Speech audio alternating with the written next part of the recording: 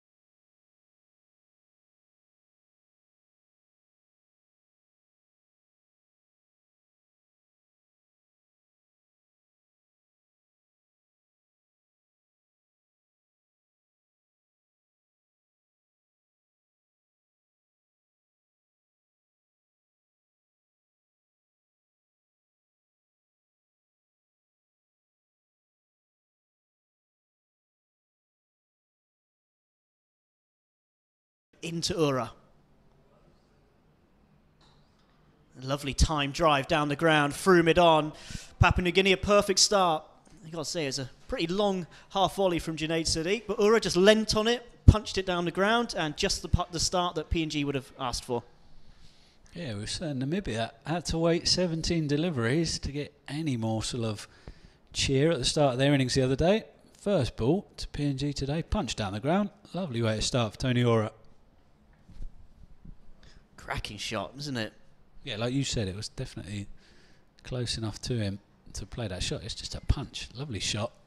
Pretty full half volley though. Negating some big early swing as well to play it down the line, and a lovely shot from Tony Ura.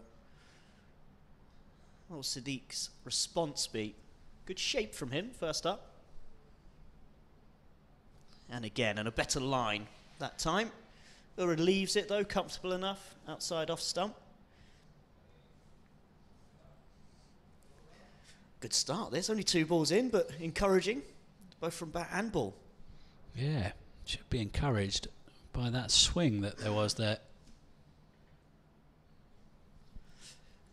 Yeah, CP Rizwan, when he won the toss and bowled against Namibia in the first game, he said the best time to bowl. It proved as much, didn't it? And early signs suggest there's a lot there for Sadiq to work with. Ura moving across his stumps to try and get out to that ball. Sadiq responding by sending even further out. Yeah, he did look back a little bit nervously, didn't he? A little nervous glance at the umpire, hoping it wasn't giving us a wide, and it wasn't.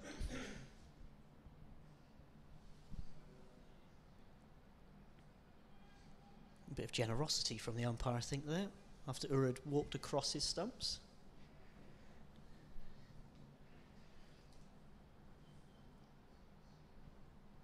Sadiq into Ura again. Short and wide, and this time it will be given as a wide by the umpire. Well, if there is movement, get it further up, lad. Yeah, Junaid Sadiq complimented him on how well he bowled in the first game against Namibia earlier in the week, or last week I should say, and this time round he has been a little bit wide, and he bowled, I think he sent down 8 wides from memory in the second game against Namibia, so just a little bit out of sync at the moment, Junaid Sadiq. Much better line this time. Ura again leaves it through to the keeper. Yeah, that quite unlike Junaid Sadiq, but I must say he hasn't had the same rhythm, I don't think. Even when UAE were excellent in that Namibia performance, he still didn't look like he was up to speed that quick. Feels like he's just been maybe just a little bit out of sync. Yeah. First came into international cricket as a very raw fast bowler, and it wasn't unusual for him to spray the ball around, but he's really improved over the past couple of years, his consistency. Takes the glove of Ura. It's a lovely ball.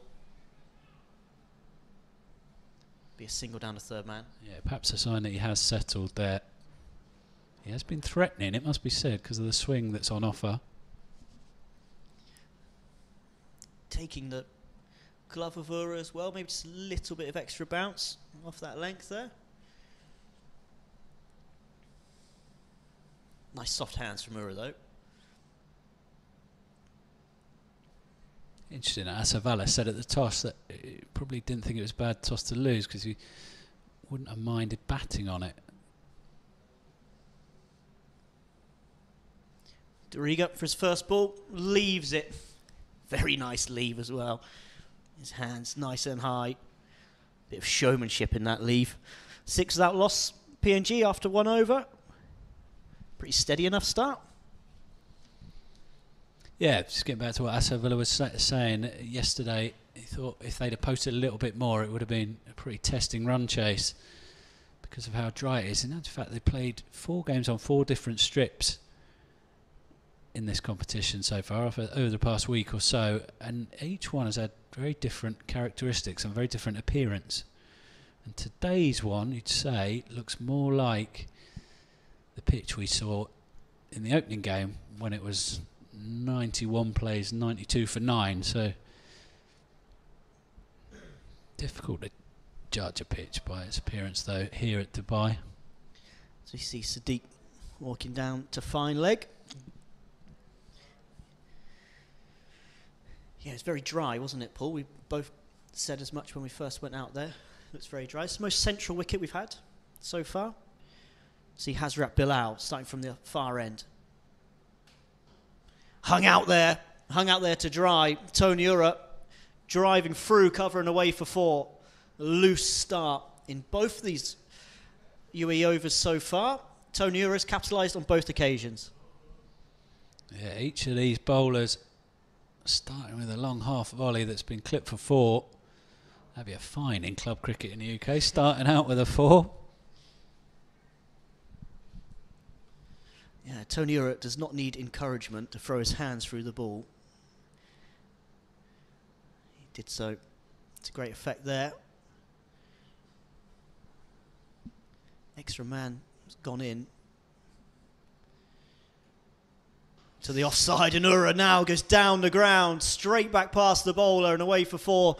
Said earlier on, Ura is one of the most destructive batters in associate cricket on his day, and he started very brightly here. There we are, 8 balls in and the highlights have already started. That is a lovely shot. Wasn't the long half volley that the previous delivery was, but he just went with it. That's really great to see from a real attacking intent. Get good value for your shots when the ball is hard and new. And Ura is going after it at the moment. Immediate questions for CP Rizwan as well. It's just 2 men on the leg side. This time short and pulled away to mid-wicket. Zahur Khan, well, can't really say he's giving chase. He's just about going after, just about goes over the line for 4. Another boundary. 3 in a row for Tony Ura. Zahur Khan was lucky this trickled over the rope, otherwise the batters might have run 7 by the time he got to retrieve it. He goes plodding after it and the ball is crawling. Now CP Rizwan putting another fielder into the leg side. Already the UAE looking a little bit ragged. Tony Ura with a very good start here. It's just a one slip in place now. They've had to strengthen both the offside and the leg side to try and respond to Tony Ura. Hazrat Bilal off to a bit of a nightmare start here.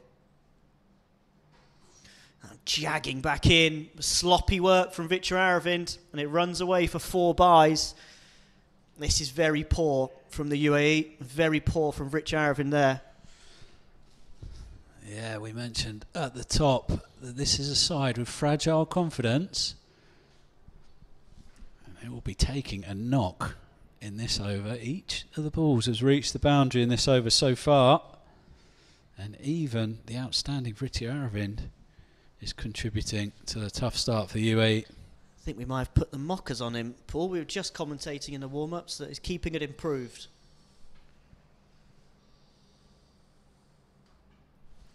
Now cut down to third man. This will just be one. It breaks that sequence of boundaries. What a start from PNG here. And Tony Ura on the attack. This is what we want to see. We want to see Tony Ura at his best. Yeah, I must say PNG, even though they've come here at the bottom of the table and struggled yesterday against good Nepal side, they do seem very upbeat and cheery, and I think that is just being brought across here in the start they've made. It's a pretty happy-go-lucky start.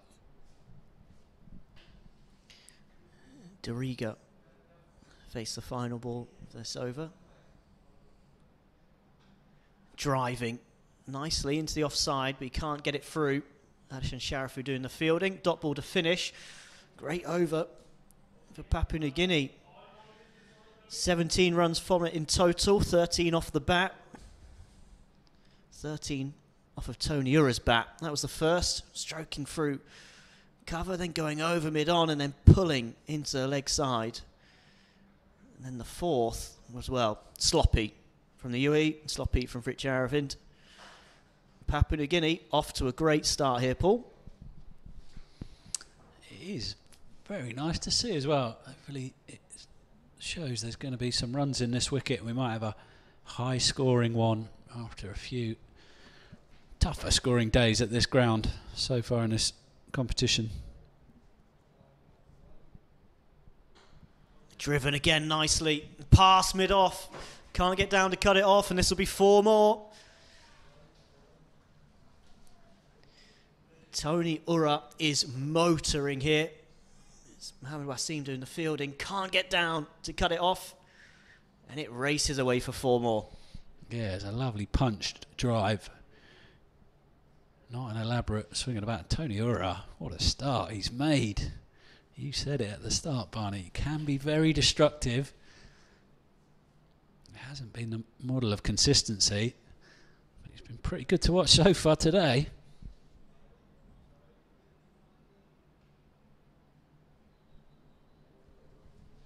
Sadiq into Ura.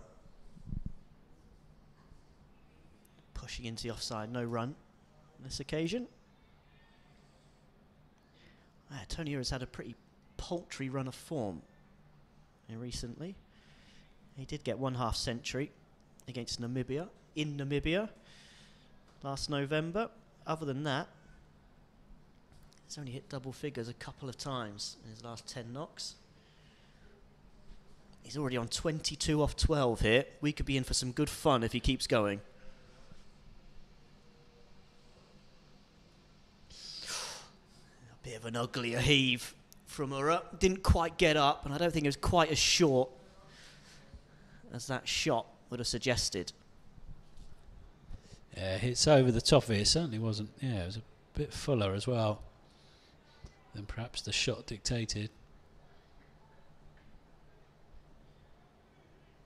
And finally, reason for a little bit of chirp from the UAE fielders. They've been pretty subdued until that point. Rightly so as well, after the start PNG have made.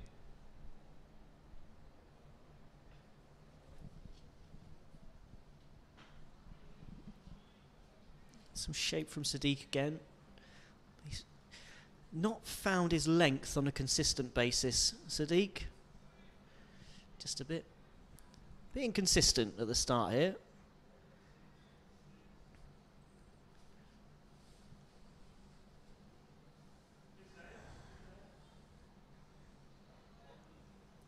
What a start from Tony Ura. That man on screen.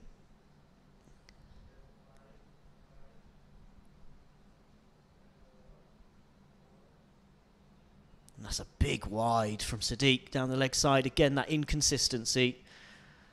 A pretty poor start from the UAE here. It does seem and appear to be a team just losing their way a bit at the moment. Yeah, they haven't been on point in this competition in 50 over cricket for quite some while. I think that's fair to say. T20, different story. picked up one of their best wins in their history recently in that format, but in this one, life is a struggle. Ura goes high and handsome and way back. Sadiq sent into the stands. Dismissive, destructive Tony Ura. Well, he's on a roll.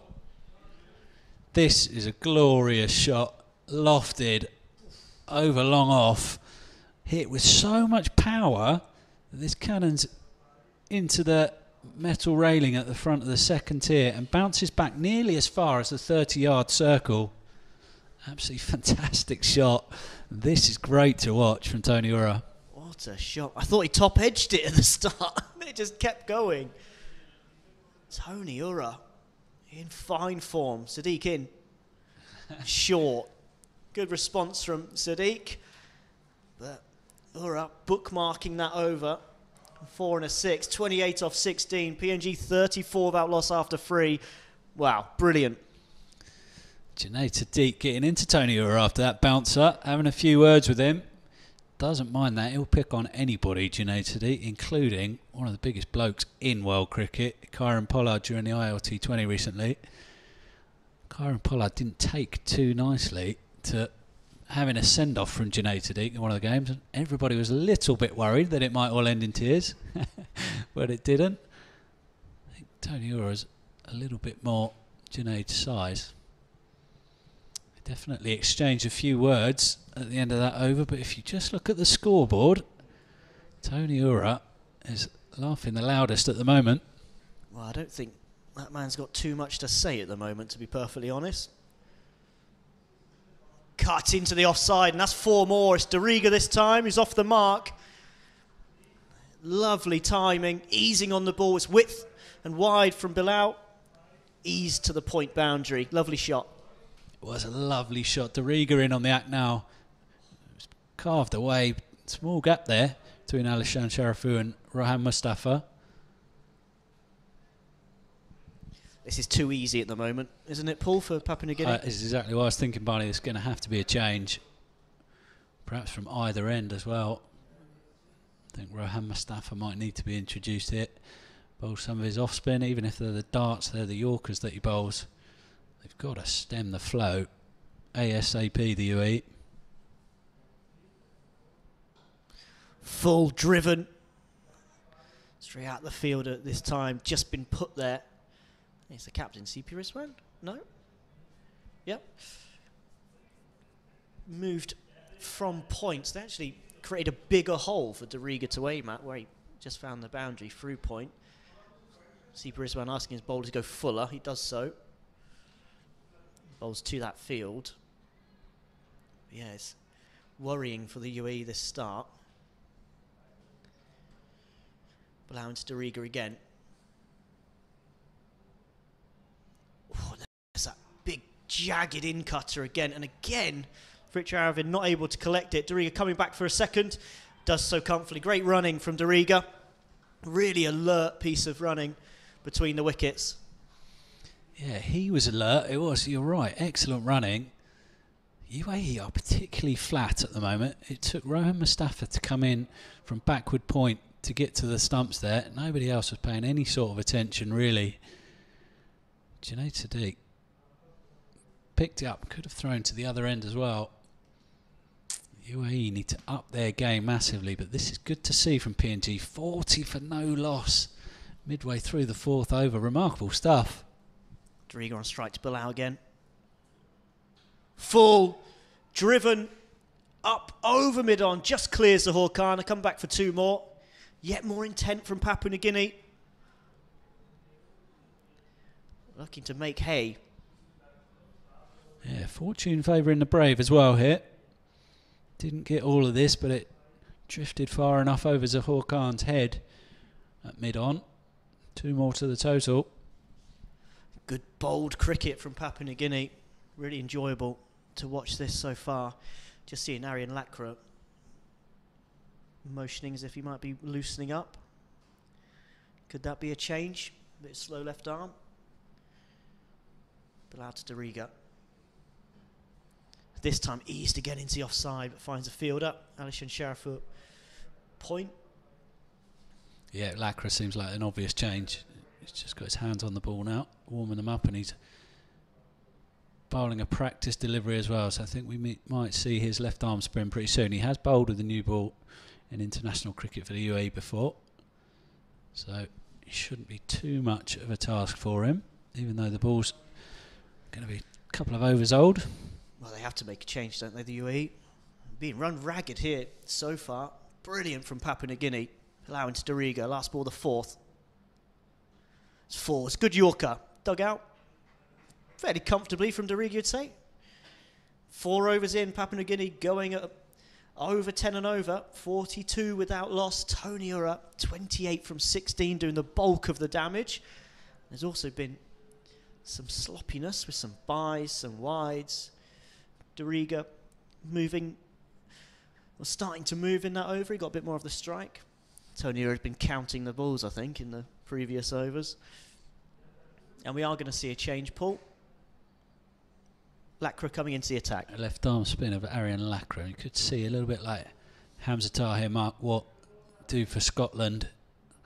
Nominally a left arm orthodox spin bowler, but you might see a little bit of in-drift and movement from Lacra here. Is he going to bowl off 40 yards like Mark Watt as well? 40? Well, they got to try everything at the moment, the UAE. That would be a tricky one. One of my favourite things in cricket, that. Yeah, it's good to watch. Gerhard Erasmus tried that. Yeah. The game that you weren't at the other day, Barney, and I was thinking, oh, Barney would have liked that one. Lacra round the wicket to Ura. Ura immediately on the attack, misses everything. Will it reach the boundary? It's just inside. It's pulled back. Come for free buys. Sloppy work again for Richard Aravind. He's not started well here behind the stumps. Yeah, I think he's racked up more buys in these first 4 overs, 4 and a bit overs, than he will have done in a number of games recently. Wow. Just not moving his feet there.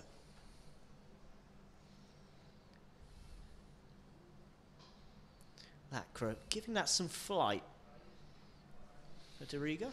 We mentioned, Barney, we were watching beforehand, weren't we? The UAE didn't have the most high-octane warm-up before this game, and it's carried over into the game. They've started very lax, it must be said. I don't think you can call it a warm-up, Paul, to be honest. A couple of half-hearted slip catches, and CP Rizwan did most of the bowling. Lacra has begun well, though, in this over. Let down with those free buys at the start. He's settled nicely. We saw grip from this end, from the previous match. Different pitch. Lacra getting that to just grip a little bit.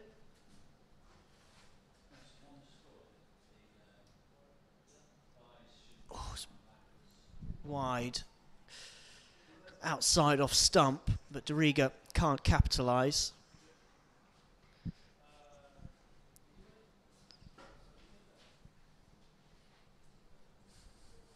Lacra to Dariga again. He's prodding forward. A very good start from Arian Lacra. Be a maiden. Those buys will not go against him. Just the start. Just the over that UAE needed, just to settle things a little. And did just that. Yeah, just what the captain ordered, that from Arian Lacra. And we're going to see spin at the other end too, by the looks of things. Rahan Mustafa. So spin from both ends. Well, PNG started bravely here. The seamers were lax at the start for the UAE, but I have to compliment UAE on being proactive in responding to it, bringing on spin from both ends. Smart stuff. They've just stemmed the flow with Arian Lacra. Now, what can Mustafa do? Will he go straight to that T20 mode where he tries to skip the ball under the bat with some Yorkers? Let's see what he's got. It's mid-wicket and long on of the 2 men out. Tony Ura goes over mid-off. 4 more. Cyril Mustafa can't stem the flow. First up, Ura keeps on going. Yeah, bit of a loosener this from Mustafa. Flighted, and it was there to hit. That was a freebie, wasn't it? It really was, yeah.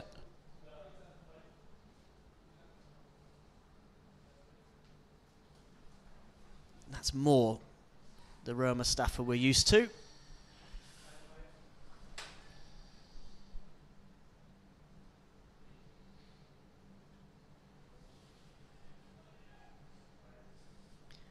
Brilliant from Papua New Guinea this start. They'll be very pleased. As that Yorker darted in at Tony Ura's toes, but he tucks into the leg side, and there's a warm round of applause from Papua New Guinea's players on the sidelines. They're 50 without loss after just 5.4 overs.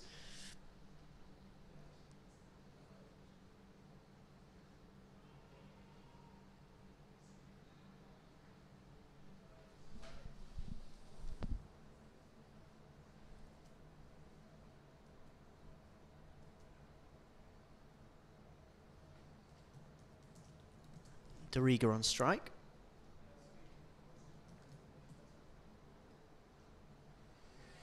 Tucks it leg side. He wants a single. They come through after hesitation. A hesitation from UAE fielders as well. All a bit of a mix-up there. Dariga sneaks through for a single to keep the strike. 6 runs from Roa Mustafa's first over. Papua New Guinea bringing up that half century inside the first 6 overs. Oh, they've raced out the blocks. I said previously, Papua New Guinea normally play pretty attritional cricket, but it's been anything but so far, especially from Tony Ura.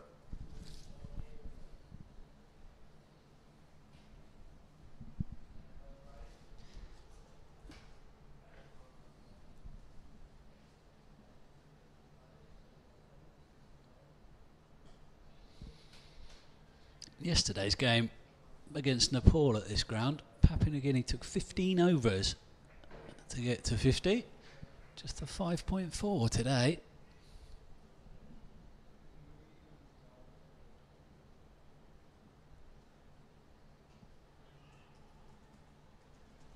Good from Lacra. Curving it in. Just try and target, I'd say, the outside of the off stump. Doesn't veer. Try not to veer too far from there, I'd say. It's been good from Lacra.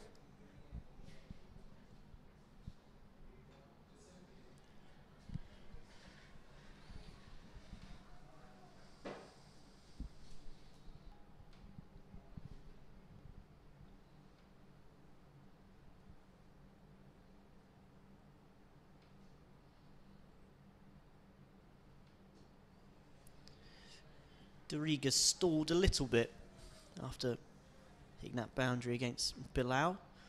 Won't want to leave Ura away from strike too much, will he?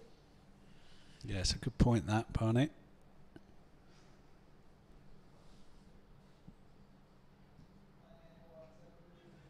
There's no harm in being a more solid option at the other end, is there? There's no harm in that. Plenty of cricket to be played, but he needs to find a way just to get off strike, I think. Ura is flying. Yeah. You don't want to let his form dry up by being stood at the non-striker's end for too long. He does find a way to get off strike, but he's absorbed 5 balls of the over, so Ura only has 1 go at Lacra. Dariga needs to find... Sorry, it's the end of the over. So Dariga keeps the strike. Dariga just needs to find a way to get that single earlier in the over, expose Ura to the bowler. Or not on the 6th.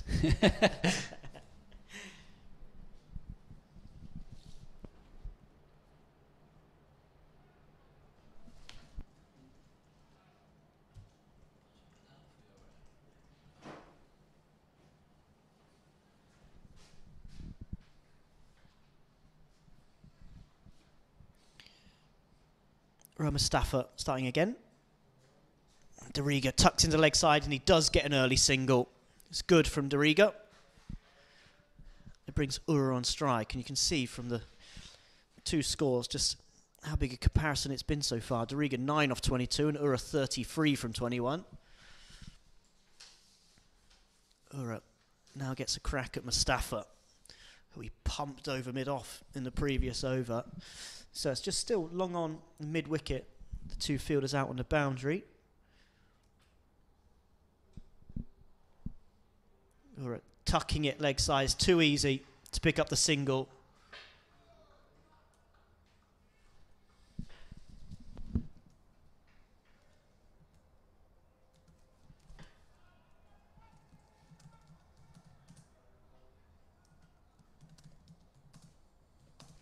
Doriga on strike now.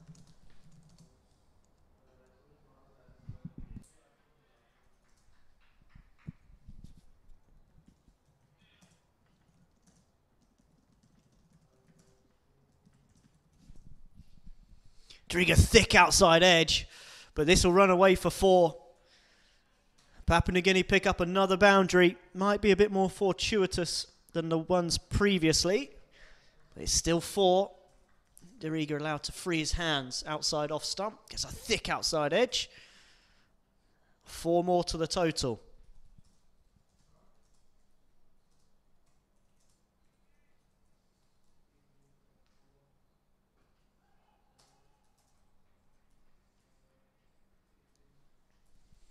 Six from the over, 1 more to go. And this 8th over, Papua New Guinea.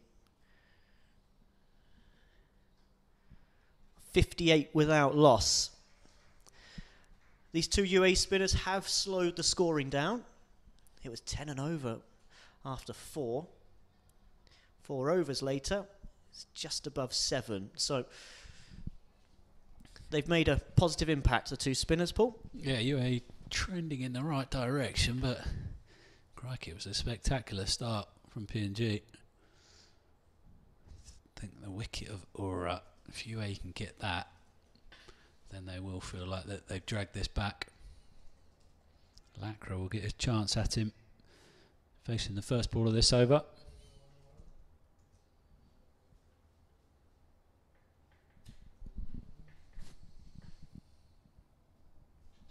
Ura goes high into the leg side.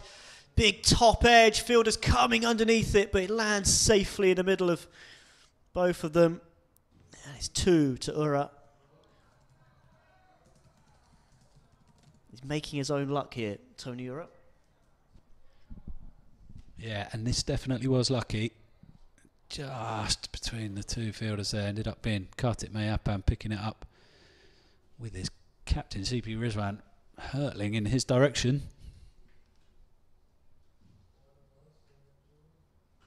Short, wide, and Ura jumps onto it, cuts away for 4 more. Brilliant shot from Ura. Loose, probably for the first time from Lacra. Yeah, exactly what I was about to say. First time he's heard in his spell so far. And Ura pounces on it, punishes him. Punches it for 4. Through point.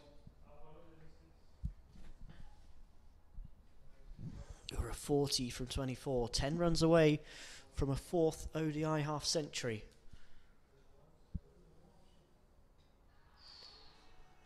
Straighter from Lacra.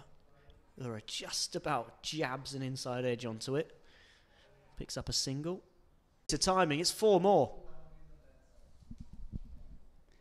Tony Ura is flying, and look at that score, 70 for no loss after just 9 overs. PNG are a side transformed. Been struggling in this competition. Well beat yesterday, lost a couple of their star players to injury as well. You would not know it from the way they've started today. Yes, and it's not cruising, is it? They're moving faster than that. 70 without loss after 9. Tony are 45 from 27. It's been brilliant. It's Doriga on strike. Again, looking to get Ura on strike. These UAE fielders need to just be on their toes, need to stay alive in this. They're at risk of just drifting out of the game already. Yeah, the ball before that was fielded by Kartik Mayapan. I thought he was just rolling his shoulders round as if He might be being brought into the attack soon to bowl his leg spin. Dariga can't get off strike. First half of this over. It's good from Ro Mustafa.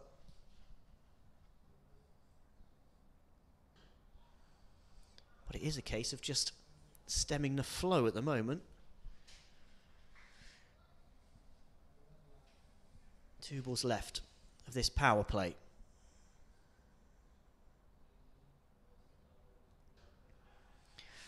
And PNG won't be able to get Ur on strike for it. Good from the UAE. How PNG would have wished Ura could have seen this last over the power play.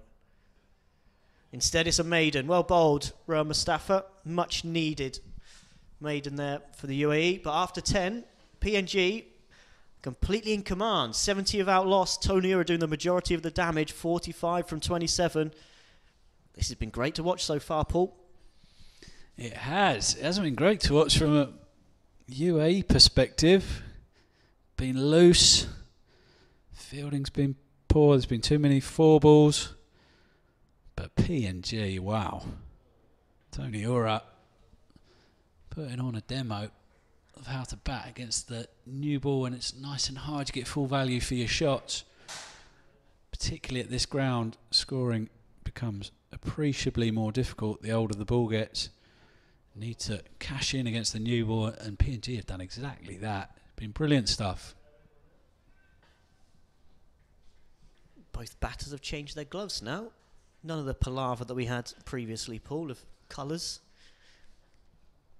These are a nice classic white that Dariga and Ura are both rocking.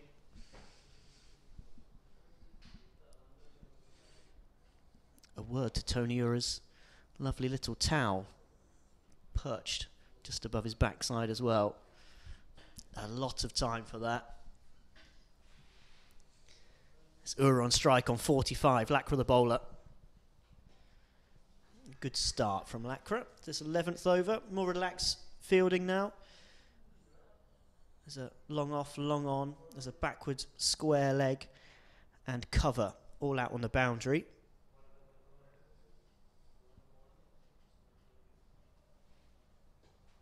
Cut into the offside. It's well fielded. No run. UAE captain doing the fielding.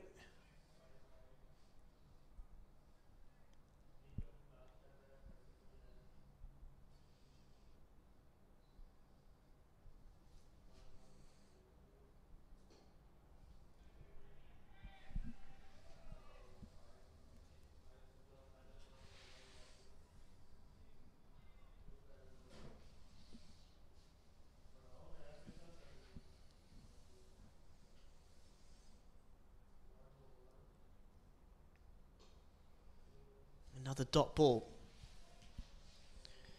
Lakra and Mustafa just getting a little bit of a grip on things. Still, PNG look untroubled though. Ura cutting into the offside. This time gets it past UAE captain. Just got a hand on it to take the pace out of it, the sting out of it. But single to Ura, moves on to 46. I think he might be asking to change his bat after that.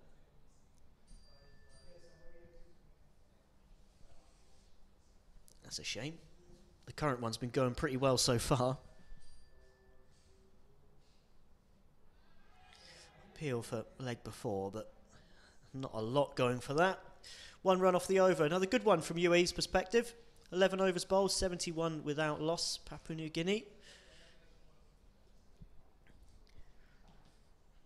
Paul, the spinners are having a bit of an impact. Do you think just taking the pace out of it, way to go for UAE, at least at the moment, just to try and get a bit of a stranglehold in the game, or at least get themselves back into the game, because it was running away from them before? Yeah, I think so. In actual fact, we're going to see a change now, but it's still going to be the slow bowlers. Going to be Kartik Meapan taking over from Ro Mustafa.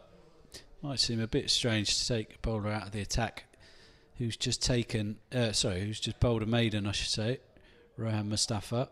I think this is a good move as well, because it's bringing the leg spinner on, a bit more of an attacking move. They've just gone for the 1 run over the past couple of overs. Now keep the pace similar, bringing on the leg spinner, but try to attack a little bit more as well. Not necessarily know it from the field that's been set as yet. No catcher in anywhere unless Captain CP Rizwan is going to go in to slip himself. I think he's going to go in on the offside. God, it may happen. Struggled a bit actually last time he bowled in the game against Namibia, the second game, having taken 3 wickets in the first game against the same opposition.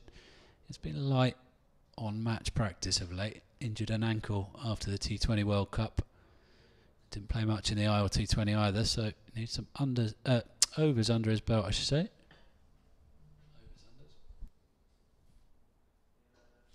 They're cutting into the offside. Mayapan gets away with a bit of a loosener there.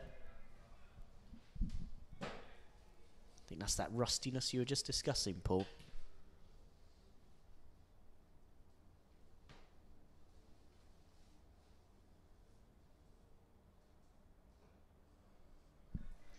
Much better, that delivery. God, it may happen. Zoning in on the top of off. He's got good variations, Kartik Mapan, as he showed when he took a hat-trick in the T20 World Cup against Sri Lanka. A couple of googlies in there.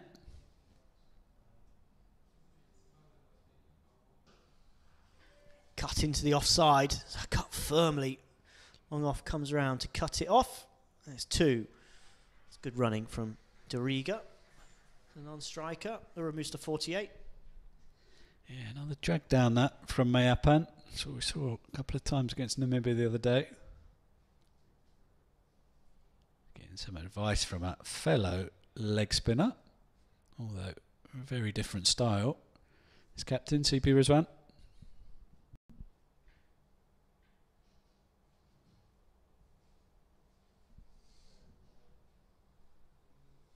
Ura 2 away from a half century. Punches it down the ground to move to 49. Been a great knock from Tony Ura. He slowed a little in the last couple of overs, but he's looked in complete control. And PNG being given the perfect platform here after being put into bat. Yeah, I think you're right about Doriga, Barney, when you mentioned he needs to just try and limit the amount of dot balls he sees out. Try and get Ura on strike as much as possible.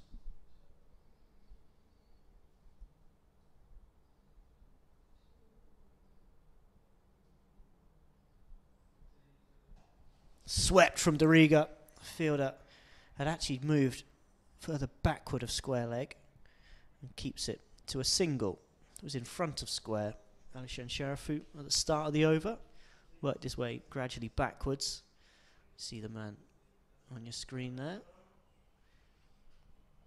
We were on strike on 49. Last ball, the 12th over. Straight to the fielder. Ura will have to wait to move to his half century. 12 overs bowled, 75 without loss. Papua New Guinea. UAE have reined it in a bit.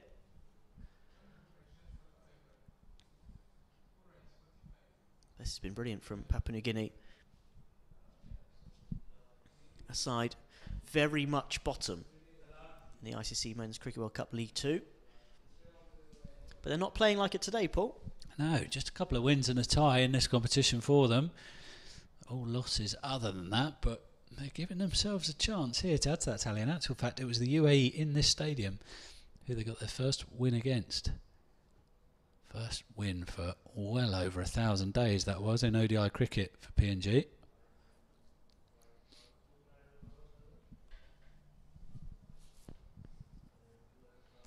Be Lacra to continue.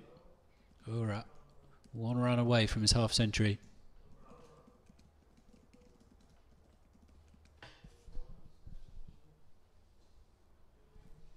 Dot ball to start.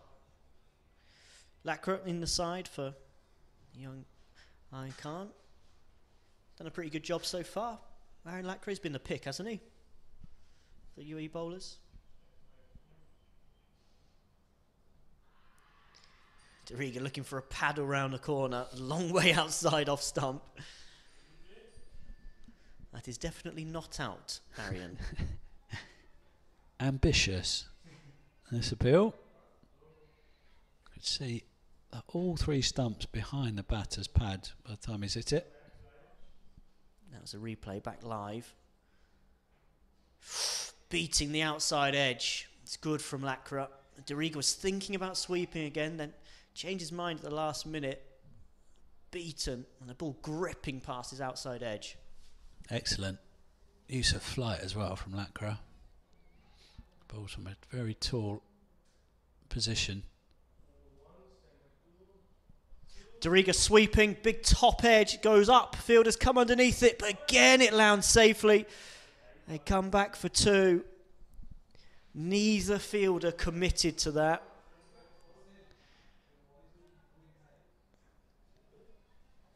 And it drops safely. Yes, Asif Khan there, charging in off the rope, very similar to the one we saw a few overs back with Kartik Mayappan and CP Rizwan. Mayappan had a long way to get round himself from mid-wicket. It wasn't really his catch. Asif Khan just couldn't get off the rope quickly enough to get to it.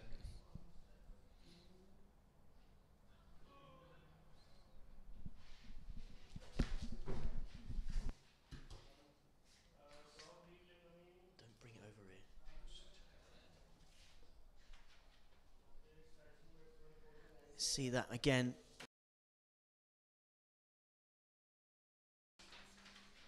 Landing safely. As Paul mentioned, Asif Khan not being able to get to it. Last ball of the over. Ura on strike on 49. Short, wide, cut into the offside, and Tony Ura goes to 50. Very good 50. His fourth in ODI cricket as he raises his bat to his teammates, warmly applauding, as you can see there from the outside the changing rooms. It's been a brilliant knot from Tony Ura. 50 from 38 deliveries. Really flew out the traps first thing today. 8 fours and a 6. Just what Papua New Guinea will have wanted. There is that 6 from earlier. He launched Junaid Sadiq way back over his head.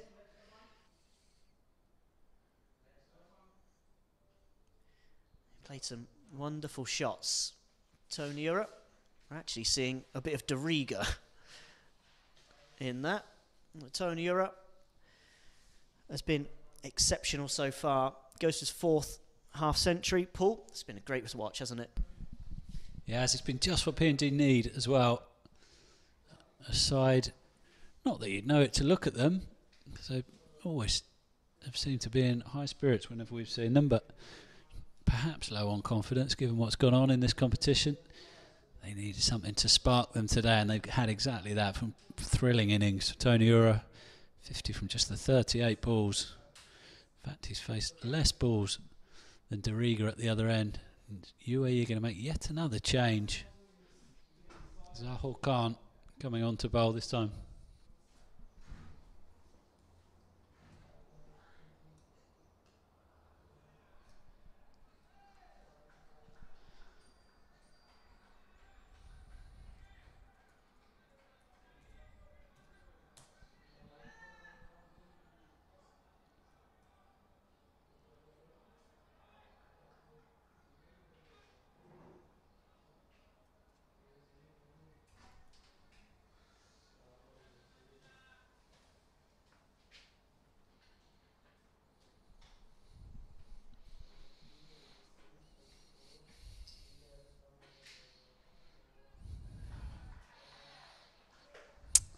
Zahul Khan starting with 2 on the pads off his first 2 deliveries. Allows PNG to keep the scoreboard ticking over comfortably with a couple of singles. 81 for no loss now in the 14th over. Tony Ura, the man on screen. He's been thrilling.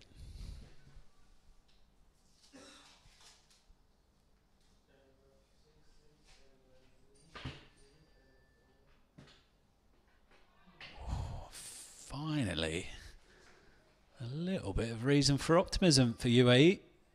Zahor can't get him one past Ura's bat. Thudded into the gloves of Viti Aravind. UAE's vice-captain and wicket-keeper.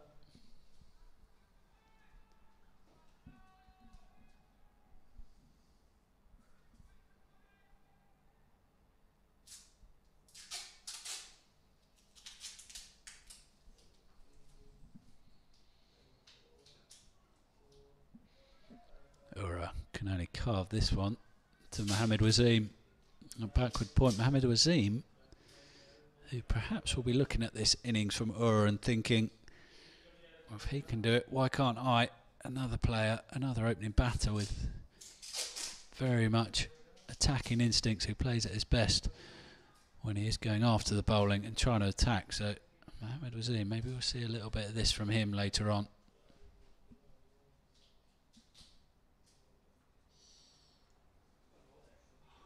Again, Zahor Khan beats the edge. This has been a strong start from the UAE's third seamer. Most experienced seamer in the side, it must be said.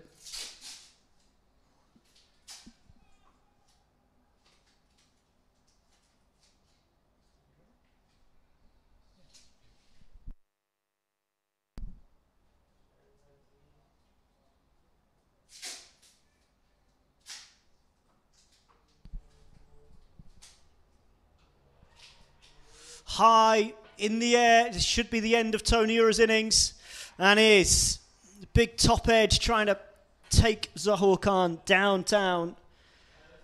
Tony Ura's entertaining knock comes to an end for 51. UAE really needed that. Zahor Khan started very much unlike most of his teammates, certainly his two seam bowling teammates. He started brilliantly. Beat the outside edge twice in this over.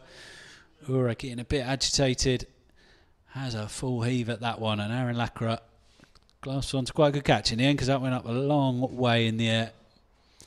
And Ura has to go. It's been great fun watching Tony Ura. 51 from 43, and PNG lose their first wicket into the 14th over with a score on 81. It ends a fine knock from Tony Ura, as you see there, 51 from 43, 8 fours and 1 towering 6 over long off. It's a shame to see the back of him, unless you're a UAE cricket fan or cricketer out there in the middle. Zahor Khan making an all-important breakthrough in his first over, much needed from the UAE. It's important now, from a PNG perspective, that they carry on the good work of Tony Ura and don't get bogged down, because Dariga at the other end, 81 from 41. It's been a contrasting knock. And for UAE, it's important to build on that, find a way to get themselves in this game. Yeah, they got a foothold now. UAE.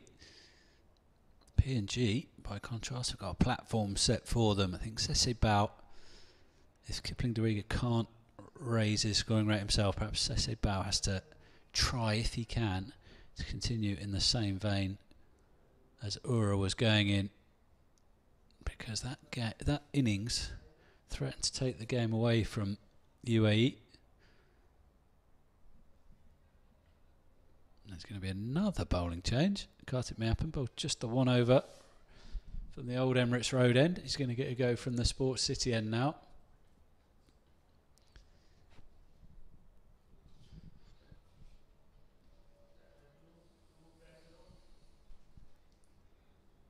See Dubai International Stadium, bathed in sunshine today. It's a lovely morning here in Dubai. Mayappan into Dariga.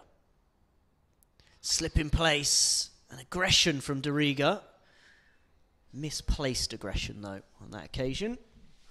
But maybe it's on Dariga now to up the ante after Ura's gone. Yeah, I think it was full enough, but perhaps yorked himself as he was trying to play that.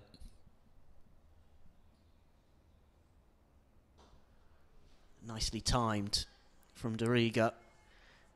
Mayappan collecting.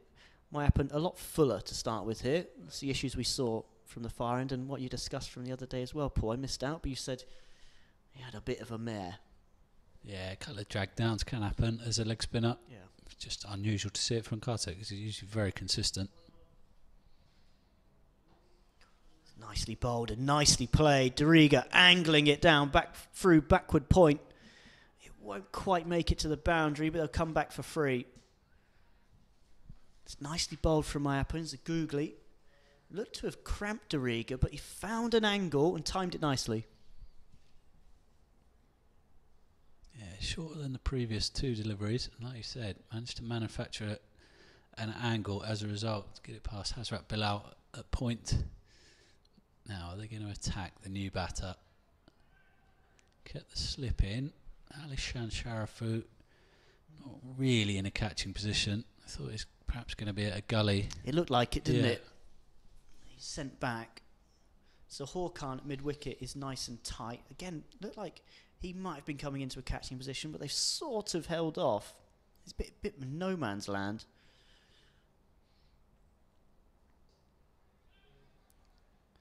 Nicely bowled from Mayappan. Sessi Bow confidently forward. His first delivery faced. No run. Yes. Offside and leg side both have two players. Not quite catching, but definitely on the one. Sessi Bow gets it just beyond short third man. And is off the mark.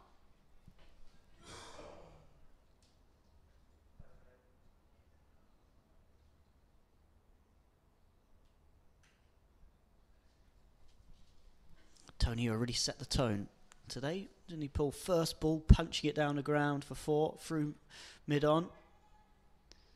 Shame to see the back of him was enjoying that.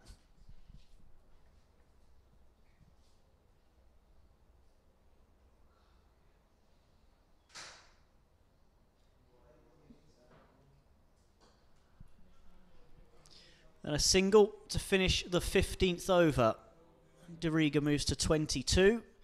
P&G 86 for 1. Moving along very nicely. Good start from P&G.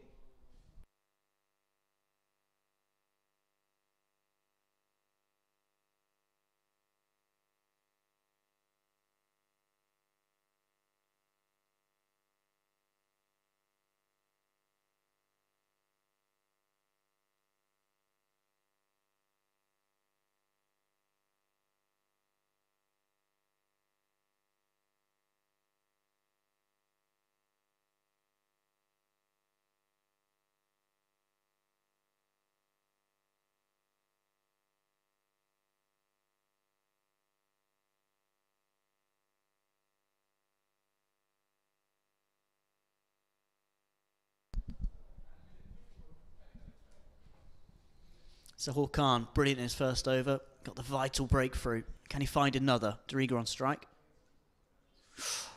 Beautifully bowled from Sahur Khan. Rolling his fingers down the side of it. Taking the pace off it.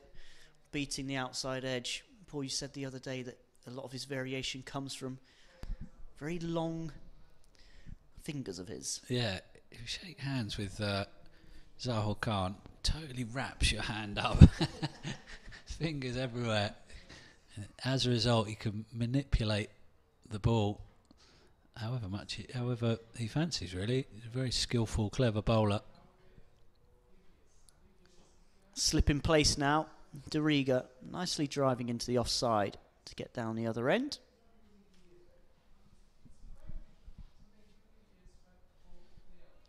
And he started pretty well. It's been totally different to whatever, well, certainly the other two seamers anyway. Troubled Ura immediately and then accounted for him, which has given the UAE an opening. We've said it before with Sahur Khan. Why is it that he doesn't get the new ball very often? Yeah, and that's what he did last time because they dropped Bilal, but I don't know. Whether he doesn't like gripping the new ball. I mean, that would be a surprise. Perhaps.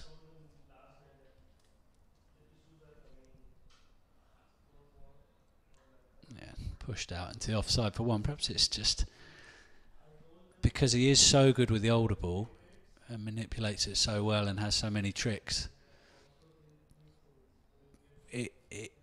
He might not be the best option for the conventional new ball bowler, because he's not your standard try and hit the top of off or just try and take it away from the right-handed batter. It's not his main mode of attack. Maybe that's the reason he doesn't take the new ball.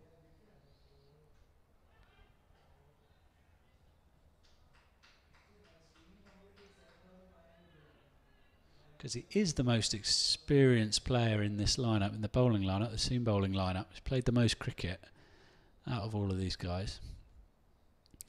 Have heard he's a very timid, placid guy who wouldn't say boo to a goose, so perhaps he's never even asked the captain if he can have the new ball. Maybe we should go and ask after. CP. Driven back down the ground. There's another one where Zahor Khan's rolled his fingers down the side of the ball, but Dariga this time pounced on it. It was a lot fuller, and he's able to swing through the line and swing it away for 4. Yeah, and another sign, although it was there to be hit, it was nice and full, another sign that maybe Dariga is going to take on the Ura role now that Ura's back in the dressing room and be the aggressor. And it's a good way to play it. He's must be in by now. He's been there long enough. 49 deliveries. Passing the baton almost as Ura goes out. Sese Bao can then do the same as Dariga, get himself in, rotate the strike, then go again later. Really simple game when you put it like that, isn't it, Barney? I was going to say on paper it's a decent approach, but reality can be very different. 92 for 1 after 16.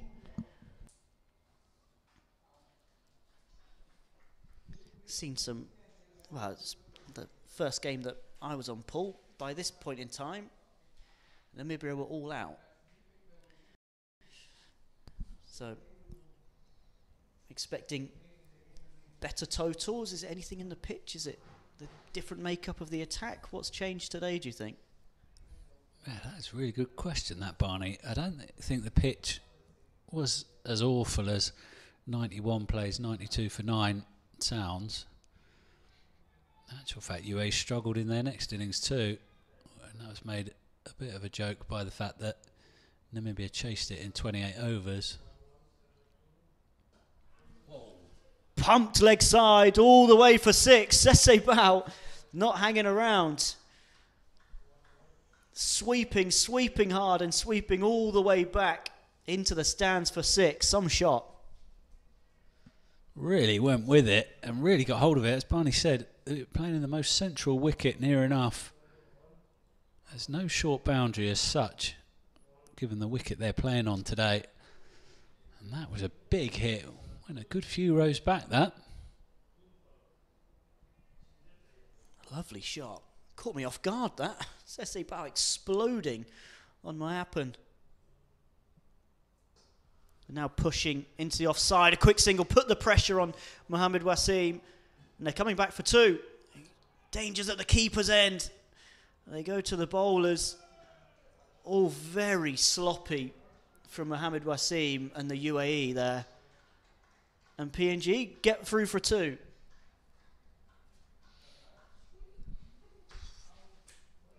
First of all, Mohamed Wasim not collecting the ball cleanly, then picking the wrong end. And PNG move to 100. And very good from Papua New Guinea so far. Can they build on this and go on to make an imposing total?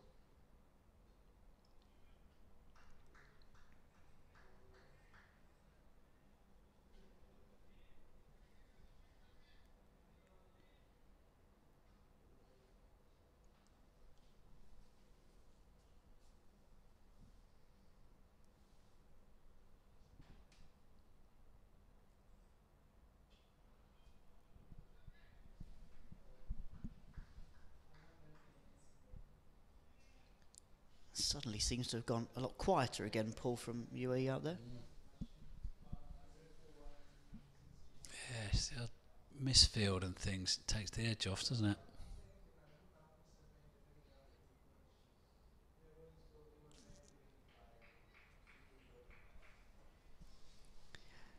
feels like Sese Bao's got the read of Mayapan. Yeah, leaving one like it certainly suggests it, doesn't it?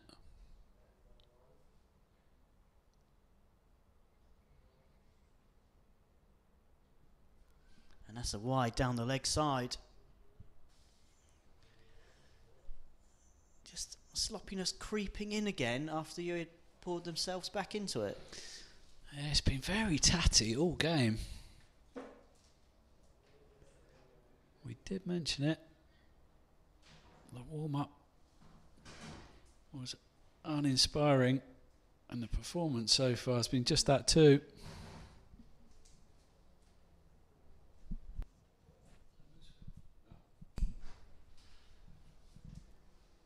Doriga looking to cut into the offside, but no dice. 102 for 1 after 17.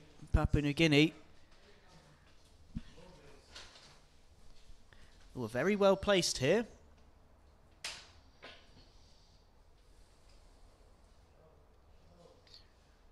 Paul, if you get your crystal ball out at this stage, what's a good total from here? What's a good total Dubai International Stadium in 50 over cricket? Because it does tend to vary, and we've seen a lot of varying scores in the last 3 games or so. Well, given the way they've played so far, I don't think 270 is a bad score here. That's a lot higher than what we've seen in any of the other games, but there's just no demons at all. UAE have given a lot of long half volleys and a lot of 4 balls with the new ball. The PNG can get 270. That one beats the outside edge from Sahul Khan. He's done that a few times. Given the start they've made, with Asad Vala still to come, their leading batter, I think they should be eyeing up a total like that. It might seem strange to them because they've had so many struggles in this competition, but definitely with the platform they've got, they can get to that.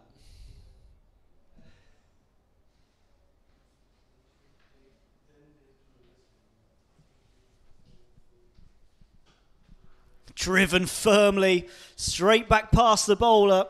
Sese Bao has started very well, picking up the baton from Tony Ura after his dismissal. And this quite exquisite drive down the ground for 4. Yeah, we were speculating when he came to the wicket who'd be the one to take up the mantle from Ura, and it has been Bao so far, 14 from 10. This is a lovely straight drive. Bit of a rallying call from the UAE after that. They're trying to inject some life into the field. Sahul Khan round the wicket. Again, rolling her fingers down the ball. Responds well that time. And Sese Bao's 14 from 11 has been effortless. He's played some gorgeous shots, hasn't he? Even the 6 way back into the stand, it wasn't a big mo. It's just a lovely pick-up off his legs, really.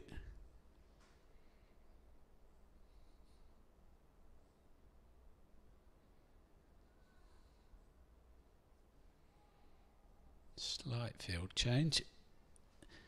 Given Bao's penchant for straight driving, CP Rizwan has brought himself into a catching position there. You just see him bottom right of the screen. Sese Bao alters the shot as a result and plays it cleverly, runs it down to third man. Brilliant cricket from the left-hander for PNG. He got 31 from 55 the other day. Did he look in good nick there, Paul? Yeah, solid. I don't think anyone really impressed that much. Maybe Asad Vala apart, and then Chad Soper down the bottom of the order was his standard self, really. Nothing like today, anyway, where they've been spectacular, really. It must be said. Top 3 for PNG.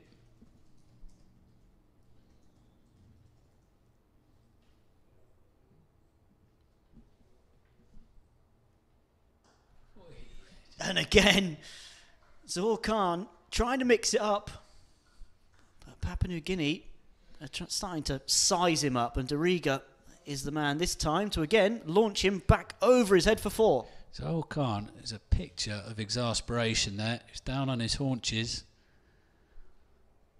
And you can see him chatting away glumly to himself there on the walk back. Does not look a happy man. Right on cue, kicks the turf. Bearing in mind he's been the pick of the UAE Pacers. Gone for 2 fours in this over. Life is a bit of a struggle for the UAE at the moment as PNG get to Nelson.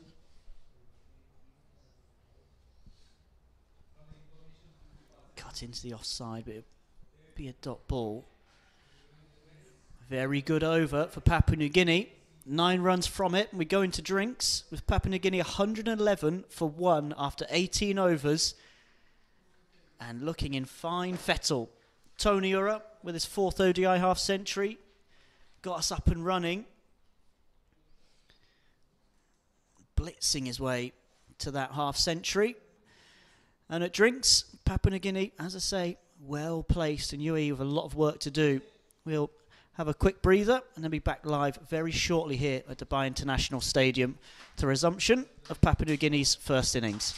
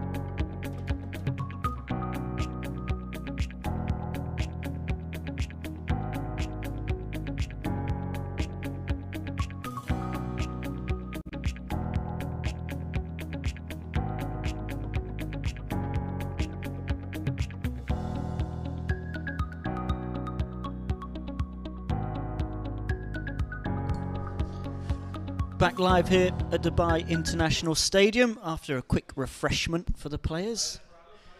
Papua New Guinea 111 for 1 after 18 overs. They've made perfect start here. UAE very much up against it.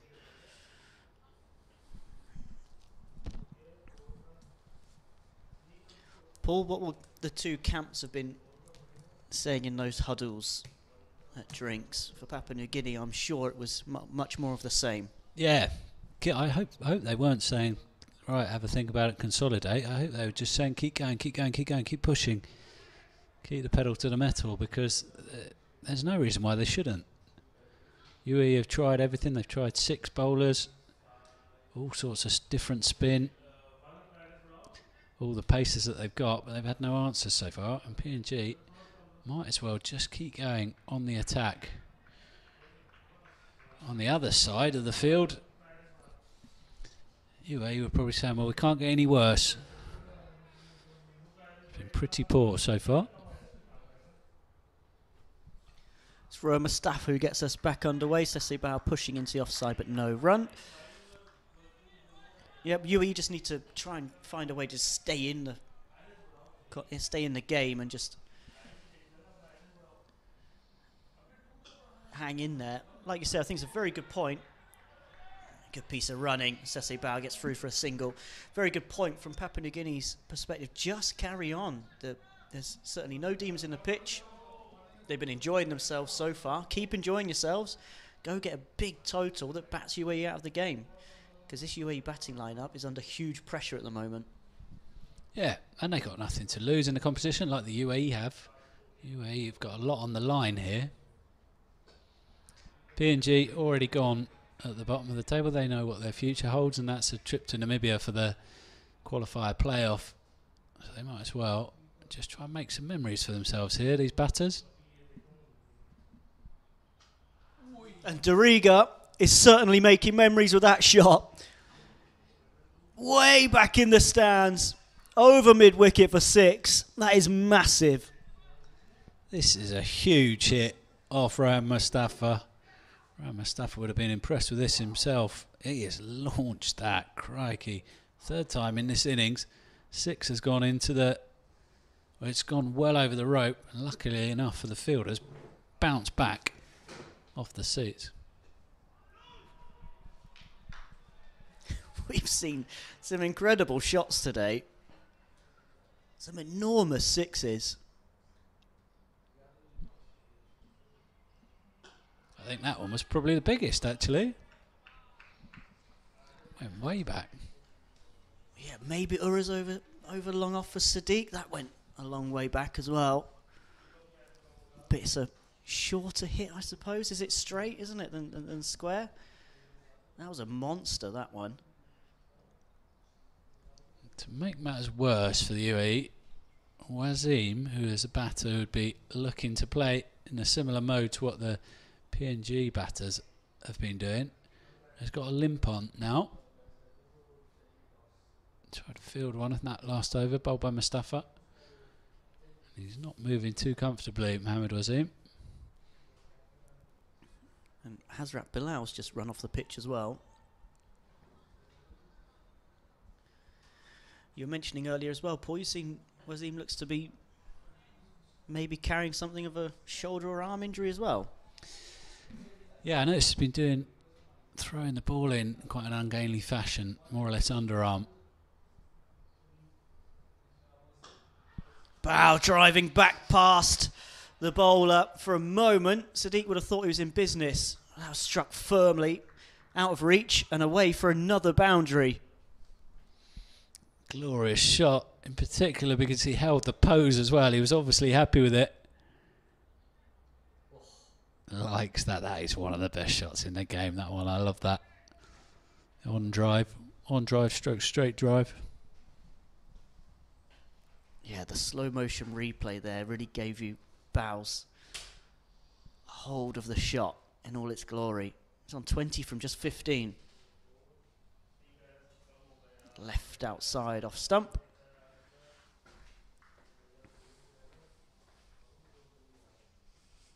Said before, UAE need to just stay in the game, but they're being batted out of it at the moment.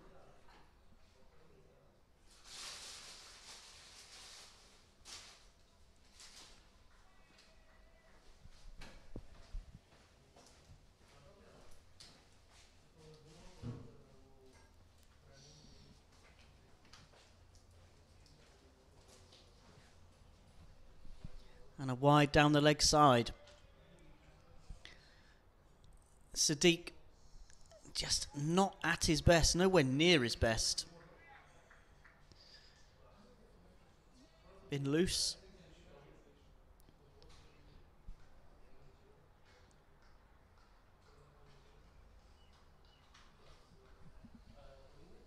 And it's gone flat again after drinks. Yeah, the third wide he's sent down personally. The team have done 4. There's been 9 buys besides. It's tatty stuff from UAE.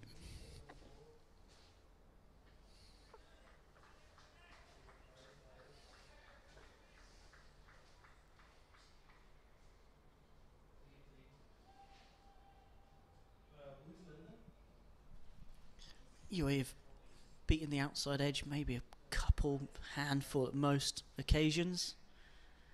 Just been completely untroubled, Papua New Guinea. Not a care in the world so far. Yeah, it just goes to show a bit of positive intent. One thing that might work in the UAE's favour is the fact that they will have to play positively if they're going to chase whatever score they're going to be chasing. Bow hard into the offside, it's just one fielder out on the boundary.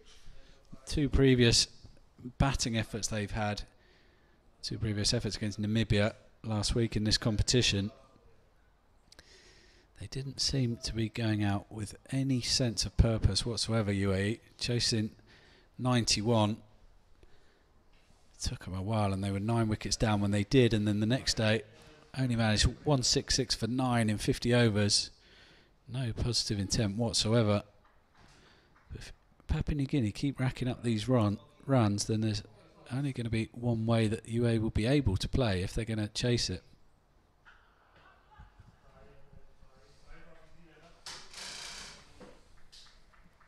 It's pulled nicely from Dariga there, but straight to the fielder.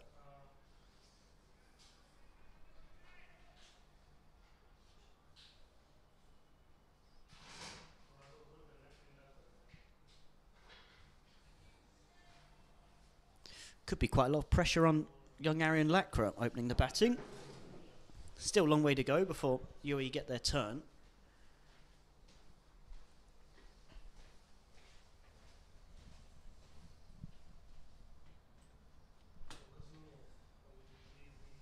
Dariga on strike.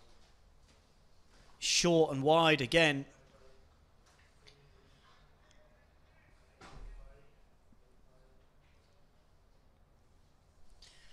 UAE just can't afford to be this loose. Yeah, these are worrying signs for UAE when your lead strike bowler is spraying at either side of the wicket. It's tough times for the host nation. I was about to say the home team actually. This is nominally a home series for Papua New Guinea actually, but clearly this is home territory for the UAE.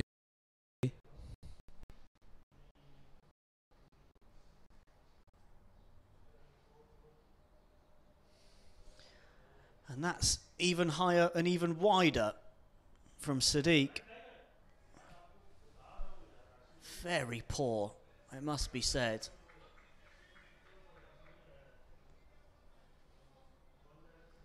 See 3 wides in this over already.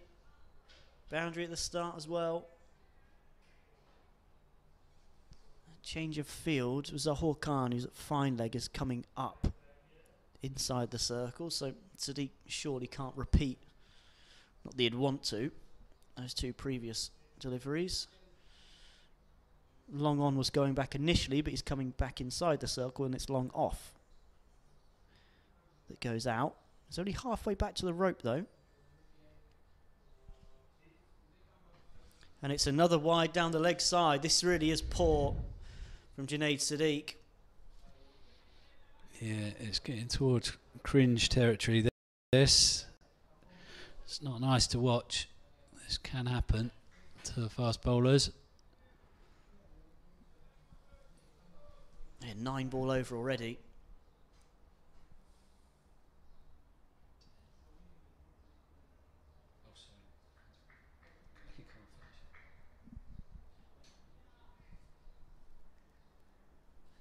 Not what the UAE would have wanted. You can hear a pin drop now, out in the middle. Very quiet. Better for Sadiq. He gets himself to the end of the over, but sloppily again. Lets the ball through for a single. And wow, a pretty tortuous over for Sadiq comes to its conclusion. 10 balls in that. 4 wides, a boundary as well, and a couple of singles. PNG 128 for 1 after 20. Well, Paul, that was difficult viewing, that over. Yeah, it was hard. I thought we were going to get a Nightmare on Elm Street sound effects there, because it was a bit of a horror show. Shame. It's not good to see. Is that Kruger? Kruger? Yeah. Is that a Radley favourite, is it? Or is no, just the first horror film that came to mind? Yeah, it was. Yeah, exactly. Yeah. Not a horror movies fan, mate. Tucked behind the pillows. Switching the telly off. Oh, yeah.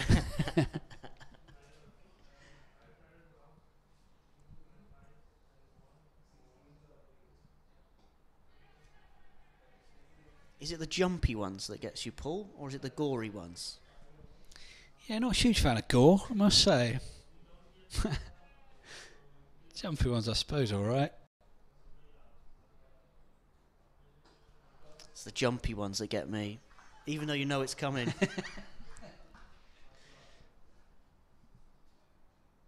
Gore's all right, always looks silly.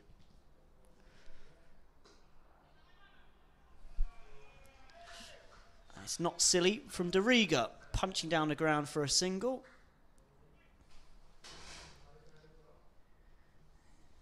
Dariga's been up and down, hasn't he, throughout this? Stalling at times and others explosive.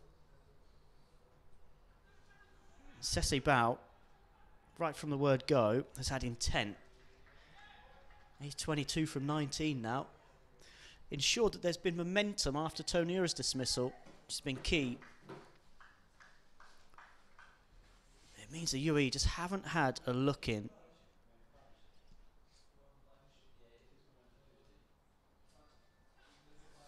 And tuck leg side, another single. 3 on the bounce to finish the over. 21 have gone, 131 for 1. Papua New Guinea.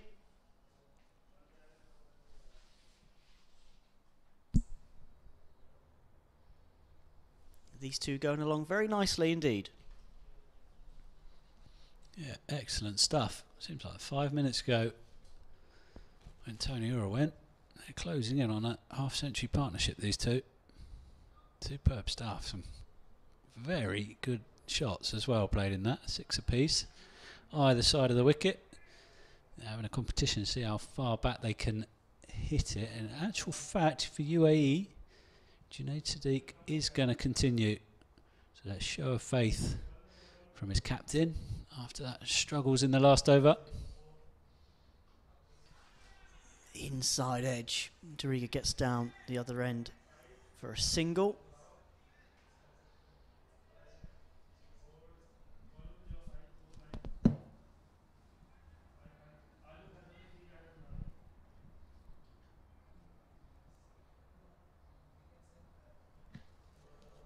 As Paul mentions, partnership worth 51 now between these two. Gone by in no time.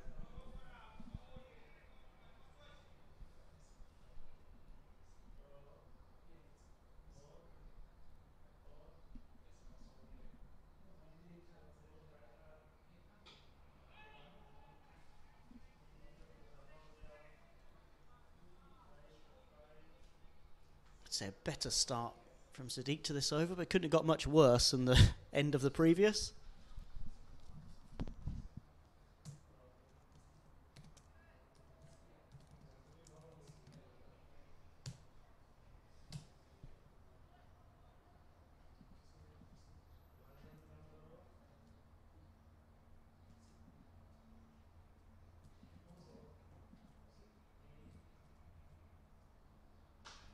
Sesebao driving hard into the offside, but no run. UAE captain CP Rizwan cutting it off.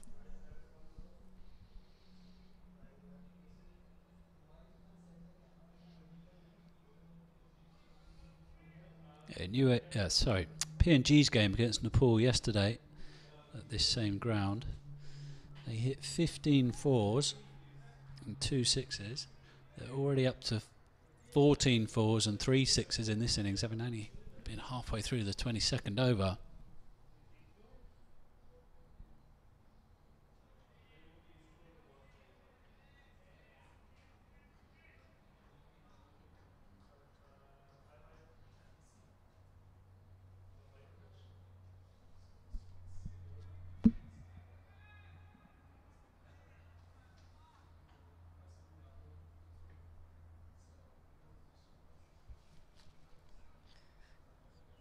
Quite the contrast between the two innings, Paul. Yeah, totally different feel. All thanks to Tony Ura and how he started it. 2 from 13 yesterday he was. Pretty different today. Very well bowled from Junaid Sadiq. For the first time today, he's really hit his straps with that ball. Beating bow outside the off stump. Yeah, this over has shown a lot of character from that guy on screen. Must have been a little bit all over the pace mentally in that last over. It's just a 1 run from this one and a couple of good deliveries, beating the outside edge too. Very good stuff from Junaid Sadiq.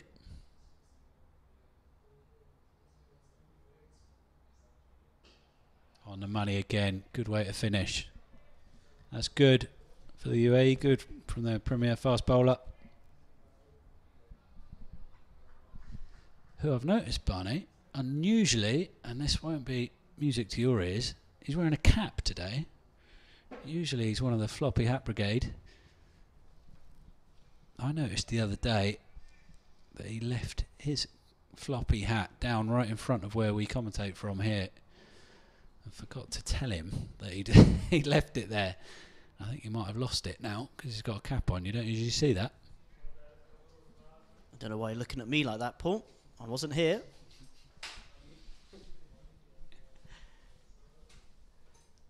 Going to see some good caps in the second half of this game.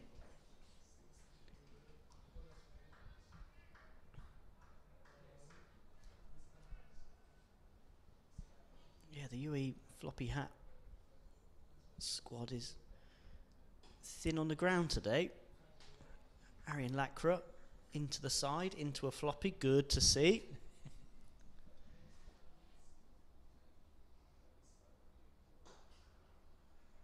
Lakra does the fielding here.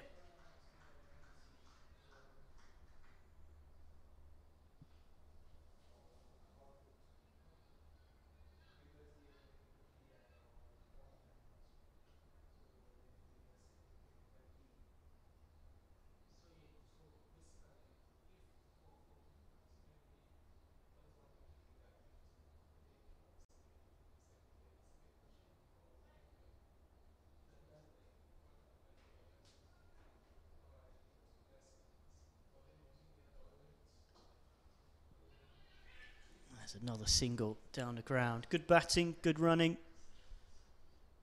Very well judged push from Sesebao.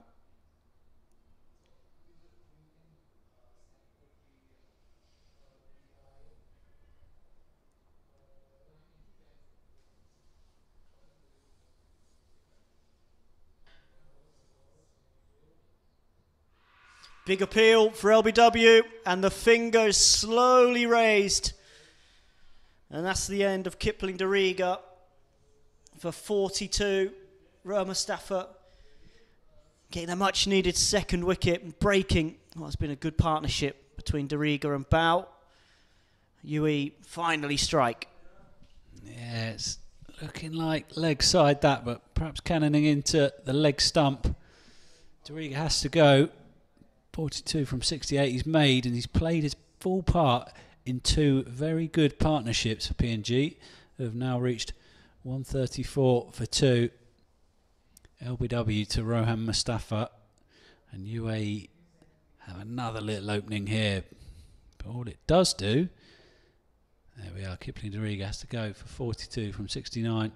LBW to Mustafa. All it does do is bring PNG's leading player to the crease. Asad Vala, the captain.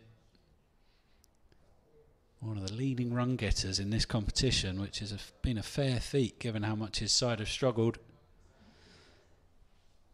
And he'll be starting up against the off spin of Rohan Mustafa. He's got one ball to face, one ball left in this over.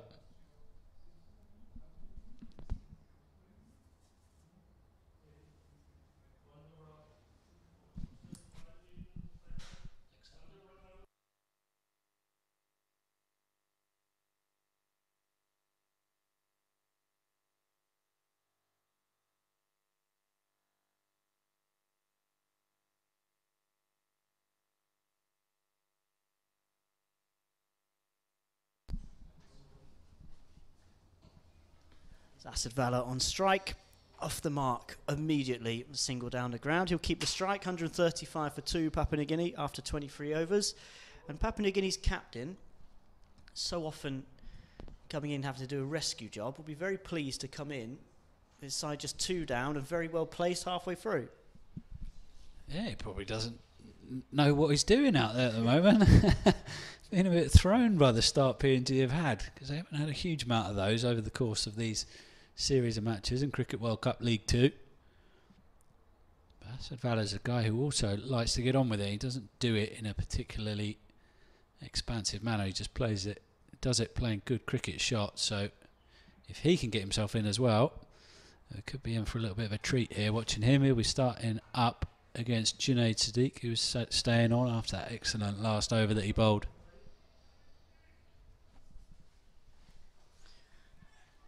Very good from CP Rizwan as well to have kept the faith with Junaid Sadiq. I think that was important, wasn't it, Paul? Yeah, good from Rizwan, good captaincy.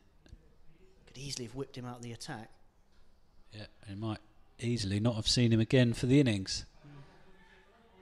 But Junaid has showed it was just an aberration. He's been back on the money since. He's been excellent since.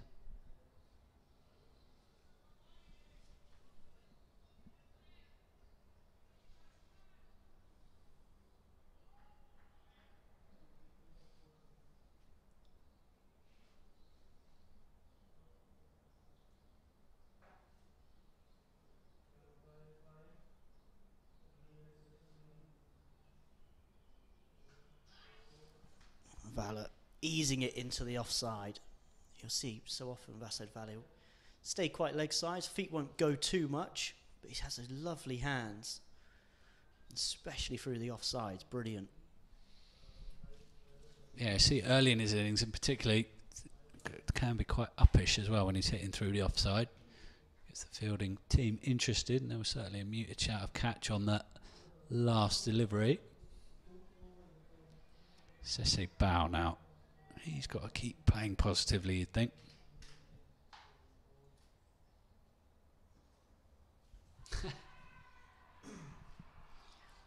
And he certainly is playing positively still. It's a big appeal for a caught behind.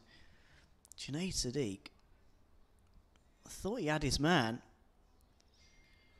With Rich Aravind as well behind the stumps. He's been teapotting pretty much ever since. They seem convinced, Paul, the UAE players. Yeah, I must say, we didn't hear anything here. But Rich Aravind was pretty confident, like you're saying. The backward point fielder, Mohammed Wasim too, neither of them can believe that that wasn't given. Didn't think Junaid Sadiq was quite as into the idea, the bowler. Ooh. Comes off the back of the bat. Sese Pao looking to duck underneath it. Doesn't quite get up. Takes the back of his bat, but lands safely, and he gets a single. Yeah, up periscope. Here we go. Oof, back of the bat. Quite a good clunk as well. Runs it down to third man. It's lucky he didn't get bowled.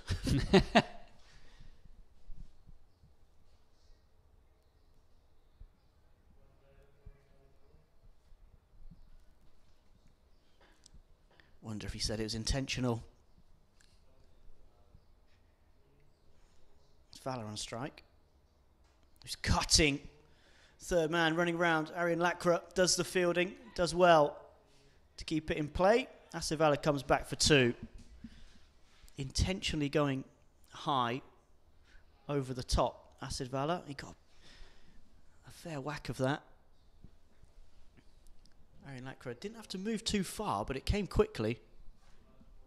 Yeah, like you said, he kept it in play well. He was worried about whether his feet were going to run into the boundary rope, hence he let the ball go, and hence the batters didn't have much doubt about coming through again.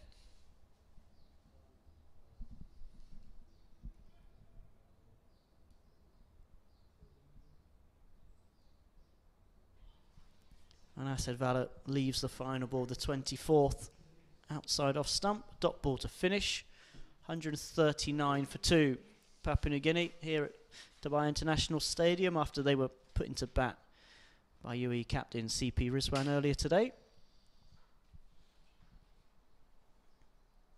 And Papua New Guinea got off to the perfect start. Tony Ura racing to 51 from 43. He was the first man to depart, and then Kipling Dariga has just gone to Roa Mustafa for 42 from 69. Sessi Bowes played very nicely, 24 from 27, and the captain Asavala has just come to the crease with his team very well placed, 139 for 2, just under 6 and over.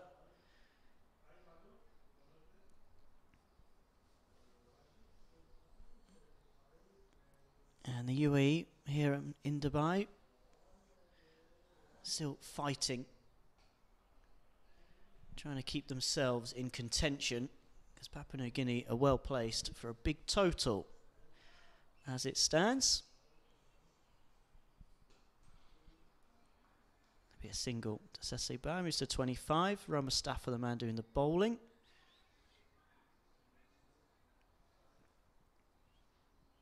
He picked up the last wicket out of Kipling Dariga.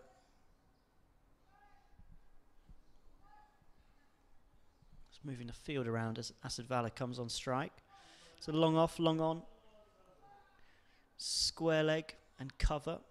The 4 men out on the boundary. It's a slip in place. On the leg side, it's just 1 man inside the circle.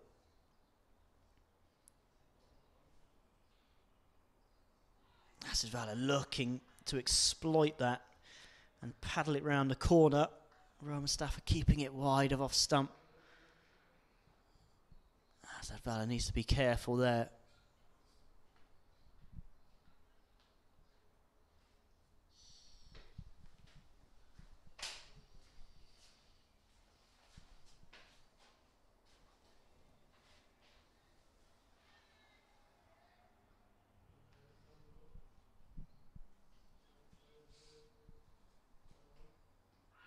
Asavala again looking to paddle it round a corner. It's outside off stump as he struck on the pads. I think Richard Aravan thinks everything's out. Roa Mustafa always does if he's bowling. That is clearly striking him outside the off stump. Exasperated. Bowler and wicketkeeper though. Should be a couple to Asavala. Out to point.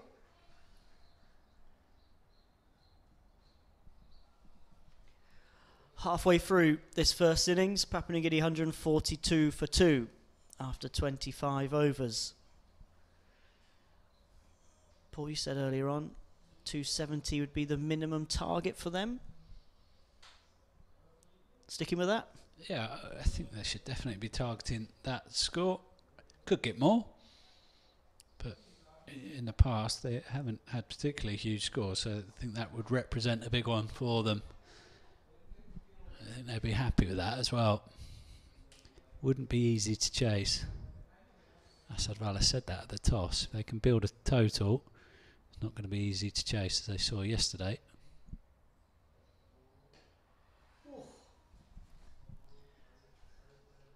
Picked up over the leg side from Sessi Bao. It's a big old boundary out there. Come back for 3.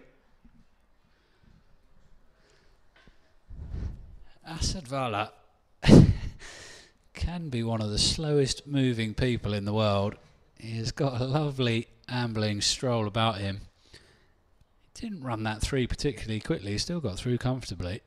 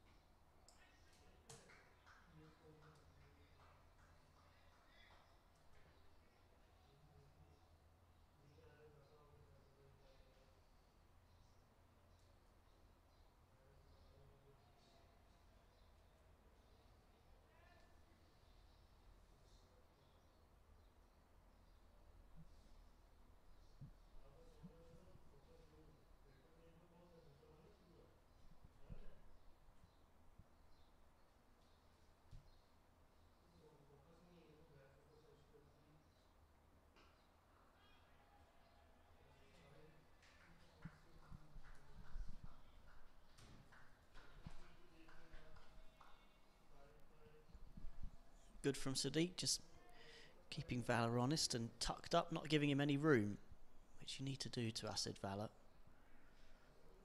Any width and he'll pounce.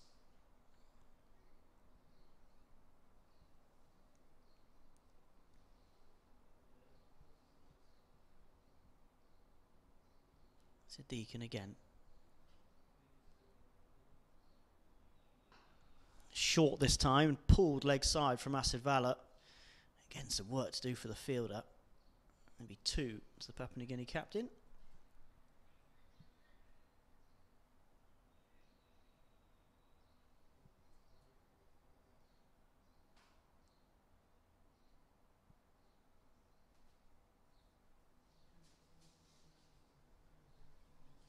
It's fallen very quiet again. Feels quite flat. Feels very much like the middle overs of a 50-over game at the moment.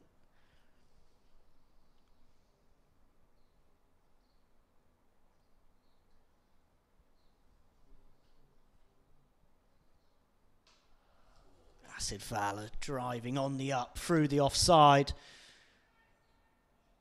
And it's 4. Zohar Khan trying to keep it in play, but unable to do so. It's a glorious drive from Acid Valor and picks up a boundary. Yeah, bowler and fielder. This is a lovely shot on the up. Lovely crunch through extra cover. Bowler and fielder are very, very close friends.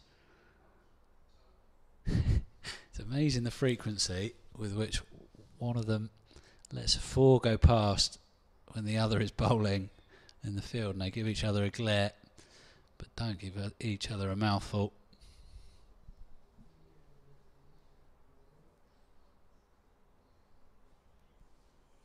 Looping bouncer signals a wide. Sadiq's bouncers today have been pretty poor, must be said. Yeah, 7th wide now for Sadiq.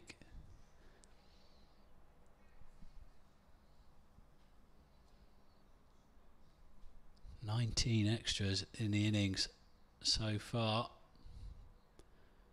Only just over halfway through the overs. We are actually seeing Mohamed Wasim go through some warm-ups. You might see his medium pace. Speculated whether he'd be fit enough to bowl. But he was been thrown the ball now, just seeing whether he's going to come into the attack. He's definitely been practicing and warming up. We'll have to see. 26 overs bowled, 152 for 2. Good over that for Papua New Guinea. 10 runs from it. Sadiq has been up and down from him today.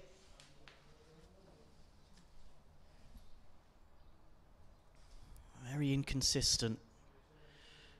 Maybe Roma Mustafa who continues. Mohamed Wasim still doing warm-ups to hint that he's going to have a trundle at some point. Maybe to come on from the far end and replace Sadiq, who really hasn't been at his best. Going at 7s today. At one point he was going at 9s, I believe.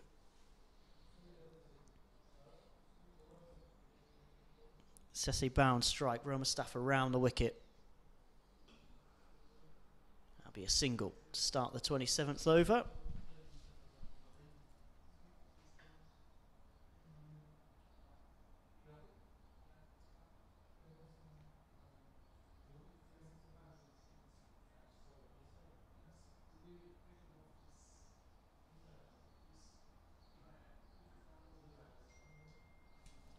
Slip had just come out.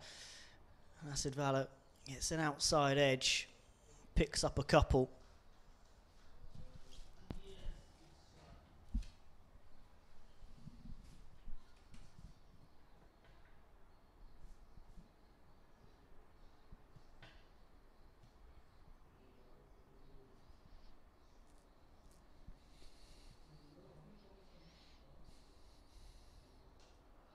Yeah, I think you're onto something there, Barney. But Mohamed Wasim just looks like he's limbering up just to see if he would be fit enough to bowl a couple of overs. He might need to pinch a few from somewhere, with Hazrat Bilal and Junaid Sadiq struggling a little bit.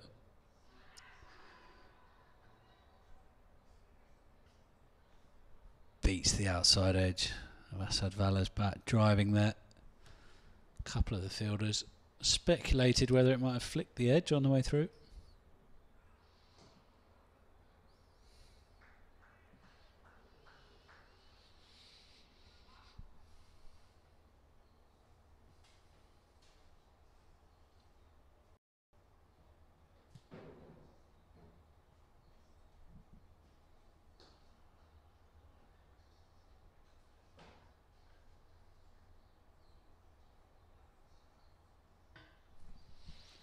Ends the over with a single, pushed down to long on. P&G move on to 156 for 2 after 27.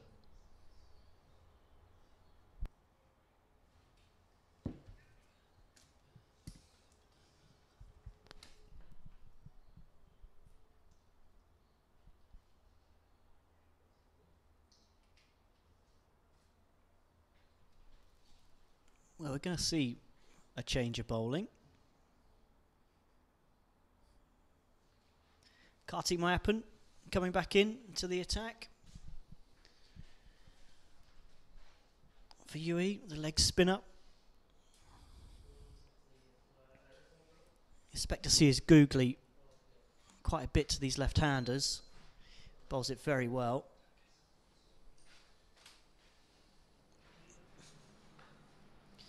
Asidvala on strike for Papua New Guinea.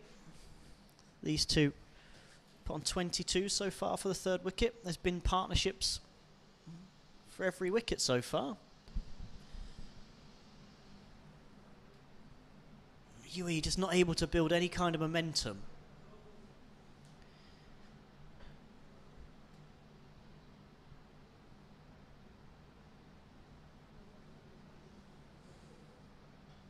Looping full toss to start. Mayappan maybe getting away with that. Vala pushing into the offside for a single. Yeah, you're right about UAE not being able to get any momentum. That's been good from P&G. They've stayed on the attack as well as being able to consolidate after each of the wickets fallen. They've played with a very aggressive mindset as well. So it's put all the pressure onto UAE. And UAE have wilted, to be honest, so far in this game.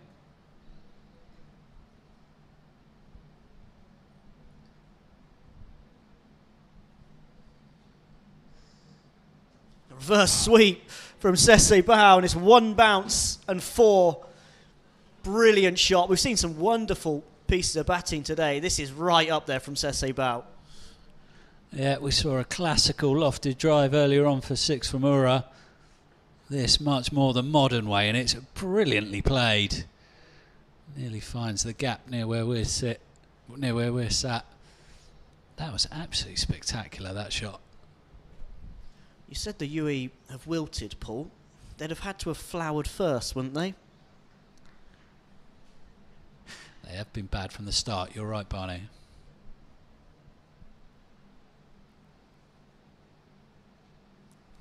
I don't think the seed has germinated. Going through the whole life cycle here, aren't we, Barney?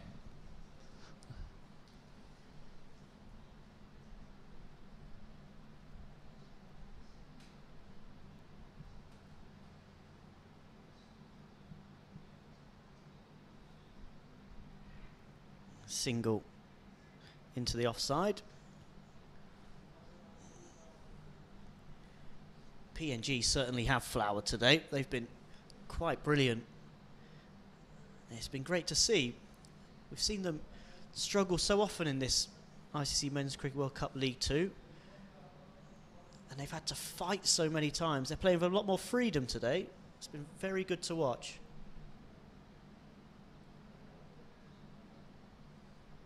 Asid Vala effortlessly tucking the ball into the leg side, in between two fielders, and the most comfortable two you're likely to see.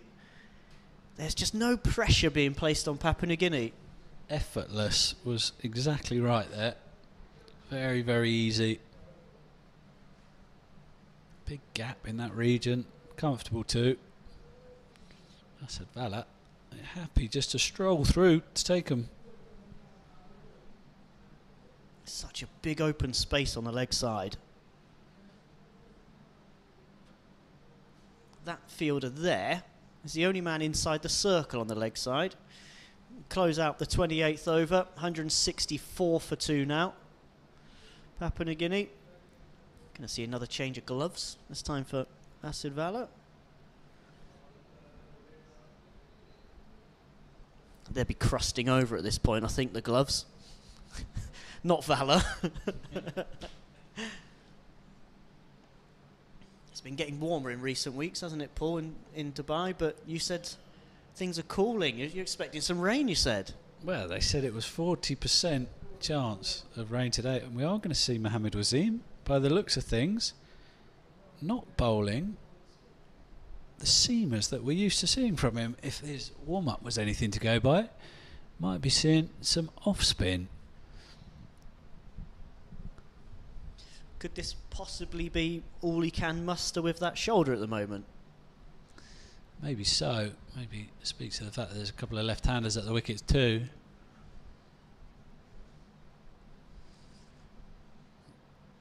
Extreme measures taken here from the UAE. Darted down the leg side for a wide. Well, the pace is medium pace, isn't it? Even if he's trying to roll his fingers down it. But I think it says a lot about the state of the game that we are seeing this.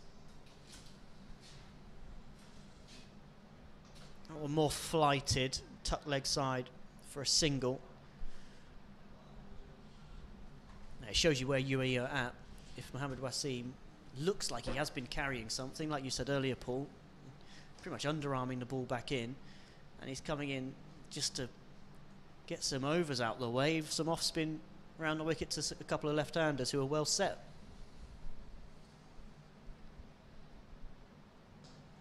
Pulled into the leg side from Asid Vala. They'll beat two fielders and it'll be 4. Again, big wide open spaces out there. And that's pretty much a long hop, and you can't bowl there to Asid Vala. This is pretty average cricket from the UAE. That is just a hit-me delivery when he hasn't got any protection out there. There's a massive gap between the deep backward square leg and the long on, and that was easy pickings as you could manage, really. A player of Asid Vala's quality does not need an invitation to put that to the boundary. A player of my quality could have put that to the boundary, Barney. And now tucked down the ground. It continues to be remarkably easy for Papua New Guinea out there today. And again, I hope from their perspective that they don't rest on their laurels. Take this opportunity, really seize it, get a massive total, because the opportunity is there. One of the teams involved in this game has a lot to play for in this competition and has played a lot of good cricket in this competition. You would not know which team is which at the moment looking at them.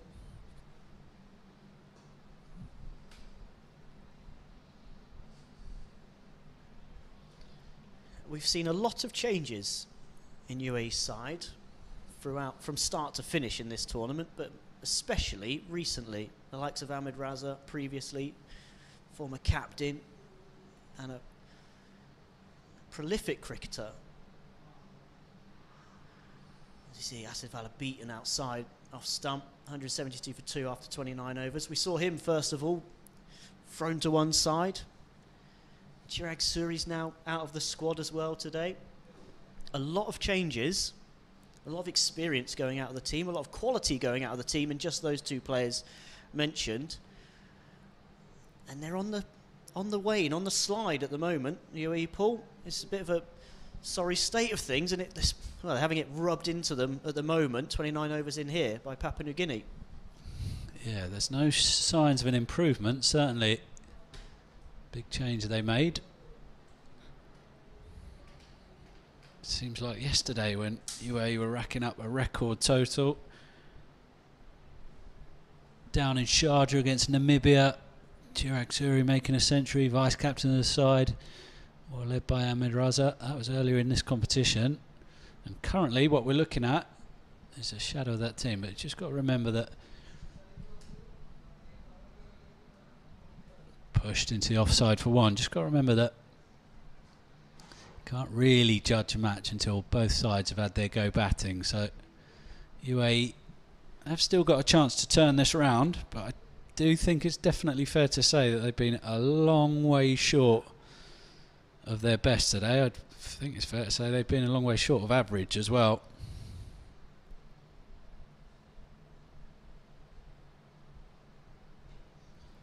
It's a worry, isn't it? When you look at it, you mentioned back to that Namibia game.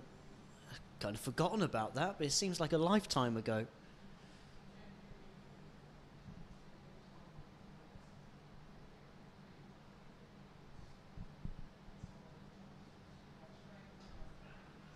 Driven in the air and straight to the fielder. UAE fairly fortunate to pick that wicket up, but they would take it. It was there to be hit. Asad Vala struck it cleanly, but straight to the fielder. Mayapan has a wicket. PNG lose their third. Vala departs for 23. Yeah, Kartik Mayapan bowling. Vala finding another catch for Aryan Lakra. Bowler and fielder. Good couple of mates have played a lot of cricket with each other. Asad Vala has to go 23 off 27. I wonder, is that a pivotal moment in this game? If we had 10 more overs of Asad Vala, the game could have been taken totally out of the UAE's reach. However, they've got an opening here, and as poor as the cricket has been that they played so far, they still have a chance of turning this game round. A moment to seize at last, isn't it, for the UAE? Vala, talismanic PNG captain. A prized wicket in associate cricket.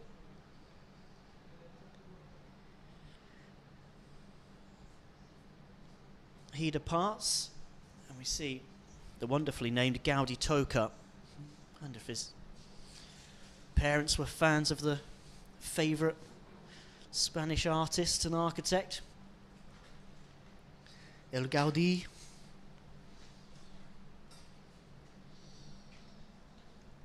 He's a new man at the crease.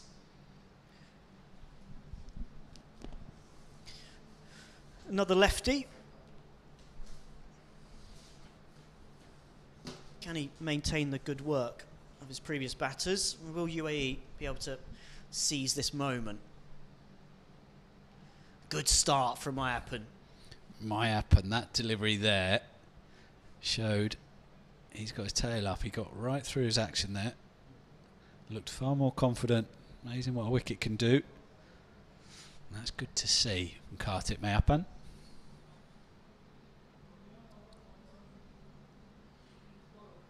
Brilliant. And now, again. Looks like he's back.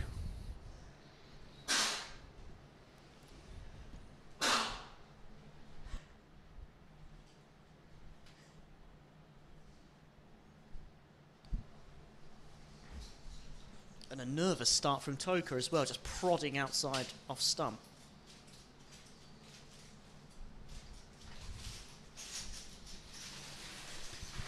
Brilliant stuff from Kartik Mayapan. Very confident bowling at left-handers.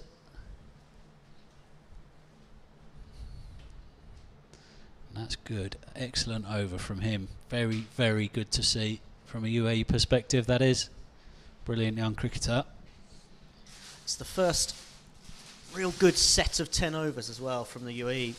70 of out-loss PNG in the first. They then took 58 and lost just 1 wicket in the second set of 10, but that one, the scoring rates come down again to 45, and UAE have picked up 2 wickets. So the first time they can probably say they've won that set of 10.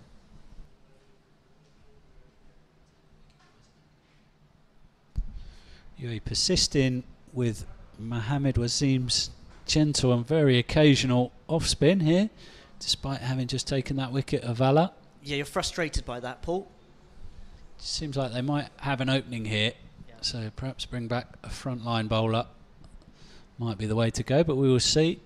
Mohammed Wasim has made a habit of doing spectacular things, certainly in the T20 format, at least in his career so far. And that does include, obviously, with his sensational batting, but a few times with the ball as well. Not that we've seen it with his off-spin. Let's see what he's got here.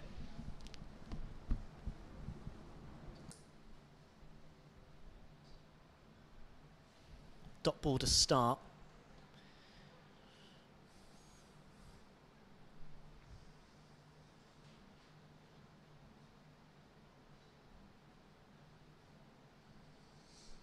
And now tucked leg side from Sesi Bao. I think the new batter, Gaudi Toka, will be pretty happy to see a bit more of Wasim than Mayapan. He looked proddy and a bit nervous, and as if he hadn't read Mayapan from the other end. This is a lot more straightforward a task. Wasim's round-armed darts. Long off, coming inside the circle for the new batter.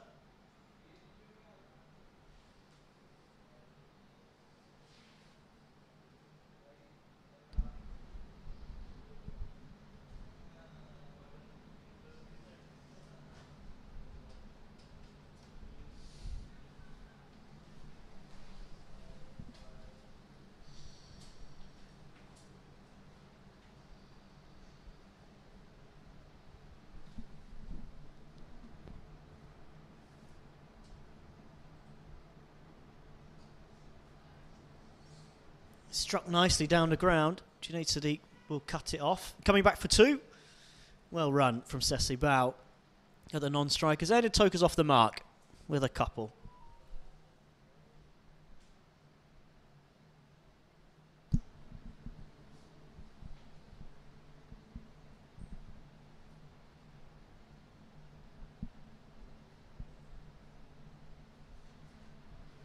Nudged past slip. This will be another, at least another 2. It is just 2. 31 overs bowled, 178 for free, Papua New Guinea.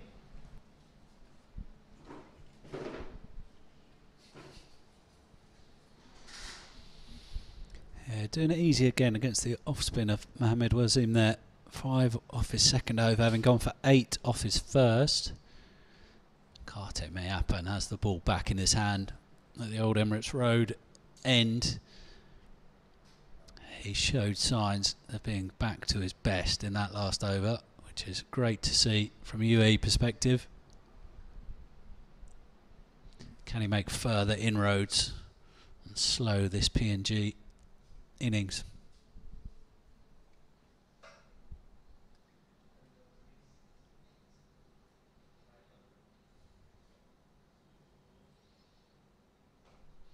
Sesi Bao, we've seen that earlier in the innings. Hit it to the same region again, and he's played it brilliantly. It's a common shot in the modern game, and Sesi Bao has mastered it, as we've seen. Played to perfection, chips it over the infield, runs away for 4. Superb cricket from Sesi Bao. He's enjoying himself. He's got his rate ahead of 100 strike rate. 42 from 41 now.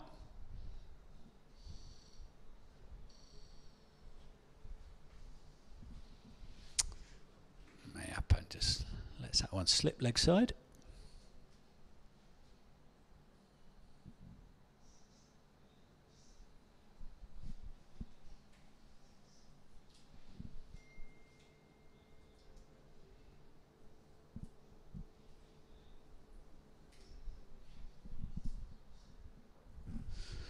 Another sweep the other side of the wicket, and Finer from Sese Bao gets him 2. Excellent cricket from the left-hander.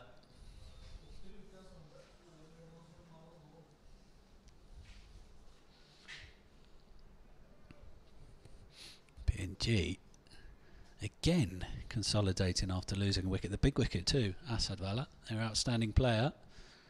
But Sese Bao is making sure they continue on their merry way.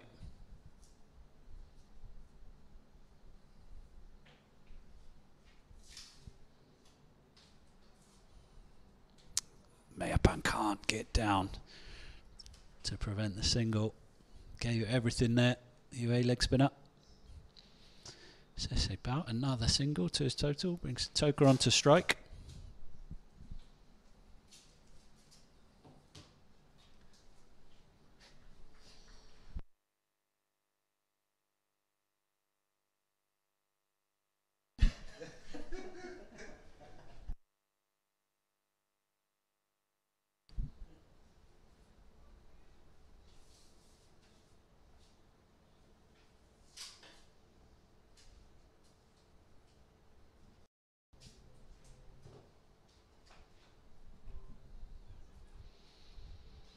Pulled away.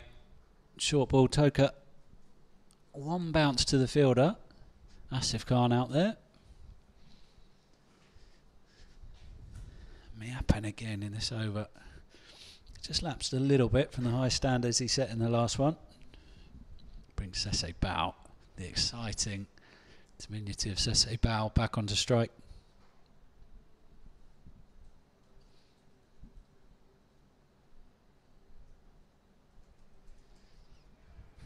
Worked into the leg side to get himself down the other end. One ball left in this Kartik Meyapan over.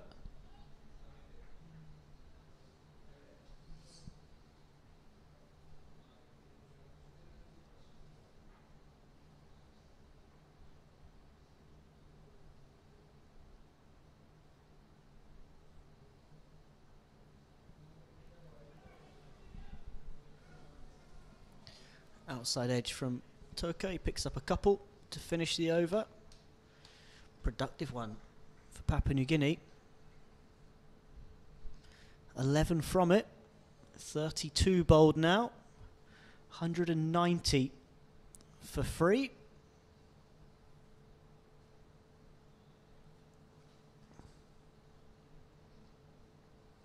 $18 overs remaining.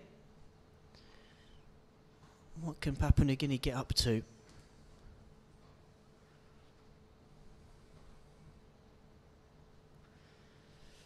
Mohamed Wasim is coming out of the attack and he's actually walking straight off the pitch. So we'll keep an eye on that one. Wonder whether it's very sensible to have bowled him at all. He's getting some attention from the physio, who's getting a magic spray out. Paul had mentioned earlier his ankle looking like it was giving him some trouble. He's limping at least, and looks like that's what he's getting attention for. We're going to see Hazrat Bilal, who opened the bowling from the far end, come back into the attack. Sese Bao on strike on 46. And Bilal will start again.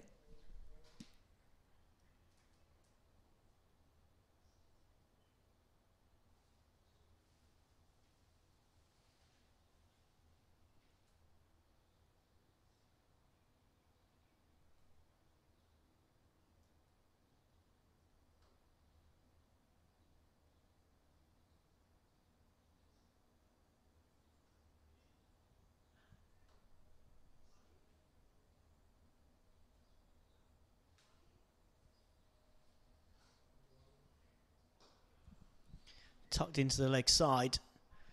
They'll get 2. At the very least, running them very hard. Good intent from Papua New Guinea, as there has been throughout.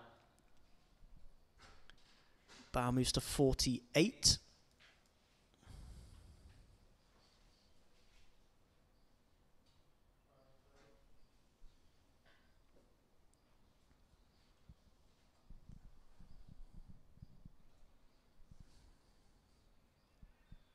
Bilal at the top of his mark. Right into Sese Bao on the brink of a half century.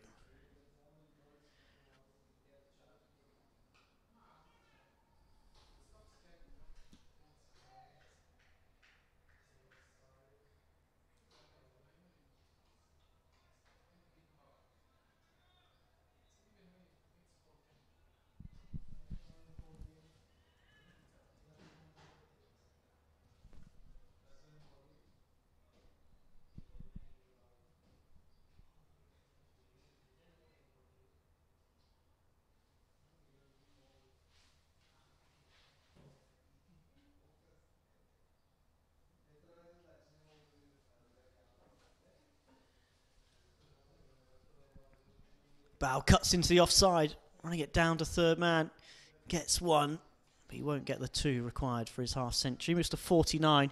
It's been effortless from Sese Bao. Moved at just above a runner ball throughout.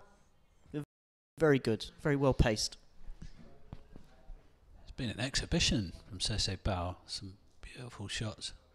Like Barney said, effortless at times, just dinking the ball into gaps when needed, and then a couple of spectacular, one pick up into the stands for 6, and then a couple of spectacular reverse, more or less switch hits for 4 as well. It's been terrific stuff.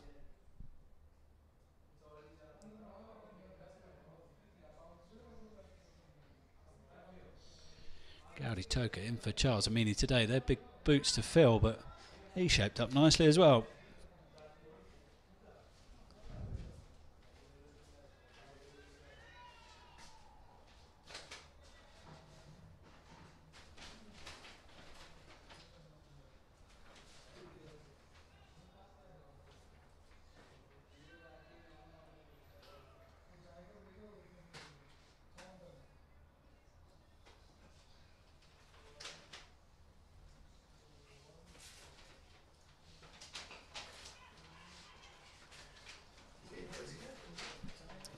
Gets through the diving Kartik Mayapan, and they get through for another single.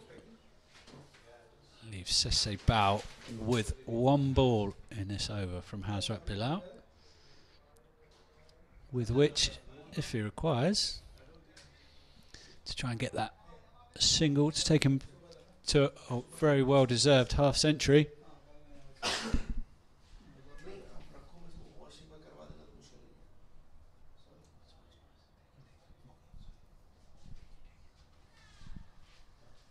Last ball of the 33rd over. Bao on strike to Bilal. Prodded into the offside and he'll wait for his half century.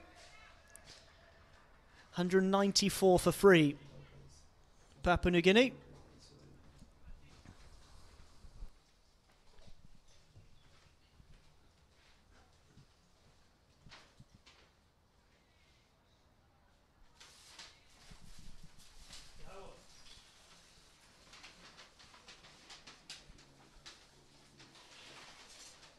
.102 balls left in this innings.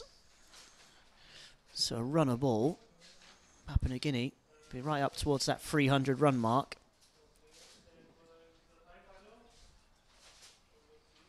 Which they'd be very happy with indeed.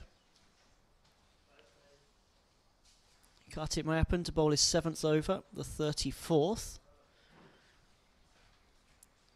Toka on strike. He's kept things ticking over since he's come to the crease after initially struggling against Mayapan.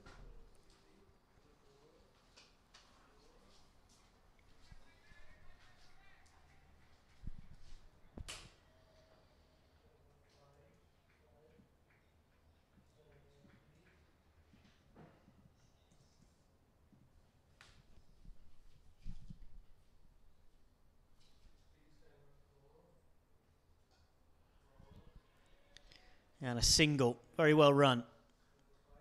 Toka brings Bao on strike.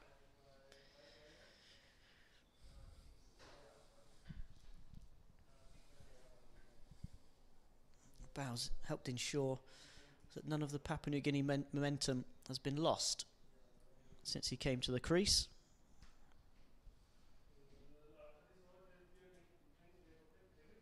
UAE would love to remove him.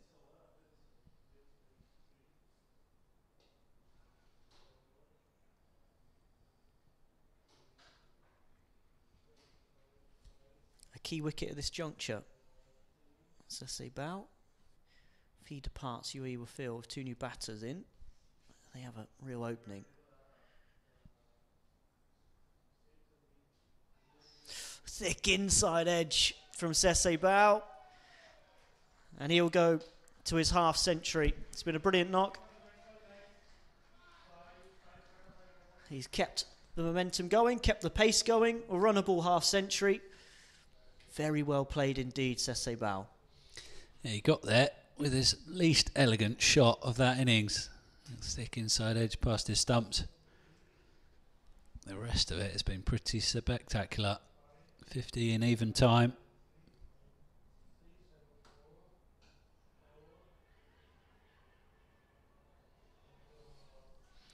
Good footwork by Gaudi Toka to get to the pitch of that and work it down to mid-off. Not sure though that there was necessarily a single. He was lucky Aaron Lacra's throw didn't hit the stumps.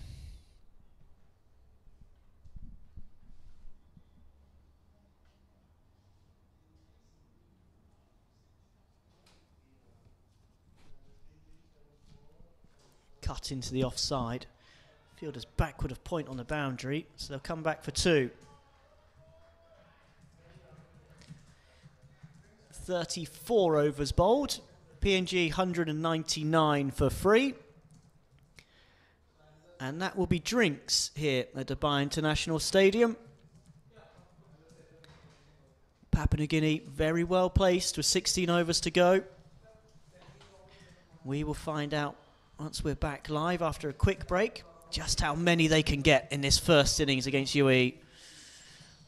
And we'll be back live very shortly.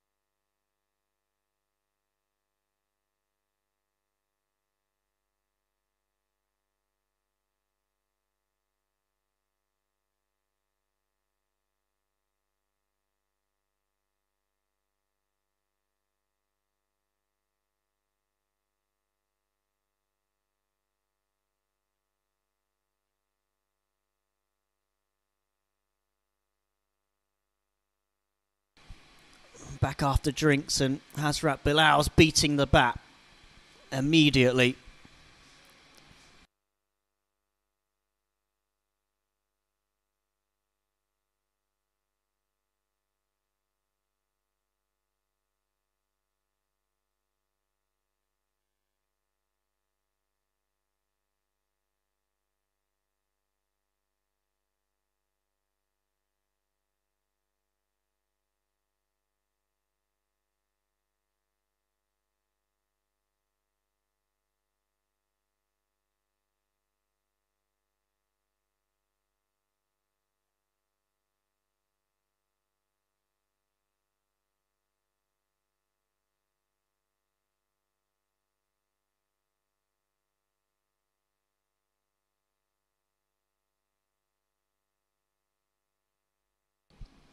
Run down to third man for a single.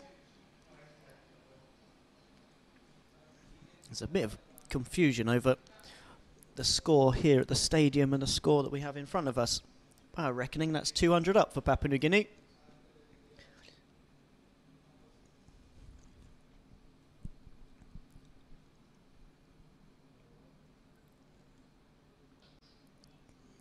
It's well bowled and well played. Dot ball.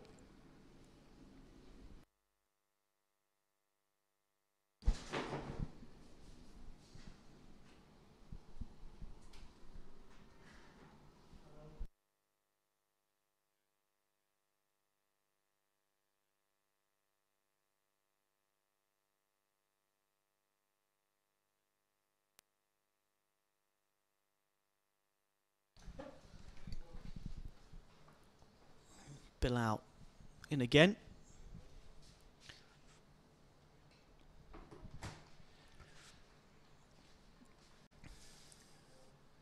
Good start since the drinks break from the UAE. Also seen Mohammed Wasim's back on the pitch.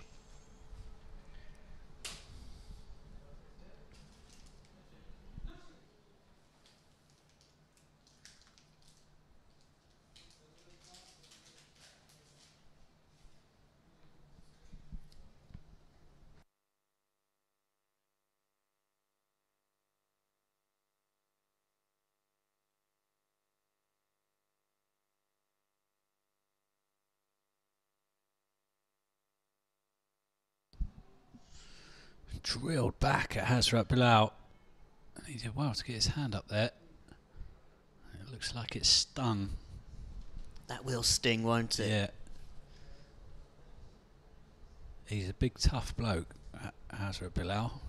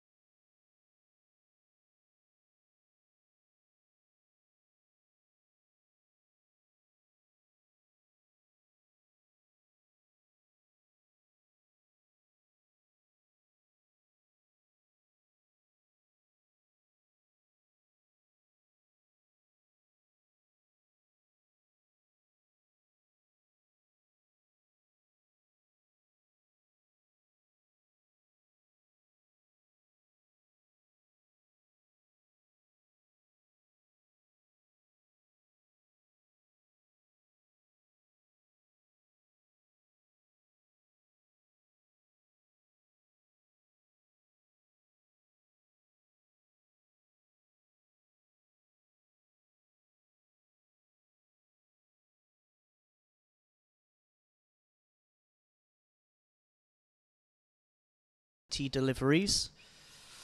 Can they get up towards 300? Run a ball, get them right in that ballpark. Now it's about just making sure they get there. Yeah, their highest ODI score is 292 for 8, made against Nepal in March 2022. I'd have thought they should be eyeing that up today. Couldn't even get past that, like you just said, Barney.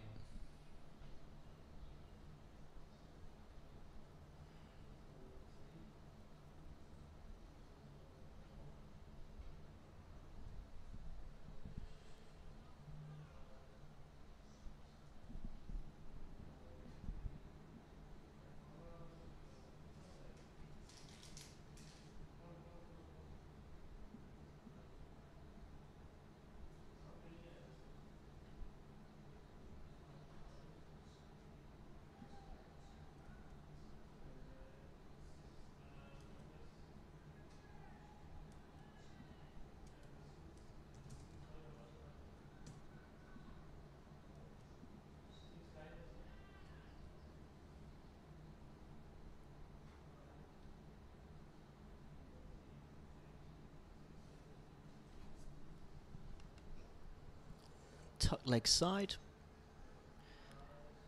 Think about coming back for a couple. It's a mix-up, as I mix my words up. But it's the wrong end. Well, neither end in the end, is it? The middle end. Yeah, Asif Khan with the throw. Had it gone to the bowler's end, Sese Bal would have been in trouble. In actual fact, he got a round of applause from the fielder that was backing it up because he got it into his hand and straight back out again quickly. It meant PNG couldn't take that extra run. And even though he didn't manage to affect the run out, at least he limited them to just a single.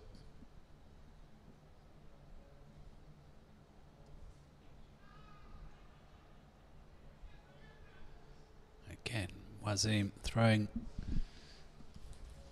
underneath his shoulder.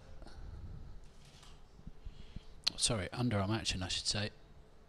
Which hints at the fact he might have a shoulder issue, Mohamed Wasim. Speculating on that.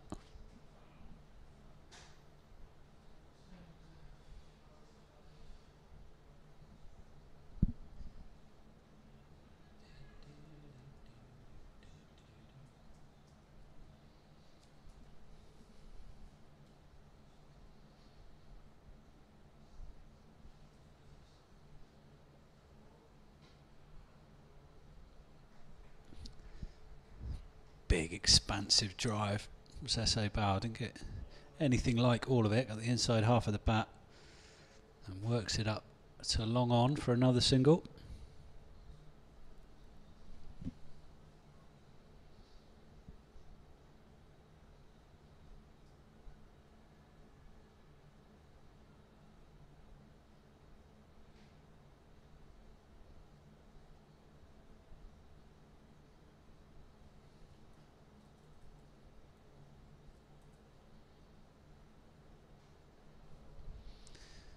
Thick outside edge from Toka.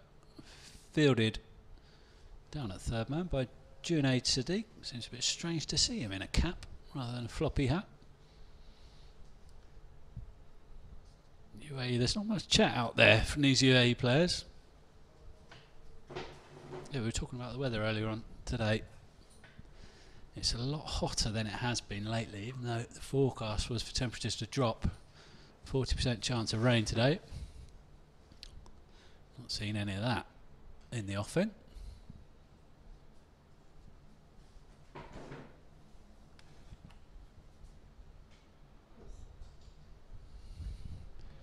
Sese Bal works it out to the cover sweeper and they get through for two. Good running, but there is a debate going on between a number of fielders as to exactly what the best method there was to get the ball back in and which end he should have been going to. Riti Aravind, wicketkeeper, sure it should have been going to his anyway. Papua New Guinea 207 for 3 now, off 36 and looking at a big one.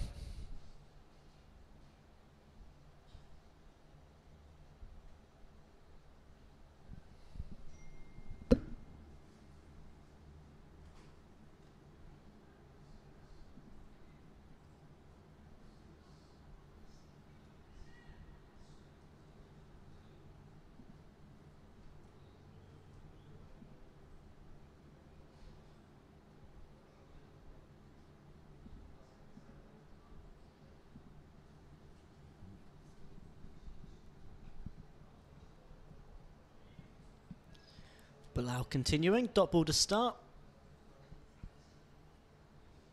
Keeping Toka tucked up.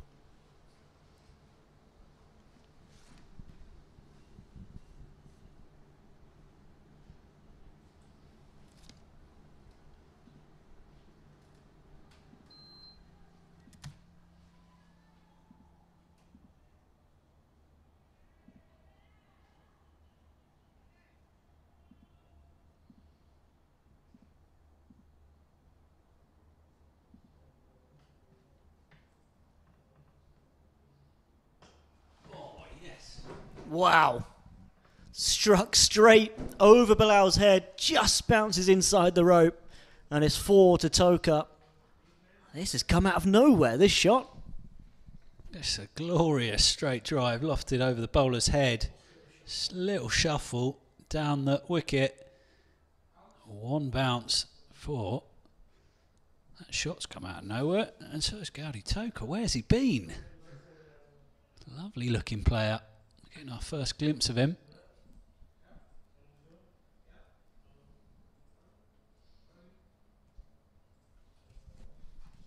Lovely shot. Gaudi Toka. Back live, he's shuffling again at Bilal.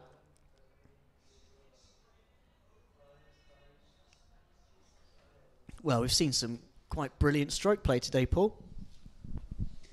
Yeah, Asadvallah did say at the toss he wasn't too perturbed that he'd lost that and been put in because he thought it was a good batting track. It's been proved right. And his batters have enjoyed it so far.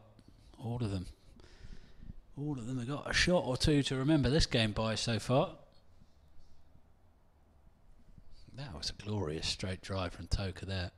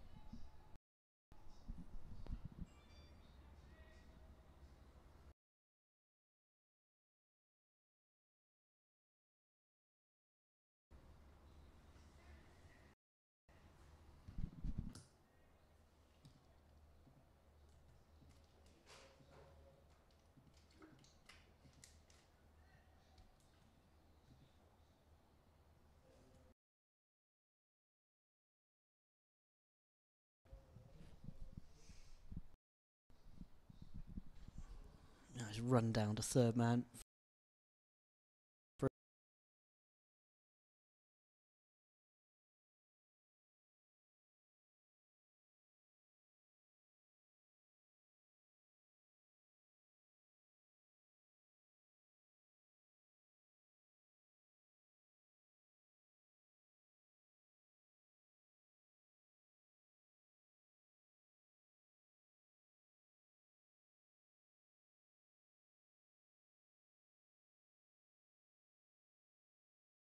In ODI cricket.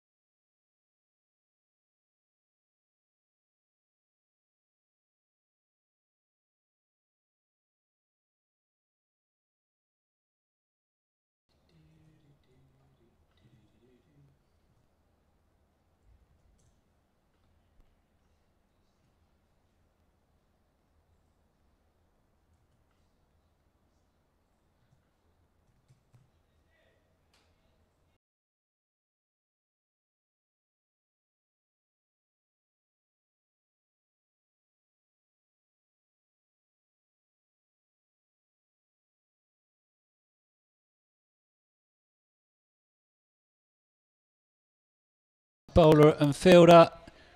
Toka gets that away for another boundary. Managing to find gaps where there don't even seem to be any now. Just past Zahul Khan's outstretched hand. Aaron Lacker can't get round quick enough. 4 more to the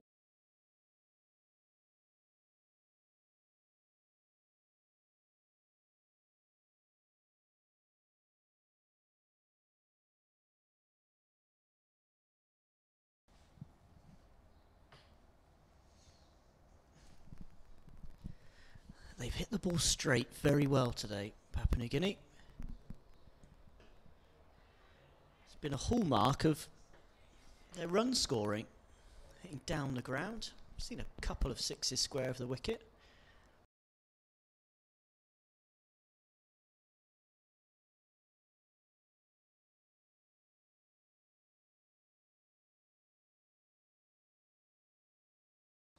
They've been good value today, Papua New Guinea. UAE, not quite so much.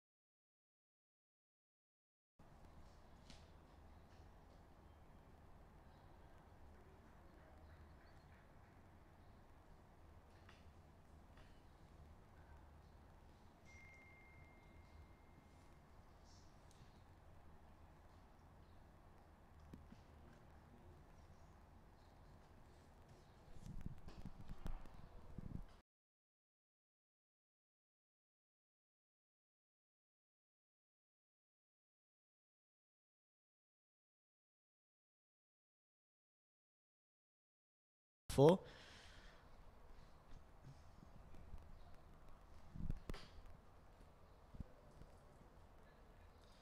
there's just been no consistency from UAE bowlers today. Without immediately looking at the score, can't imagine Aaron Lacra is probably the only one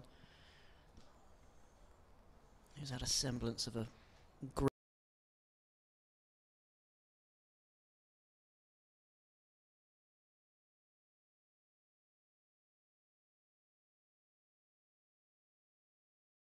launching it all the way for 6. There's a man out there, but it went over his head and all the way for 6. We see again Toka going down the ground all the way for 6. And the fielder well off the rope. His starting position not the best. If he was all the way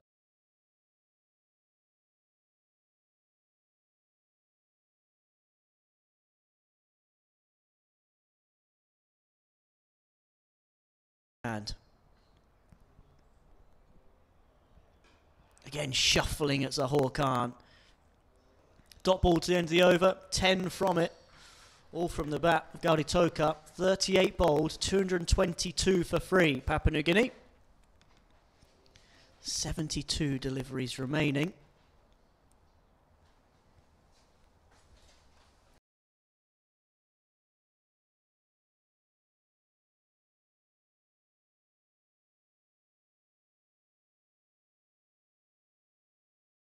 Quickly. Barney, you were mentioning before about, in actual fact, I was about to get an answer to my question here. You were mentioning before about the fact that Lacra, and I'd added to that, Rohan Mustafa have been the only one who've had a semblance of control. They're the only 2 bowlers out of the 8 used who've been going at less than a run a ball.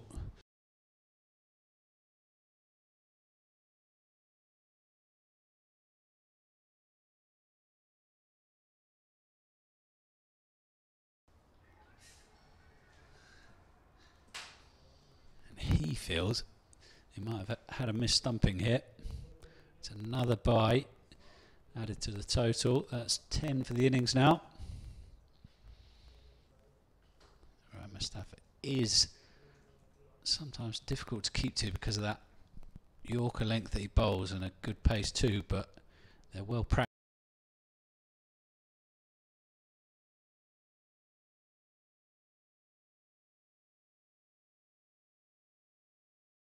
In that Yorker length, and Aravin's glove work usually very sound. Good single into the offside from Toka.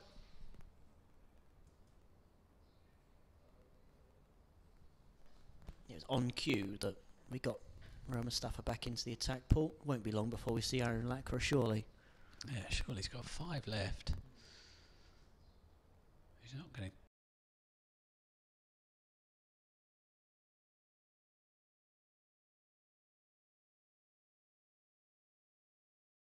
A couple.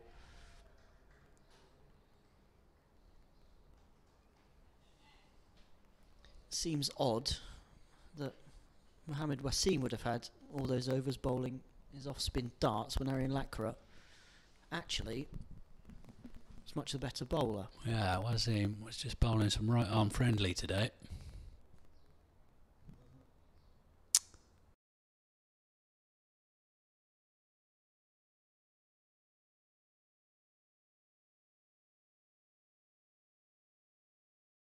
Hooked to Gow corner. Sorry to interrupt you, Paul. It's another boundary. And it's another from the bat of Sese Bao. Yeah, clipped away very well by Sese Bao. It's been coming off the middle of his bat nicely today, and he gets himself ahead of his balls to runs ratio again there. Clipped over the mid-wicket fielder's head there, Alishan Sharafu. He'll be eyeing up a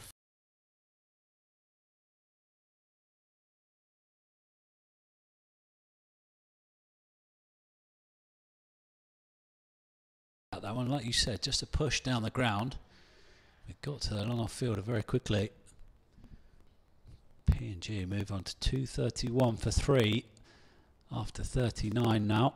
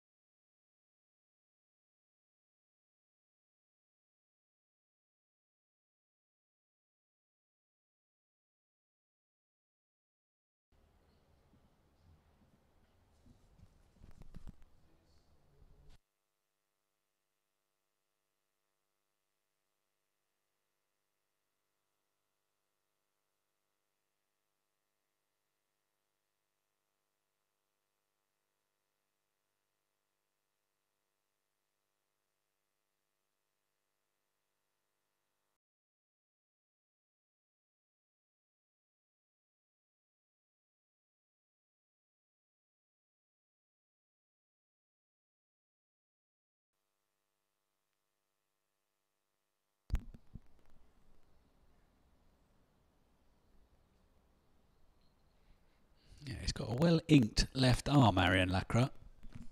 Just see, as he's pointing out just there, you can see the first one they had actually is Carpe Diem. And he might have to seize the day with the bat later on if the UAE are going to win this.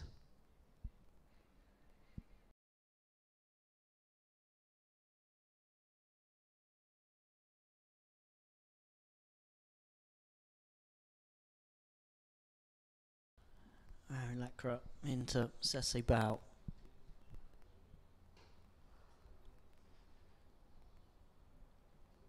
Coming back for 2. Brilliant running from Papua New Guinea. And we said that many times today.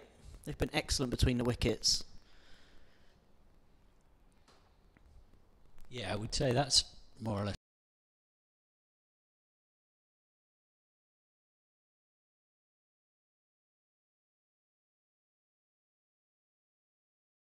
Must be said.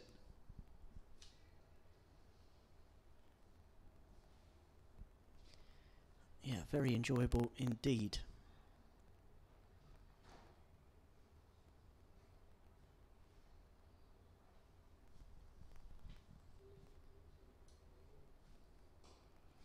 Hoik leg side, there's a fielder there. He didn't commit all.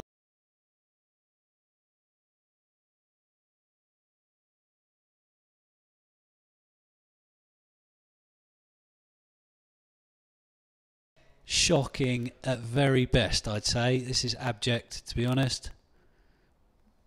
Misjudged.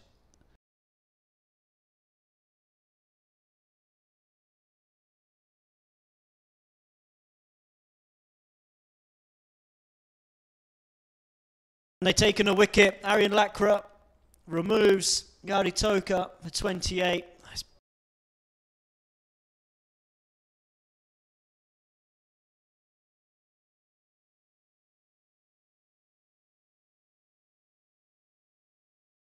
An important one as we go into the back end of this first innings.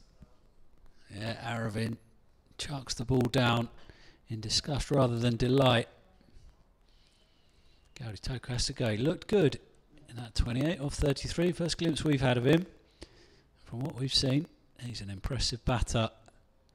Stumped by Aryan There, sorry, stumped by Vritia Arvin, that should read.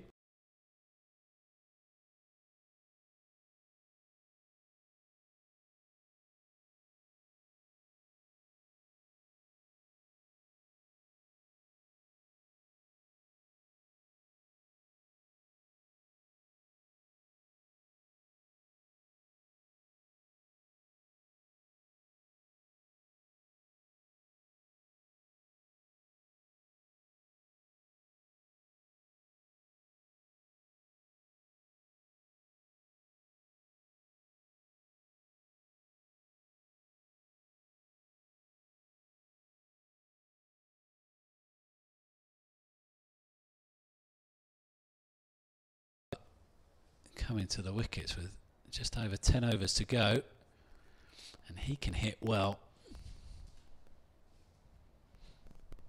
Yeah, bumped up the order, Norman Vanua, to come in with a licence, and he can hit a long ball, as Paul says.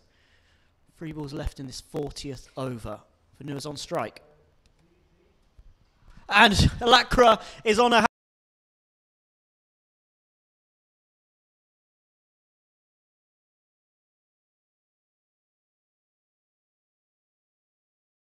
And PNG are 5 down. UAE finally fighting back. UAE have got an opening. That's a very good delivery, that, from Arian Lakra. Beats the outside edge, clips the top of off. Arian Lakra has been a class apart from his colleagues today, and he has deserved those 2 wickets that he's got there. And the brakes just being applied to this PNG effort.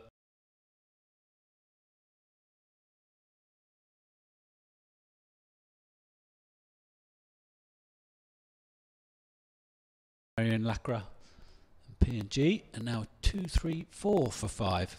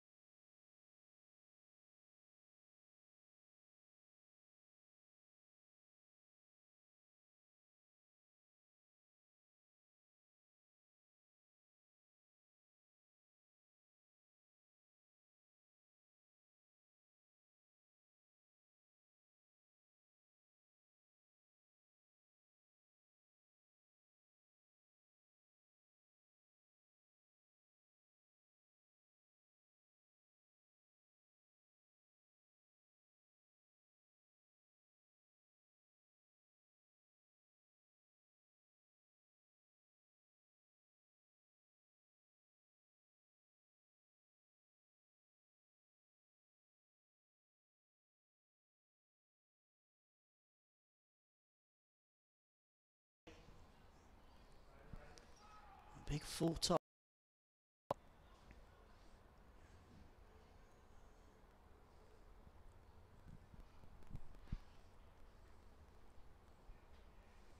Do you think the UAE will go hard at it, Paul? Well, I think they'll be missing a trick if they don't. Scoring will be tougher later on in this innings. I think they've got to make the most of this power. Side edge. Seemed late on it there. Yeah, surprised by Kamir's pace. Kamir, yeah, we saw yesterday. He's a little bit quicker than you'd think. Being actually, last time we saw him, he came back in his second spell and bowled some bouncers that went through at a good rate yesterday against Nepal in PNG's 4-wicket loss. Definitely was a little bit done for pace on the past 2 deliveries.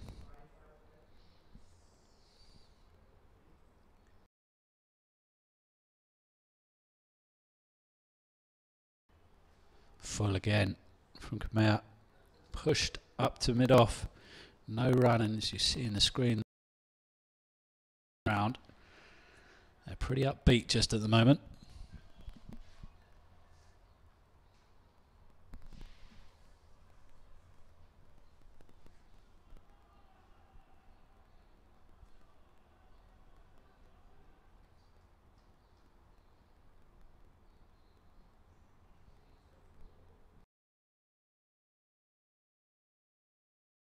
Straight to the fielder, no run.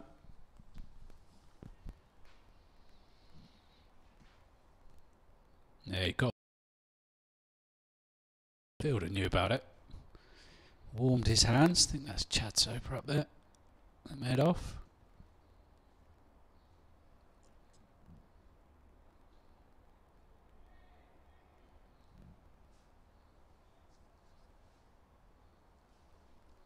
PNG got a catcher on the drive now. The first boundary of this UAE innings. Yeah, top edge from Mohamed Wasim, but got plenty of it. There's no one out there. Danger 4 to the UAE opener. Yeah, he's pulling off the front foot here. A long way out of his crease as well. A little bit rushed, but no damage done. Gets it away for 4. On the replay, looked like he got more of it than it felt here live at the stadium.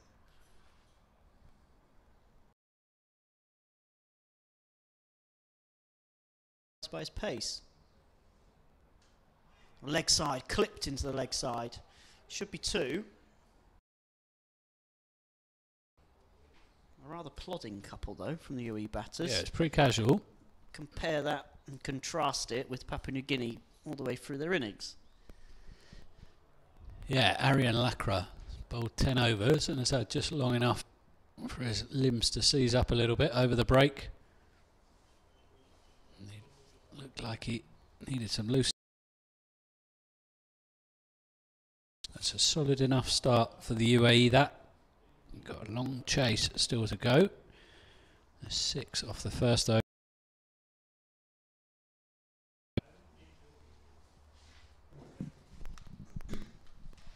As you said, Paul, a long way to go.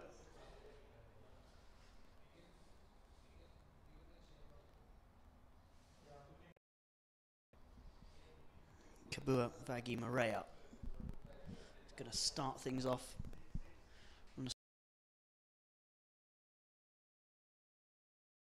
Aryan Lakra now on strike.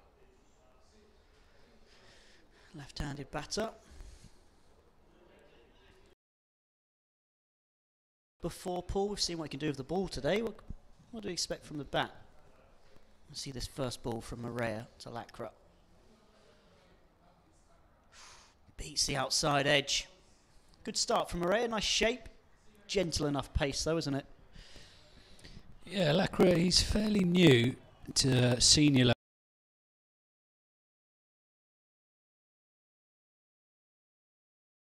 Took loads of wickets as well. The theory was when he was at, and it makes sense I suppose, when he was age group cricketer, was that he favoured getting onto the front foot As you can see there, that's the first motion he makes. I was always wondering how he would cope with a short ball at senior level cricket when he made his debut in Scotland against a fast, very good.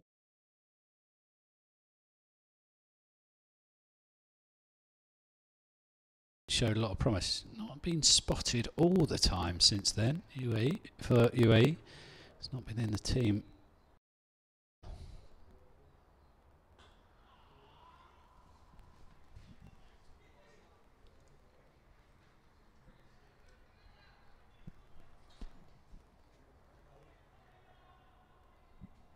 But he's a very promising three-dimensional cricketer. Caught a couple of good catches today.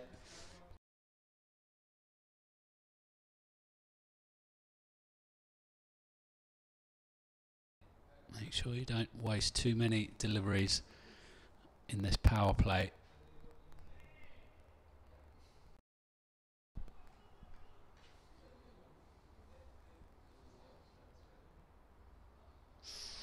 Good shape from Maria. Right on the money. This is a good start from the left armour. Not something UAE batters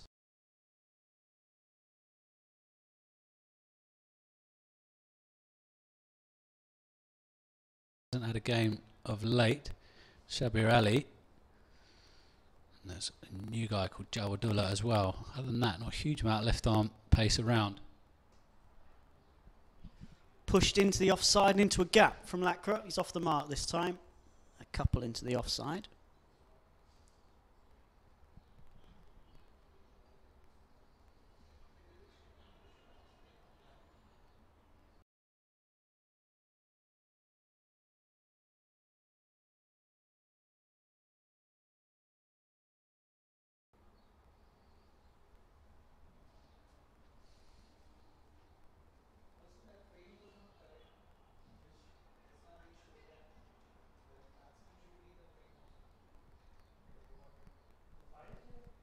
Lakra on strike, last ball, the second over. Maria into Lakra. Good shape again, thick outside edge. Just past Tony Ura.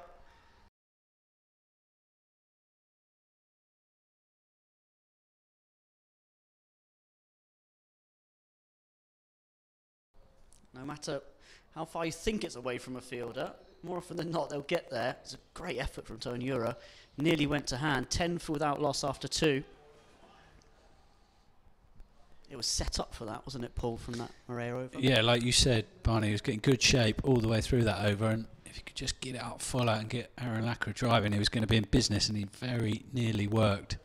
Just evaded the gully fielder.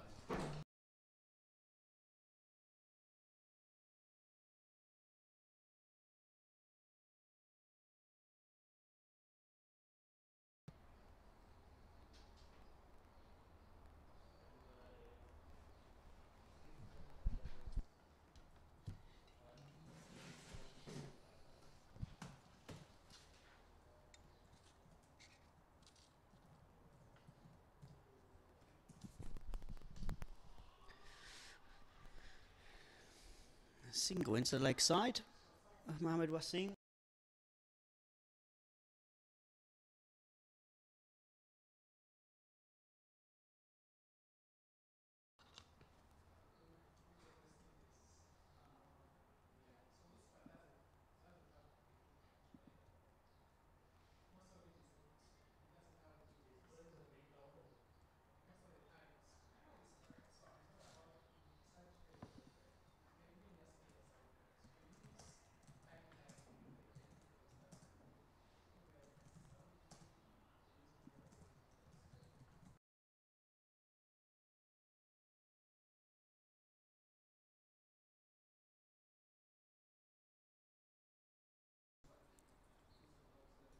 More solid from Lakra on that occasion.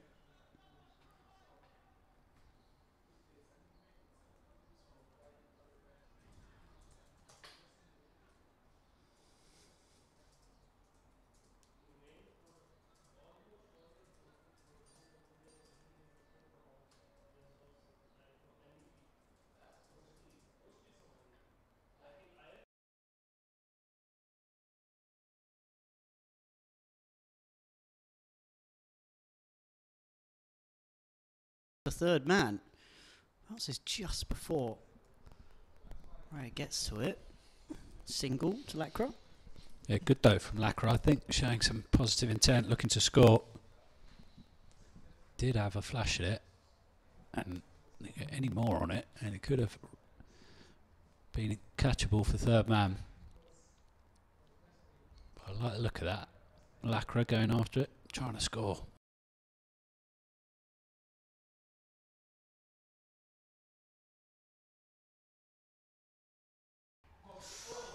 Put down at first slip. There's the opportunity for PNG. Catches the outside edge from Wasim's bat and it carries.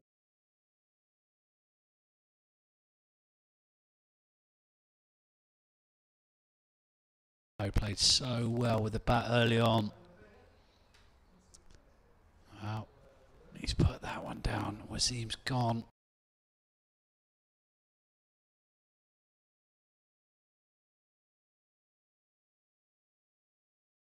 Exactly.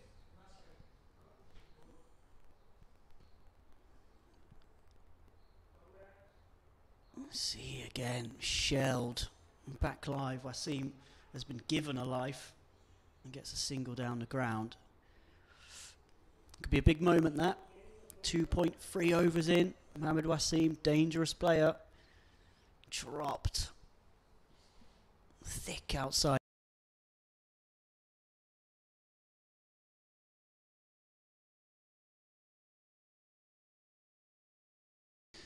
Than he might usually be as a conventional first slip. Carried straight to him. Ceci Bowes put it down.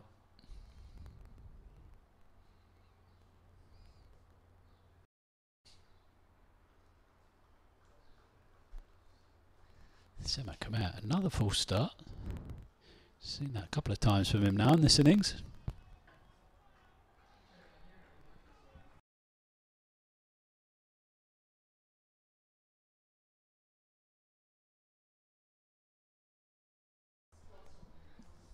Again, Lacra trying a forcing shot through the offside. Doesn't get it away.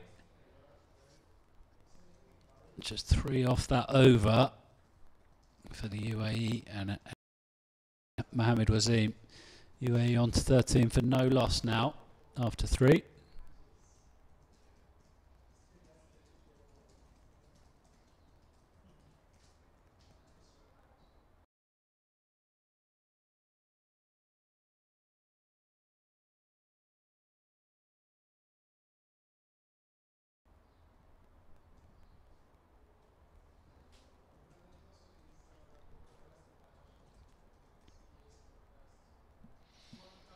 Just off screen, you got Asad Vala, the captain, in quite earnest discussion with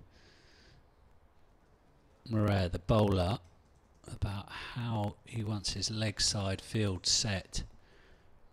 I saw a lot of movement away from left-hander Aryan Lacra.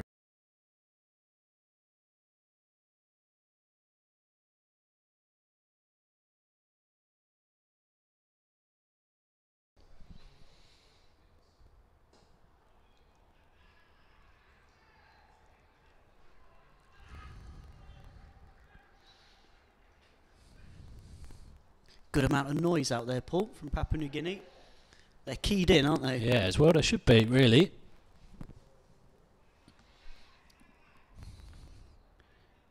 No less noise since that drop catch.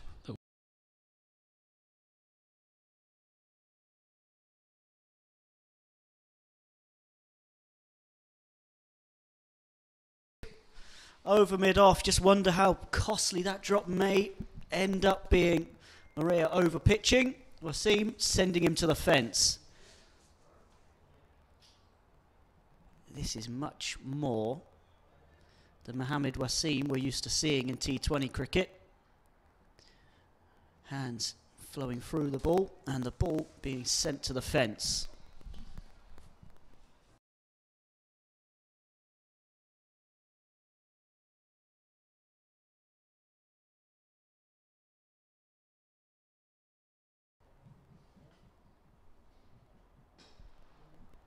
Gone after that one as well. Similar sort of region, slightly different type of shot. He was well set for it, with it being a free hit.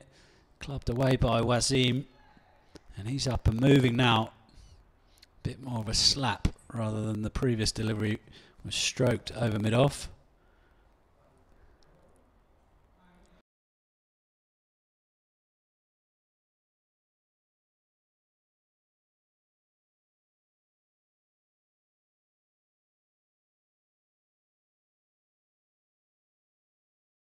Mohamed Wasim, 16 off 12.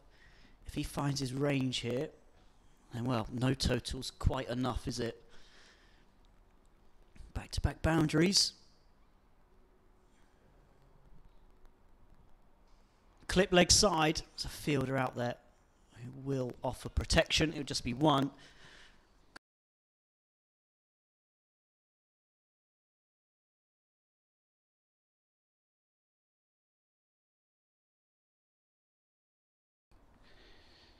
A player who's just not quite got the hang of 50 over cricket. They get a chance like that, penny might drop that this is their chance. And Wasim, he's scoring at his T20 scoring rate so far, and he hasn't really gone after the bowling as such. He's played proper cricket shots.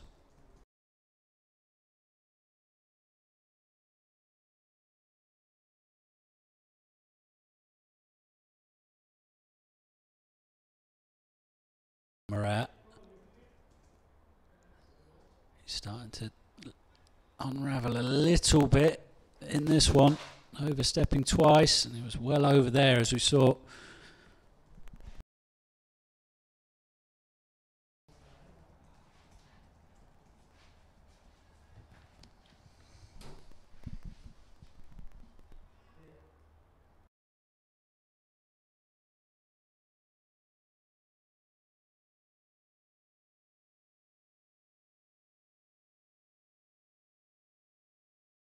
And probably thought he had to try and get through for a run.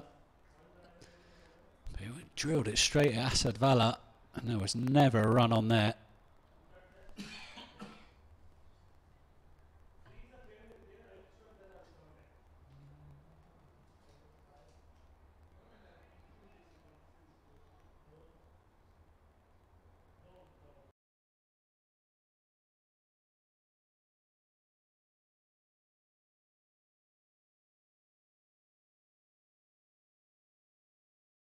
This time, Murat, Lacra went after it.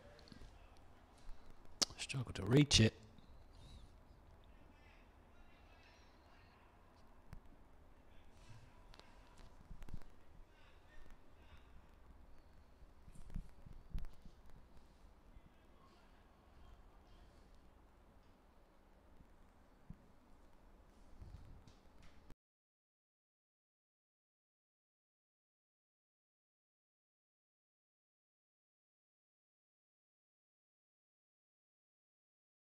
Solid in his defence in the end. Dot ball.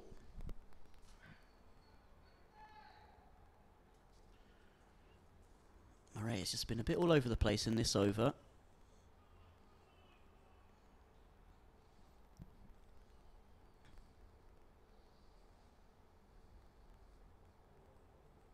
Last ball of the over.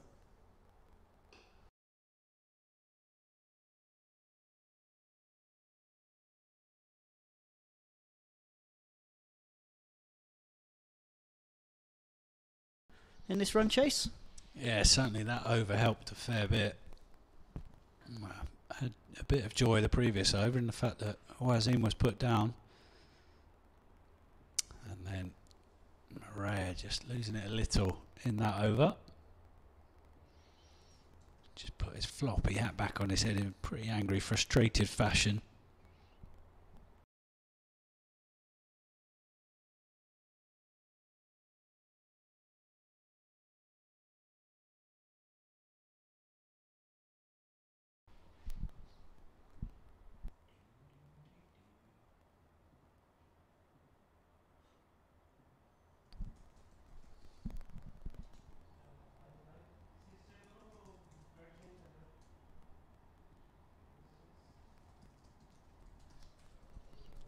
hold up in players because Mohamed Wasim has just realised he's got a crack.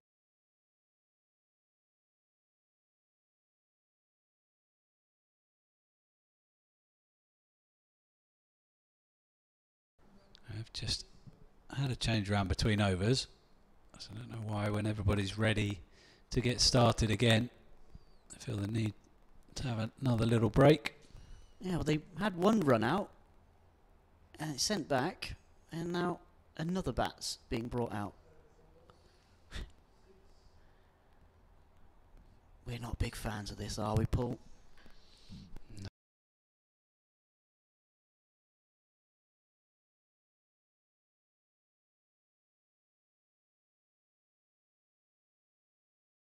So it's going to be too happy. Didn't notice the previous bat they was using.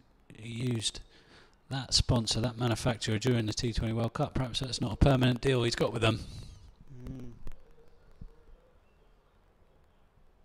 Lovely bit of speculation. We've already said he's got a shoulder injury without anything to evidence other than what we can see in front of our eyes.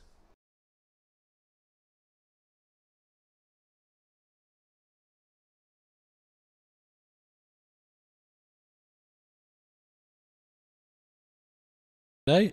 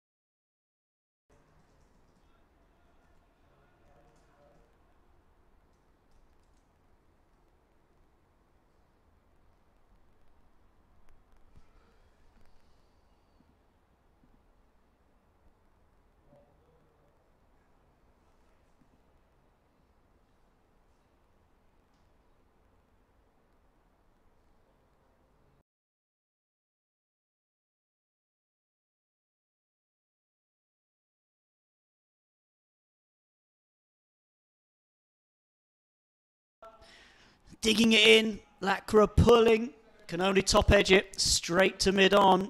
UAE one down. Back of a length.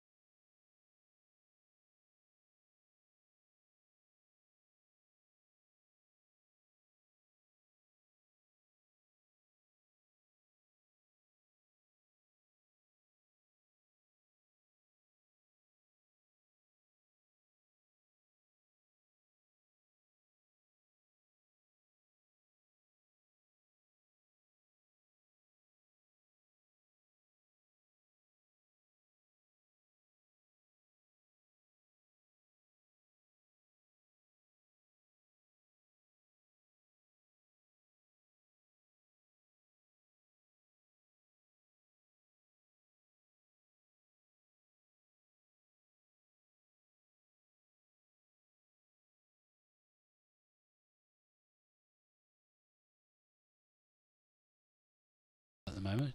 Would point out CP Rizwan, who's come to the wicket, his highest score for UAE was a century in a run chase when they were chasing a very similar target.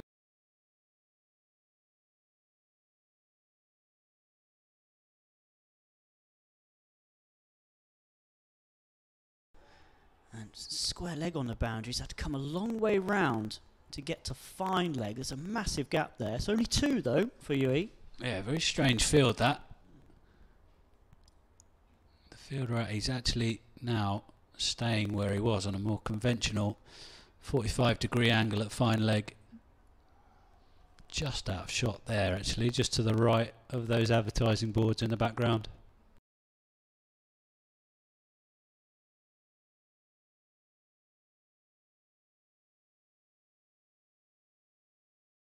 Back to that.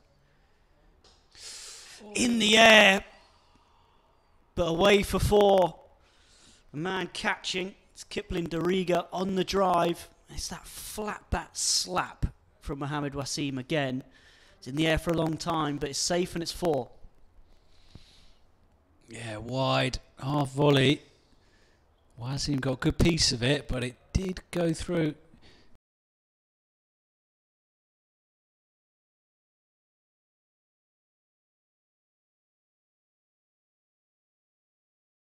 Easier to score for, certainly was yesterday, earlier in the innings.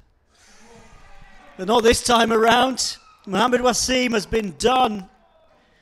He looks in disbelief. Looks like Soper just run his fingers down, a little off cutter, and he's cleaned up Mohammed Wasim. That's a big, big wicket for Papua New Guinea. Mohammed Wasim started brightly, but he has to go for 24.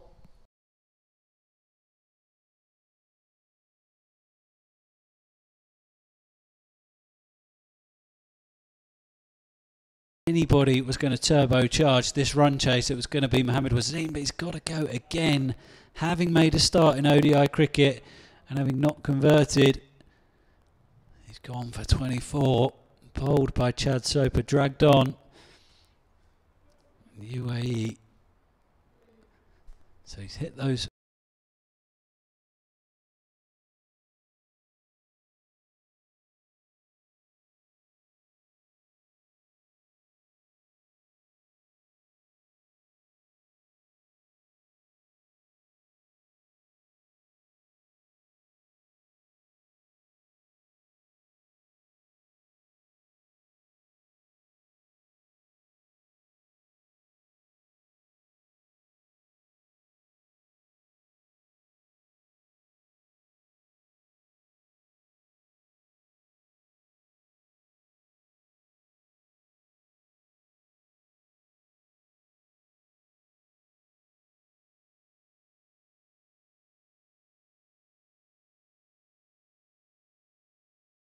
Capable of. He is also due a score, is he not? He is. He's been juggled around this batting order.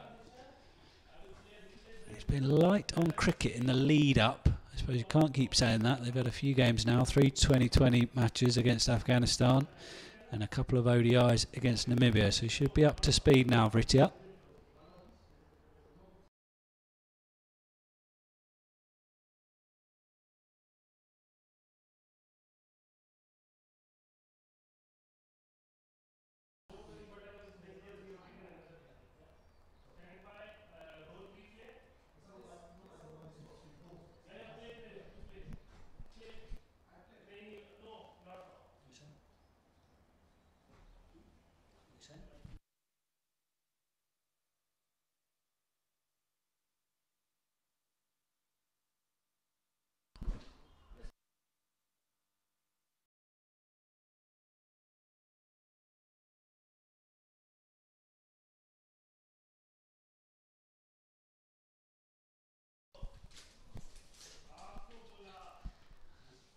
Last ball of the 6th over then. You see that dismissal once more. Back live. Aravind keeps it out. 6 overs have been bowled. 32 for 2, the UAE. They still need 231. Aravind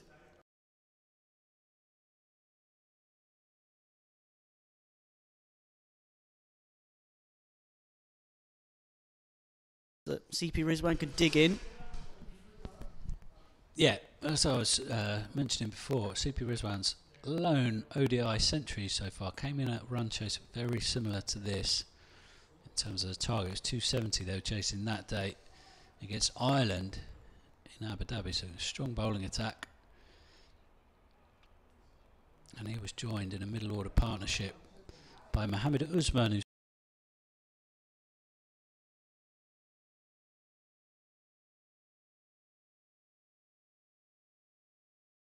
through quickly for a single there.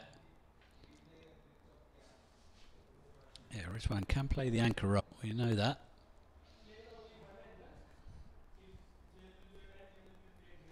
So he and Aravind can stay together for a while and repair the top order damage, UAE will stand a chance in this game, but currently it is advantage PNG.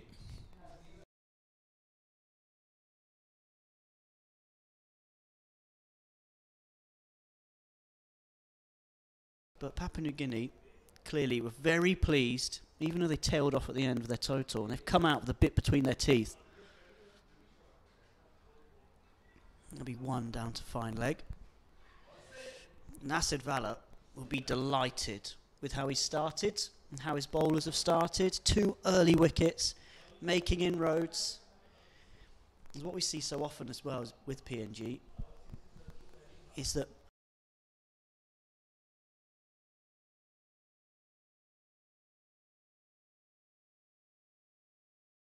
matches around the bat on the drive, tighten everything up, wicket to wicket bowling, and they're setting themselves up perfectly for that situation. Yeah, they've done well to make inroads with the new ball, and like you say, Barney, they've got quite a tried and tested method later in the innings of trying to make it difficult to score and making the batters do all the work themselves.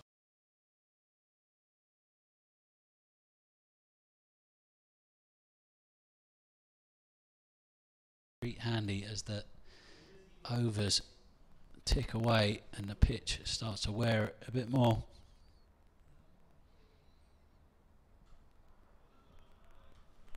Yeah, they've lost Charles Amini's leg spin, haven't they, Paul? But still plenty in there. It's one thing with Papua New Guinea. Everyone does something, don't they? Everyone chips in.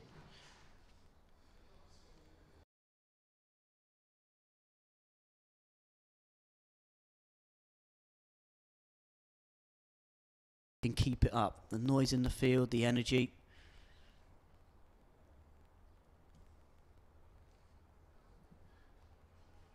You'd think for a while, because they are a high energy team, aren't they?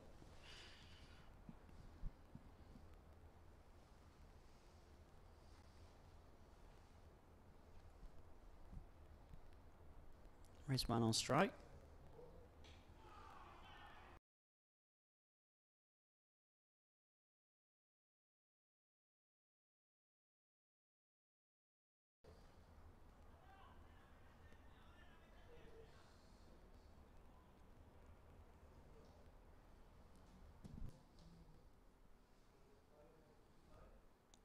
Last ball, the 7th over. Come here. 1 for 12 so far. Final ball of his 4th. A fine leg and 3rd man, the 2 men out. Slip in place. It's a point, cover, mid off, mid on, mid wicket.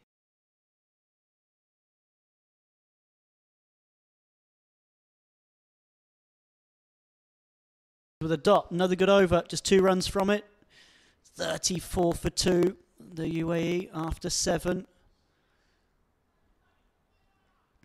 here at Dubai International Stadium. Bear in mind, UAE are running out of chances to collect the points required to finish in the top 3. They've got 8 games left, including today, and they've got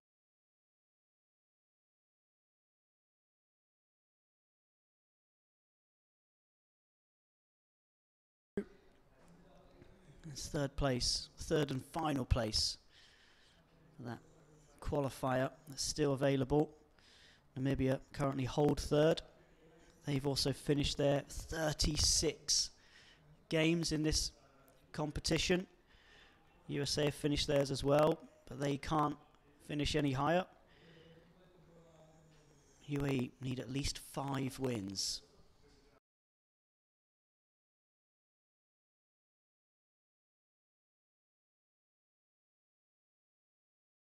Lovely shot from Richard Aravind, who for a moment just stands and admires a flowing cover drive. We've seen some great shots today. This is right up there. He's never anything other than elegant for Richard Aravind. Even when out of touch, or even when out of practice, I should say, he always looks.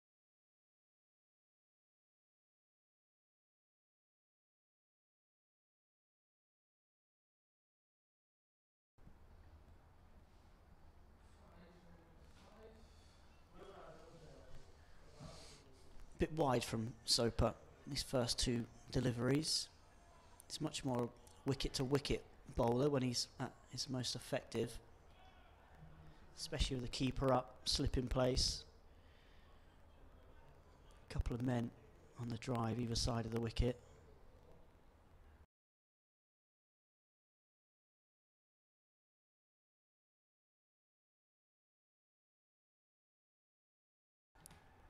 Up here wide, there's some untidy work. It's actually buys, it's not a wide.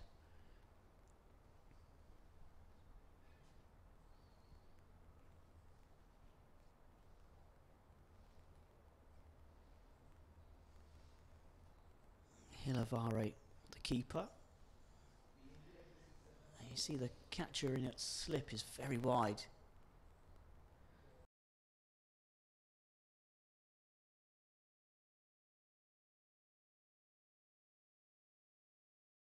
Rizwan playing all round a straight one. Said Soper's most effective when he's wicket to wicket, and you can see why.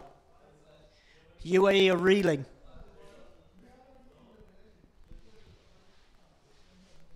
UAE completely up against it, and another drag on. CP Rizwan can't believe it. He's played on to Chad Soper, and he has to depart for 1.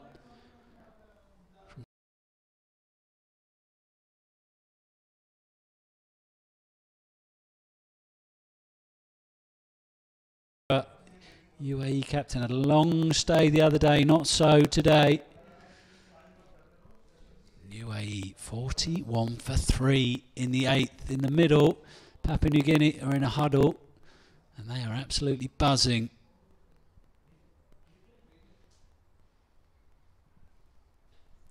Chad Soper. Tried and tested formula for Chad Soper.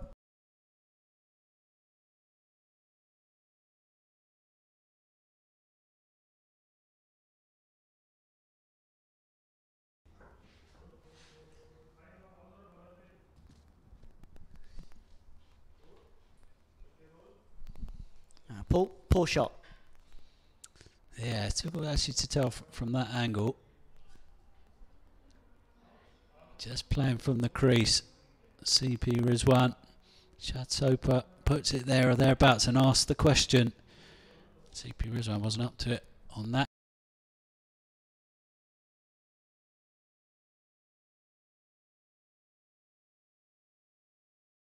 The UAE has been called the man for the crisis, and I think perhaps this qualifies as just that, Barney. Yeah, absolutely. And bumped up above Asif Khan, who was down to come in at 5. Soper into Mustafa, still thinking he's bowling to a right-hander. It's a wide down the leg side to start. Keeper's gone back. Hilavare.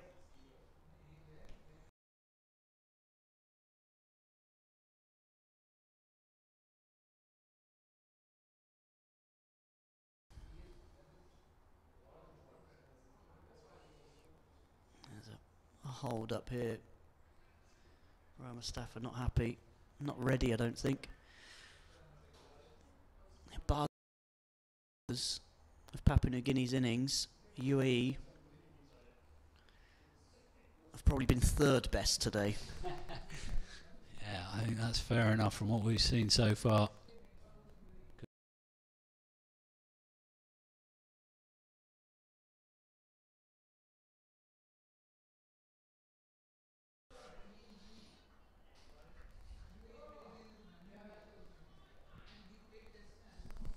He's already arms stretched out and looks like he's moaning about something. Yeah. He's only been out there for a minute. Like he was already in conversation with somebody. Rohan Mustafa does have verbal diarrhoea. Soper coming round the wicket. Left again.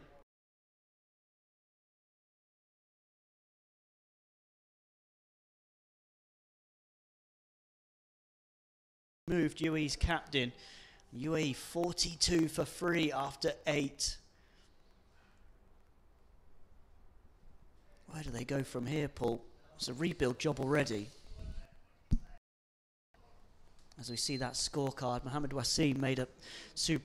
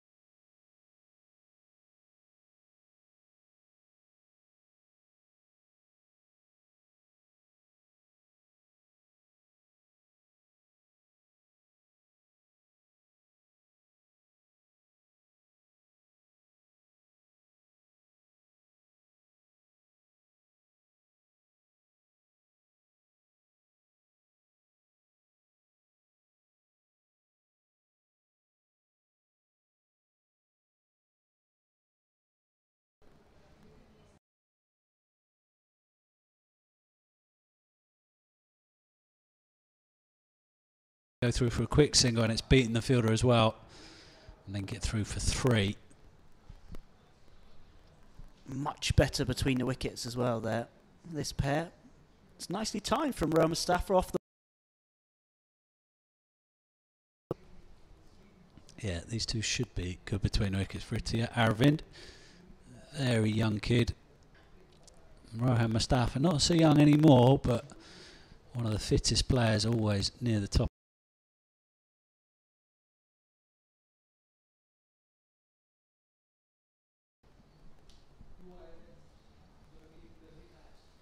Last ball of the 9th over. Kamei is coming round the wicket to right-handed Vritra Aravind.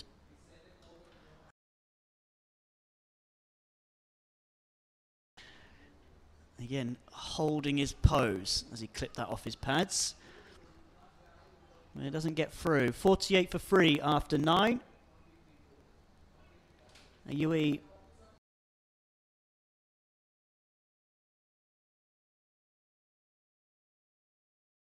left in the power play. It's all gone Papua New Guinea's way.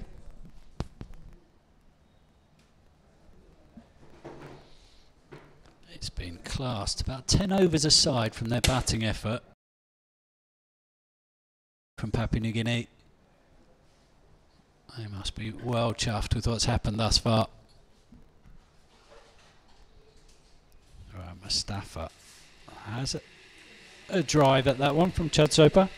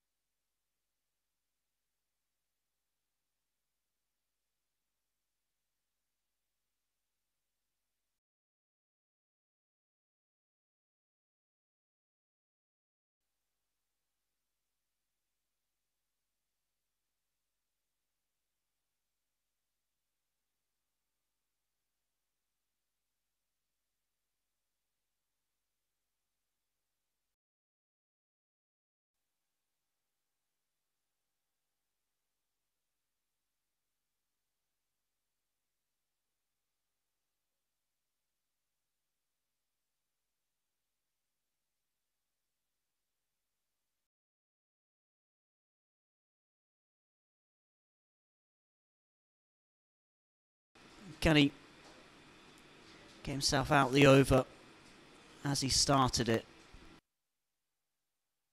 Outside edge and gone. Mustafa nicks off and UAE are 4 down. Papua has his 3rd. And PNG, well, they're delighted, and rightly so. UAE are in dire trouble here. And that team, PNG, cock a hoop, just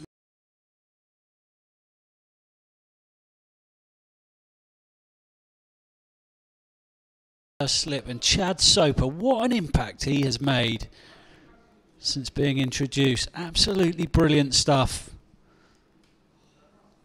Rohan Mustafa has to go, caught by Tony Ura at slip for just 3.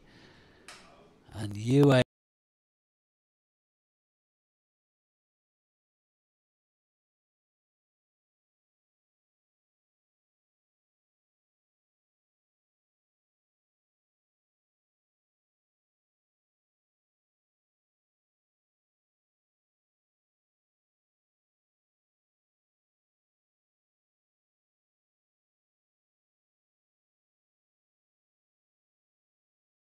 all to do here.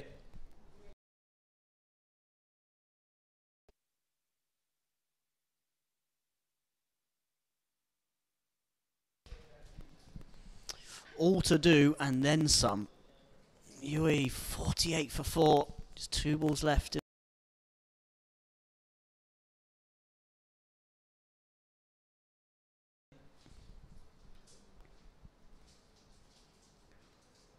We've seen him struggle at this level so far. Gets trapped on the crease quite to exploit that, you feel? Full, straight, wicket to wicket. See that wicket again. Yeah, it's left out there. It's full. It's a good catch as well. Mustafa has to go.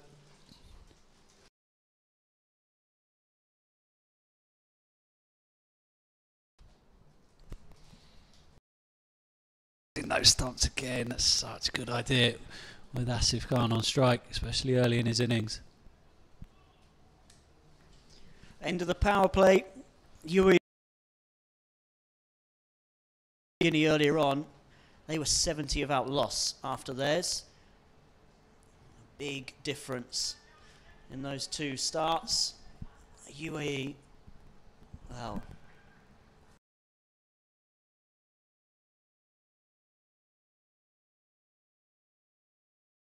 as Paul mentioned, what an impact. We said just now, Paul, that Asad Valla needs some credit. Yeah, didn't mess around, didn't hang around to see if Papua Marais was going to fix his radar, just went straight to Chad Soper, who's responded brilliantly. Got another change here.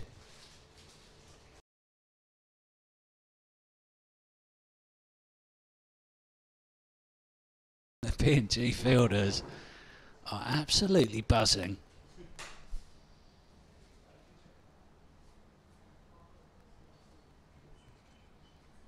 So you put this PNG performance in context. Table been totally outclassed all the way through. So umpires just remembered the power play signal. A ball late.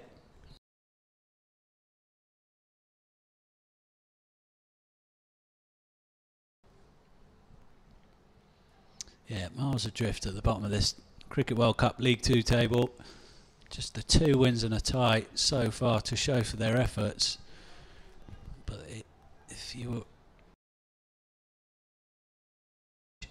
would not know that they're the basement dwellers in this league. They've been outstanding for all bar about 9 and a bit overs of their batting effort today. Absolutely brilliant from PNG.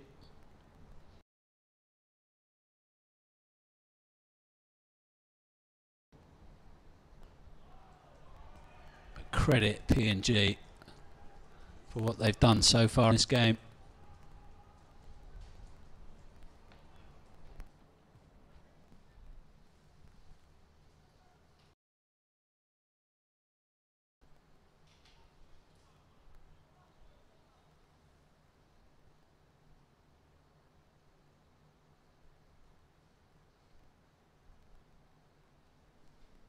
Umpire just having a... Not too sure what that was about. Just debating whether he said heads or tails, I think.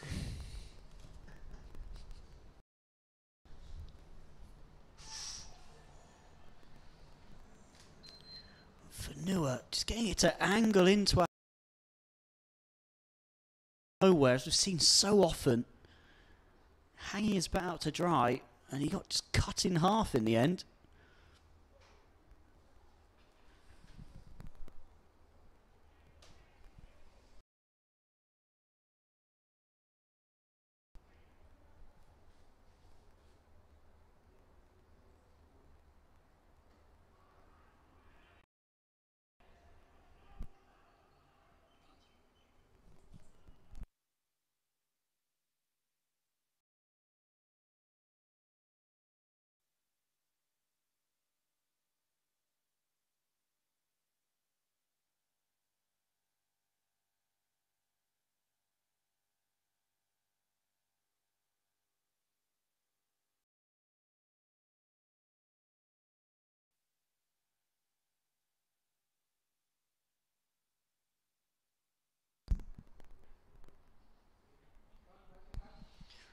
"50 up for UAE, but with 4 wickets already.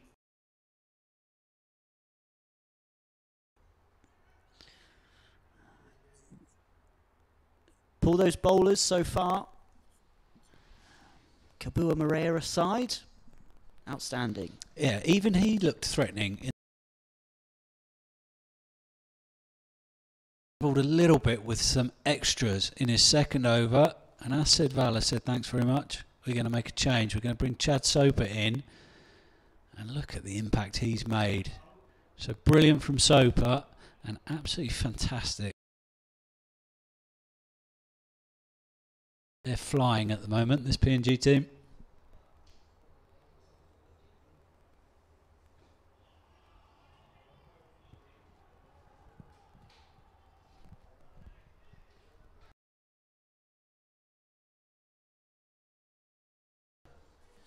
they're faltering throughout.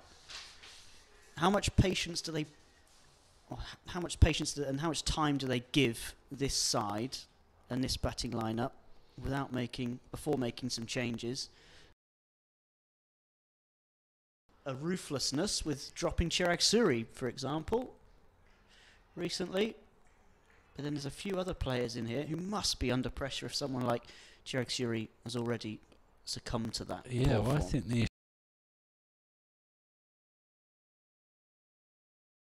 enough faith for long enough that people can learn quite what's expected of them in certain roles and certain positions of the game. We've seen different opening partnerships in this competition. No Chirag Suri. Players have been forgotten about from the previous regime at the start of this series, like Jonathan Figge was a highly talented young player, nowhere to be seen anymore.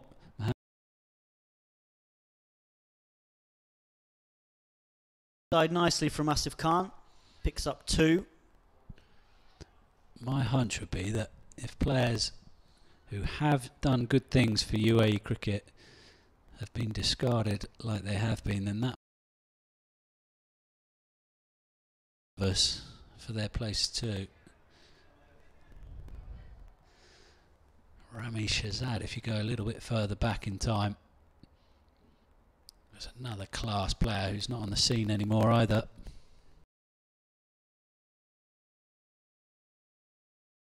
Players UAE have produced. Rami Shahzad, completely off the radar now. I think from the top of my head, Rami Shahzad and Jonathan Figge are the 2 highest averaging ODI batters. We only just saw a brief bit of him in his international career. He seems to have been forgotten about, unfortunately. And why is that, Paul? He's pushed into the offside for a single, Asif Khan.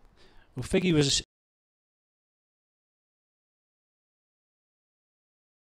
a little bit awry for him during COVID as well. Wasn't getting a huge amount of cricket in, so sort of fell by the wayside and was off the radar for a little bit. He is back playing now. Going to try and give it about a year of trying to crack pro cricket before he looks at other career options. We saw a lot of him, didn't we, Barney, coming through age group cricket.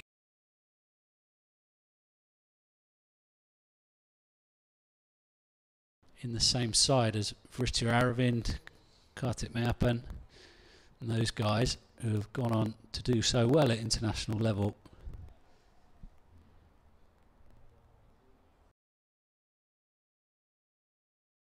Continuing for Papua New Guinea from the far end, Asif Khan kept the strike. Single at that final ball of the last over. Clips off his legs nicely. That should be 4 for Asif Khan.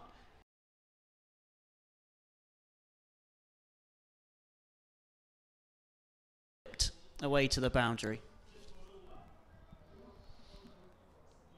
Yeah, one thing they perhaps should be commended on is giving Asif Khan a few chances to try to prove he absolutely dominates domestic cricket. Plenty of shots like that.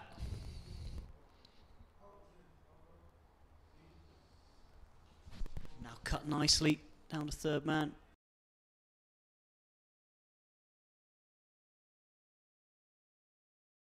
Clipped off his pads for 4. It's fine leg and third man. Also on the rope. Rich Aravind comes on strike. Yeah, and this is a day, I think, for somebody like Asif Khan and Alishan. Often in the matches they played so far in no-win situations or situations where they can't really forward their own personal cases too well. Both of them, Asif Khan at the moment at the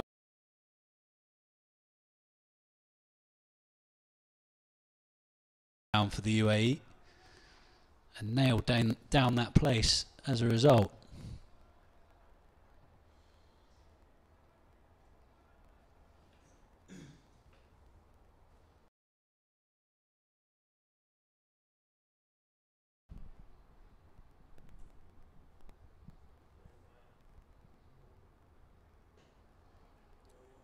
Can't beat the field. Rich Aravind as he cuts into the offside.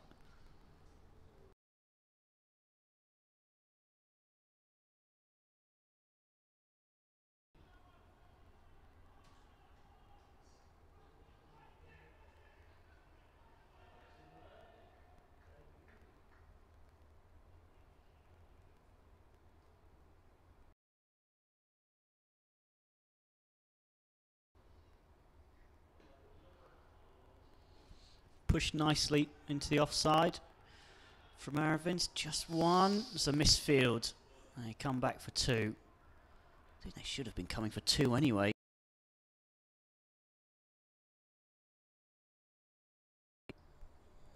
Fielder out on the far side. They just jarred his knee a little. Yeah, Gaudi Toka, that is out there on the cover, sweeping boundary. Good eyesight, Paul.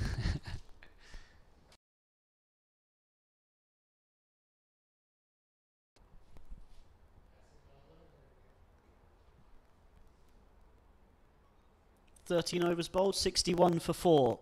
The UAE.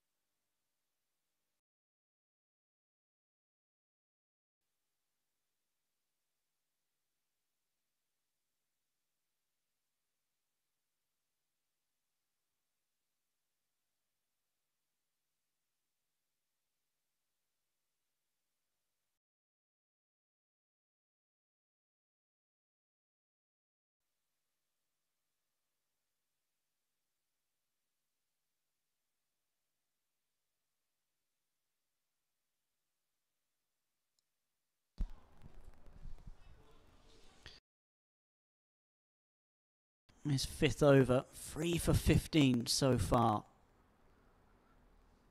Made a huge difference since coming into the attack.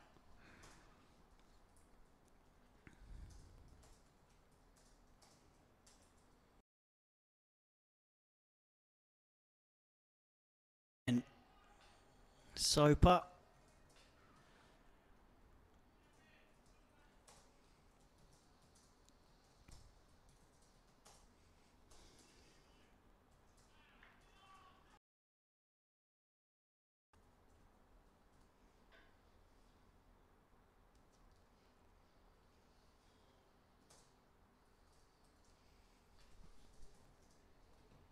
Full straight, big appeal. Not LBW candidate. He doesn't get his feet moving. That was a big appeal. Maybe get angling down the leg side. See again.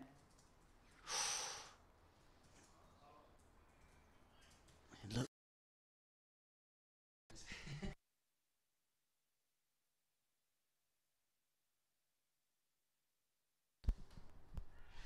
Oh, it's dropped.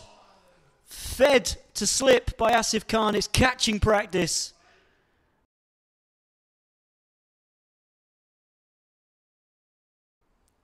Asif Khan, you lucky boy.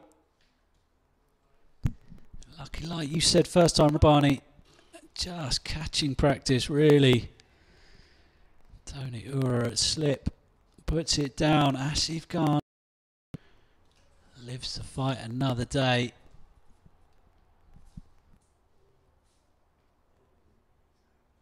Chad Soper, what a spell. Again, asking questions there.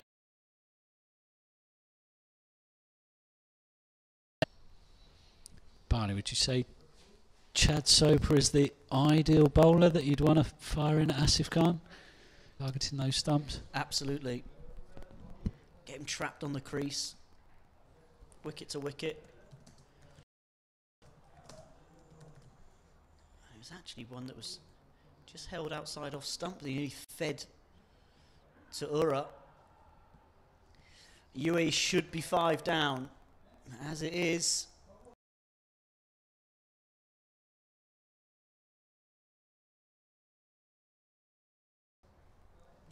3 for 16, Chad Soper after 5. He's been quite outstanding.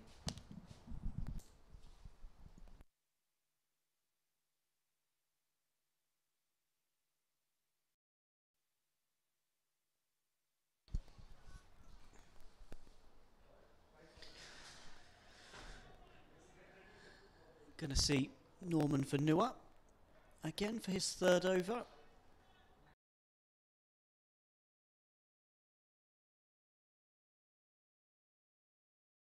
Quite found his range so far though. That's more like it for Norman Vanua. Paul, 2 drop catches today from Papua New Guinea. Neither of them particularly difficult. So the first, Wazim Sese Bao puts it down. It's virtually exactly the same, just slightly further to his left. You always think going away to your left. It's a right-handed batter in the slow.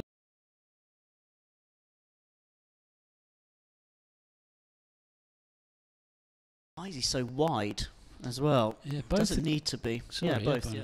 Both occasions, fielder's wide. I wonder if it's something to do with the slowness. You do sometimes see that here at this stadium. I often feel like sides try and cover a bit more space. Either way, it should really have been taken. Not something you see very often from this PNG team. They're sound fielders.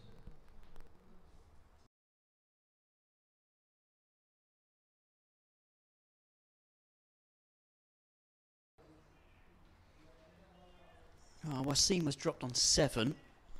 It looked like it might have proven to be costly. He went on to make 24 in the end. So it wasn't too bad for P. Khan now dropped on 9.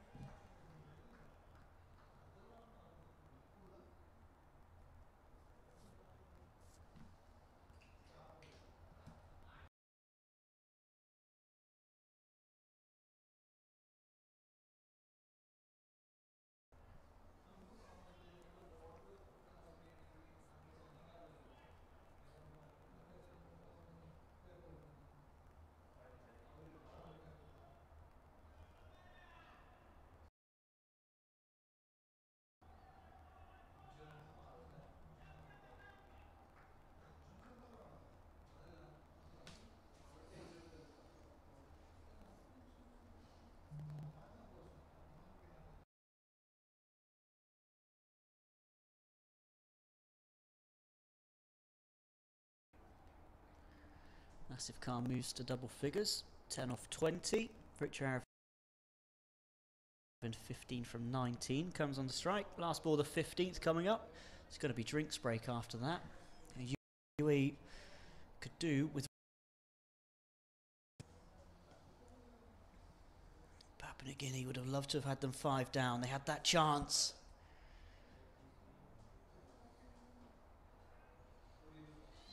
But 15 overs have been bowled. 60.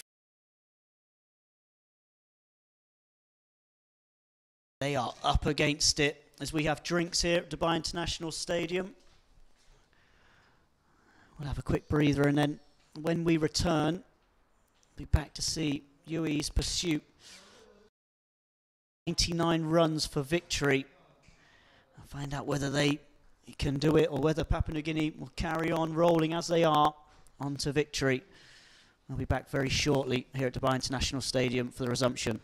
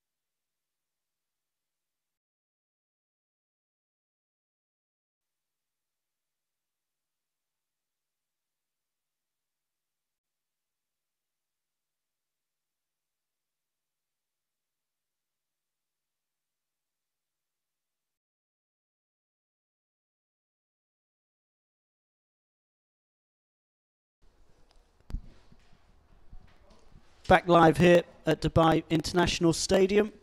We're going to see a change of bowling pool. Asad Vala coming into the attack. Yeah, Asad Vala bowled particularly well against Nepal yesterday.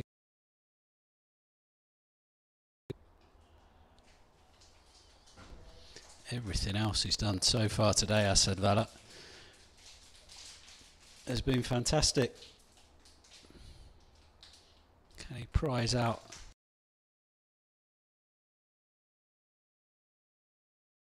198 more with just 6 wickets left?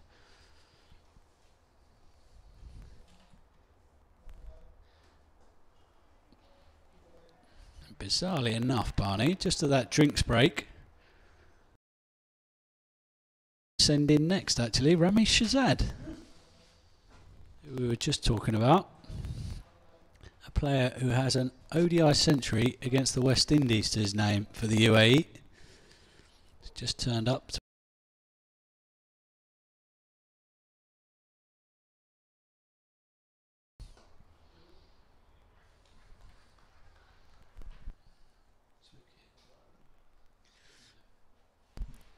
Did you have a chat?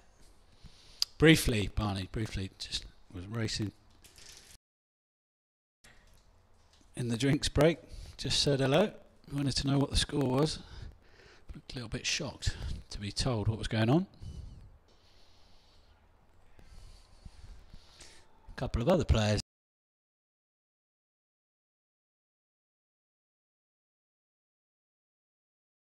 player as well,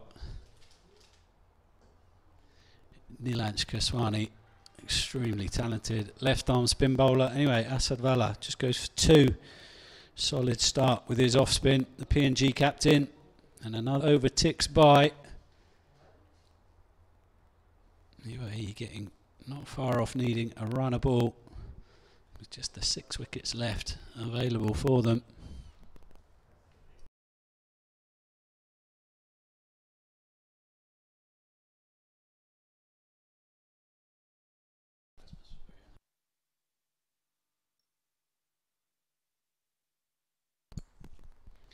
Norman Vanua continuing. Rich Aravind cutting. Could easily have ricocheted onto his stumps there. Rich Aravind.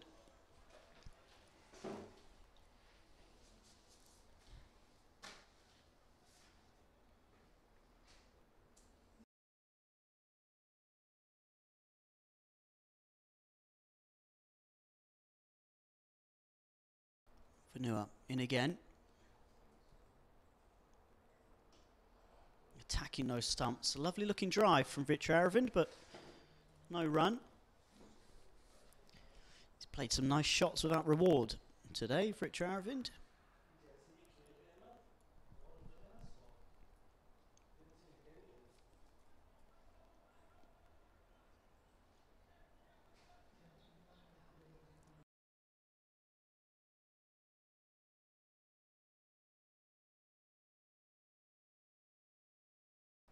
Short this time, cut again, it's another one where Rich Aravind just doesn't get the value for a very looking shot.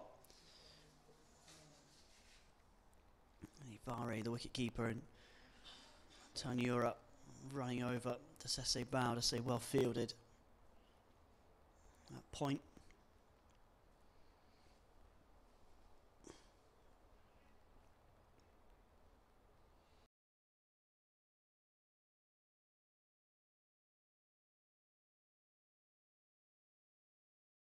Chad Super comes around to cut it off. It'll be 2 to UAE's wicketkeeper batter. 2 balls left in this over. See that required run rate now edging up to 6 and over. UAE's own run rate at the basement of 4.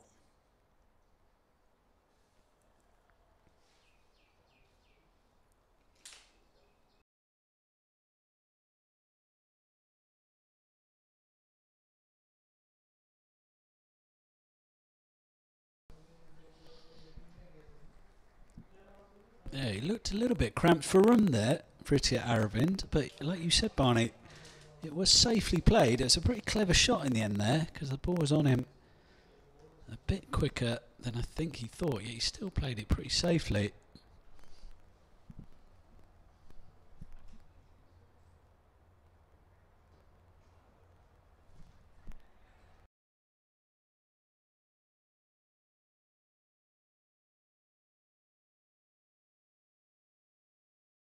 Four overs so far, so as well as taking those top order wickets, PNG are making scoring very difficult for UAE too. Asad Vallah will be back into the attack from the Sports City end, or continuing his spell I should say.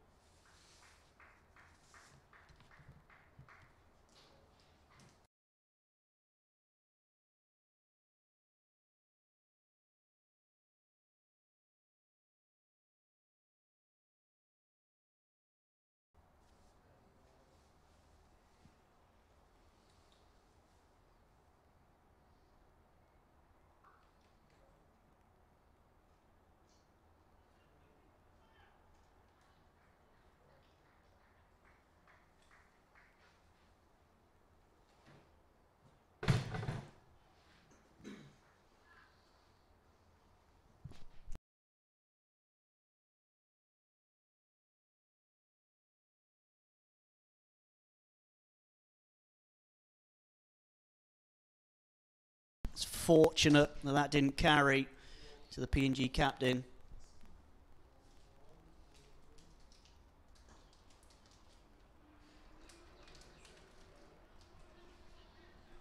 More flight from Vallah on that last delivery, inviting Aravind to an expansive shot. And again, this time he sweeps.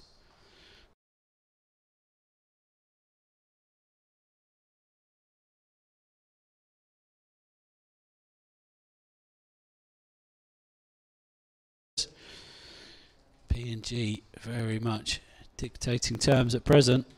UAE 72 for 4 after 18.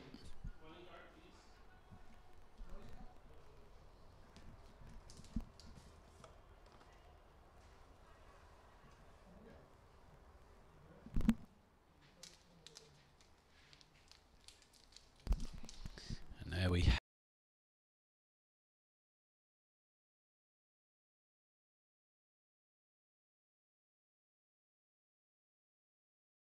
coming on for Kabua Marat, and then the others have been miserly so far.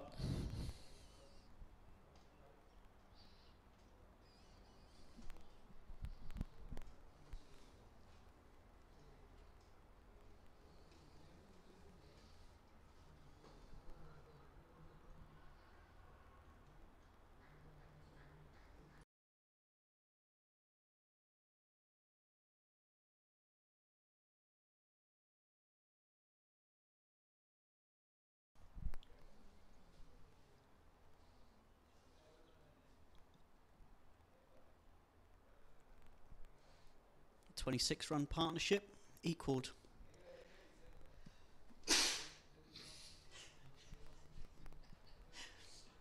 Excuse me, sneezed in the middle of that. Now a 27-run partnership, which means it's the best partnership of the innings so far.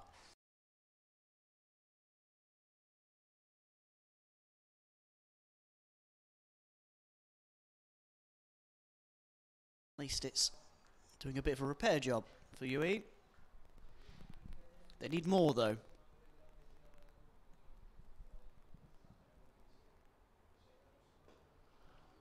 Driven nicely. Again, well fielded.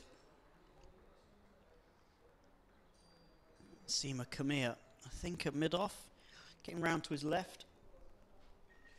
cutting off the ball.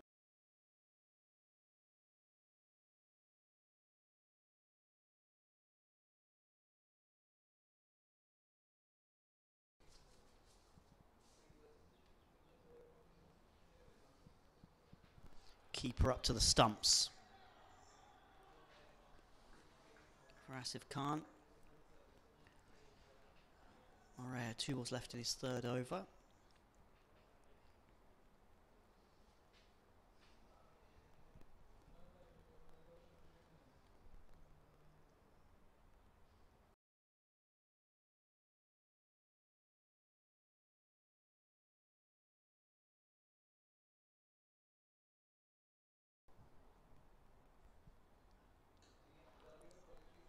Morea around the wicket. Asif Khan just nudges it down the ground for a single.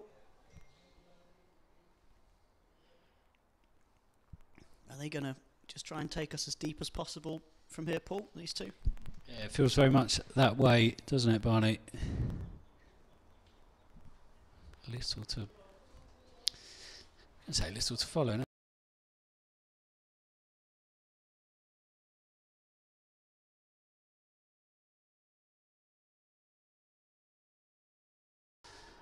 We're going to be a hideous run out and a row going on at the non-striker's end. Asif Khan and Vritit Aravind stood there 10 yards away debating exactly what should have happened there. They are not happy and it goes from bad to worse. It's absolutely brilliant fielding. Sese bow.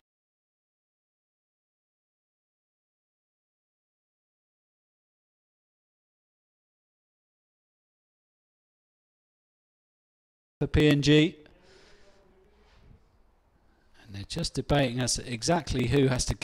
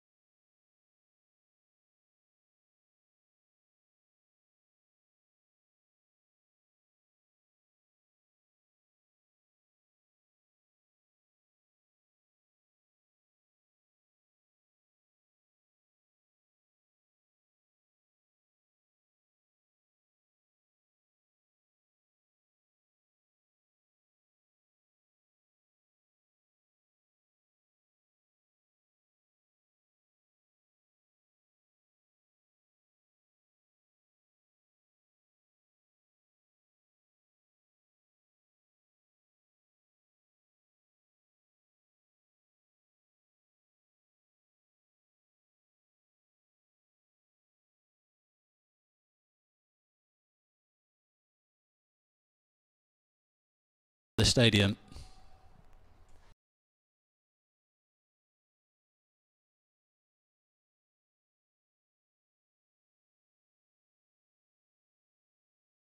leg side. There'll be 2. A better communicated piece of running on this occasion. I think, as far as I can recall watching it live, he certainly took a step or 2 down the wicket before bolting straight back when he saw Vritia coming his way. And that adds insult to injury of what's been a pretty woeful display from the UAE.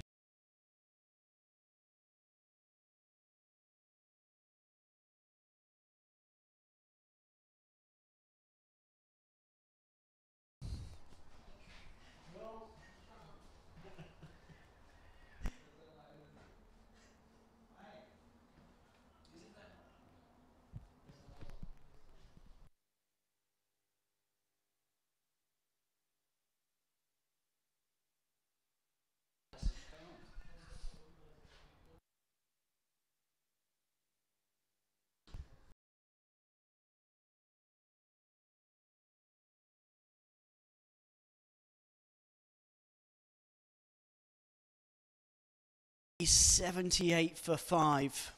They barely made it over the line, chasing 91 just the other day. This batting lineup is, well, brittle at best at the moment. 20 overs in, 78 for 5.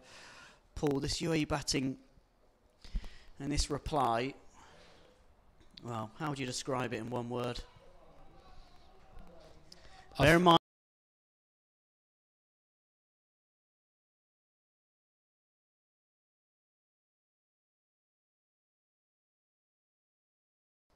to try and come up with something suitable for this. Woeful is the first that springs to mind, and any synonyms thereof.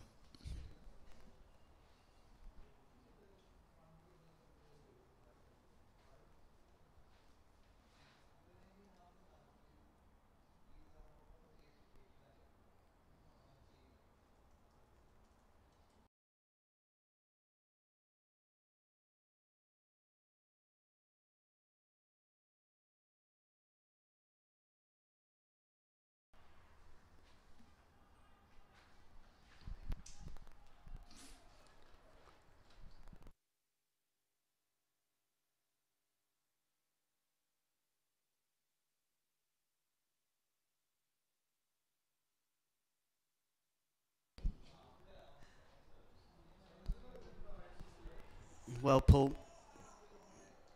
see if you take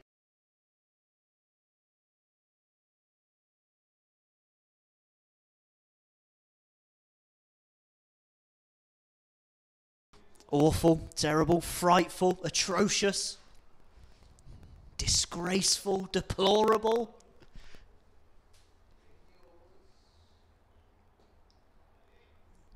Alishan off the mark, into the offside. Hopeless. I think that's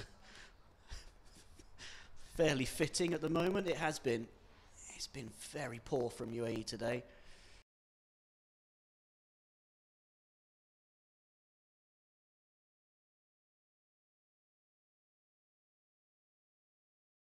Not one they've taken.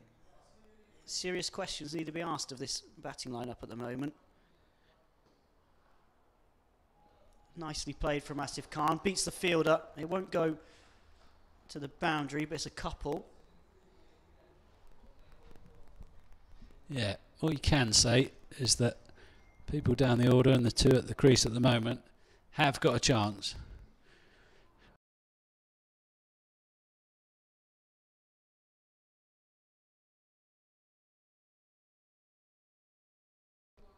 .182 still required. Seems a long, long way off. But they can do it. They'd be heroes. 81 for 5 after 21 overs.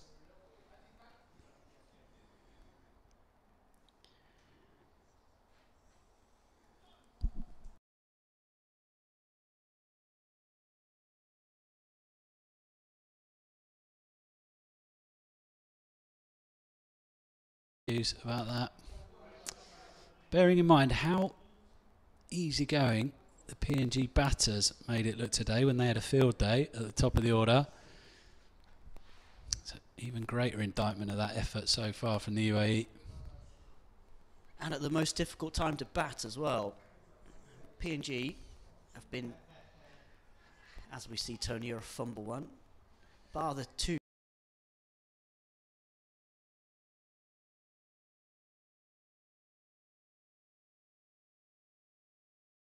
The captain bowling currently. Zasukar knocks it down the ground for another single. He'll be delighted. Very proud of this team. As you said earlier on, Paul, very much bottom of this ICC Men's Cricket World Cup League 2, supported by Dream 11 table. Cut nicely into the offside from Alishan Sharafu, and that'll be 4.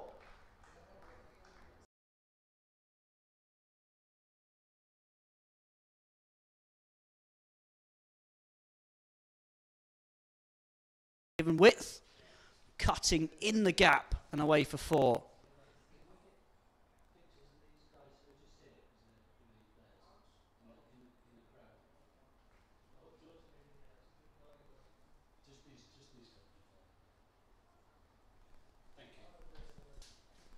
Lovely shot from Alishan Sharafu.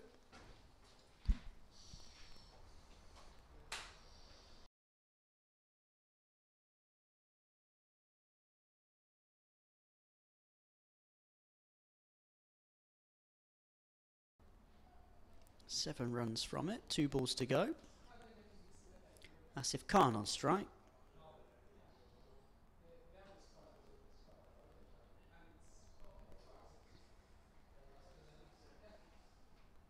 Paul, some interested observers that you mentioned before. Yeah, in the foreground there, Rami Shazad. You'd think UAE.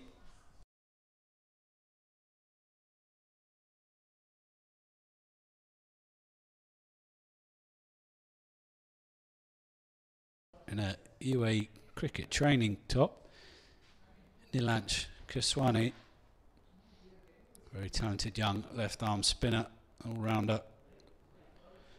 Very interested to see how they're, hopefully in Nilansh's case, future colleagues, and in Rami's case, erstwhile colleagues, are getting on. They're cheering them on.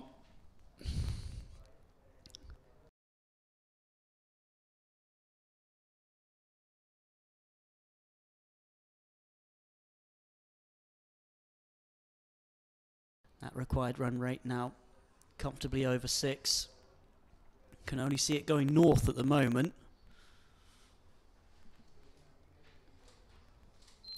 They need some magic, the UAE.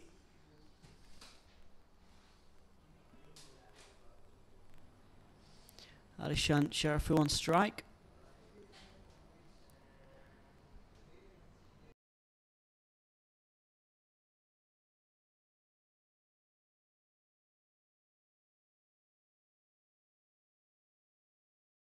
Coming round the wicket, pushed into the offside, a single to start the over from Sharafu. Good move this, Paul.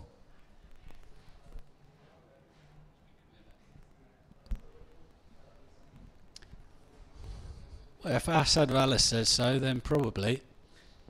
Everything he's doing is turning to gold at the moment, so I wouldn't be surprised if they nip one out here.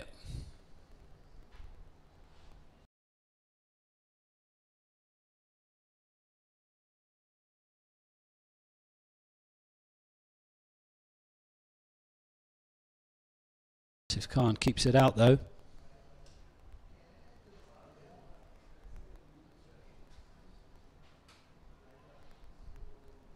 Akbar Ali, the third umpiring shot there.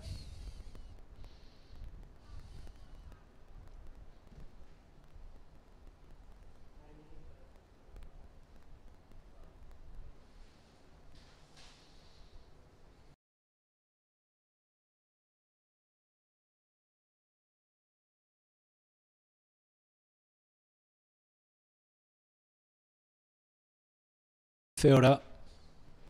It's another dot.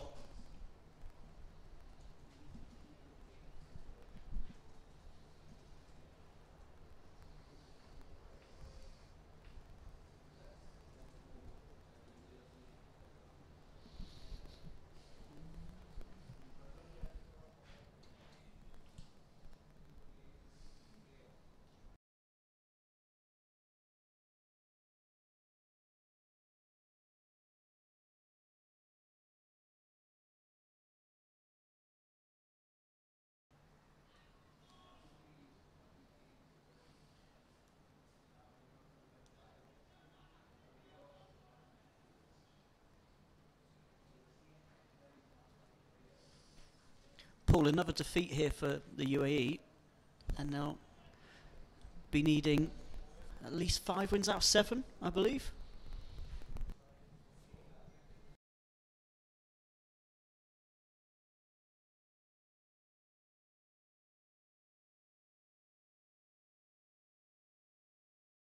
Now, given the way they're playing, putting a run together of wins like that, seeming a bit far-fetched, to be honest.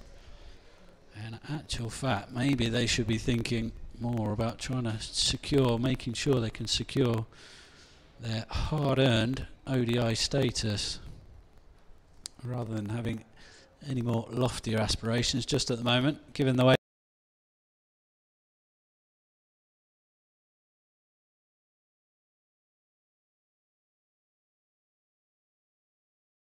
the UAE still some way off this target. Paul, what's required for them to do just that? complicated, Barney. Complicated. Top 5, I'm pretty sure. Top 5 in this group, I think, assures you of it. And then there's a few permutations thereafter related to the qualifier playoff in Namibia at the end of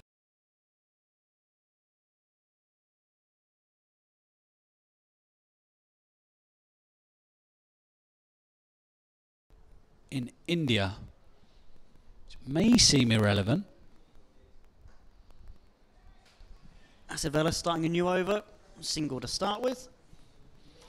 Yeah, if the UAE have to go to that playoff, as seems likely now, with a lot of things on the line there, and they may be without their coach. You don't know. Robin Singh also is part of the coaching staff at the Mumbai Indians.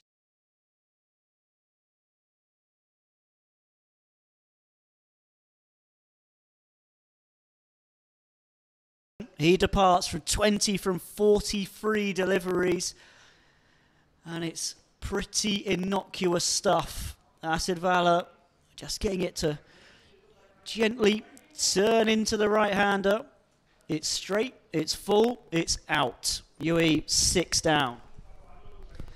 Yep, no noticeable sharp turn there from Acevella, just curving in towards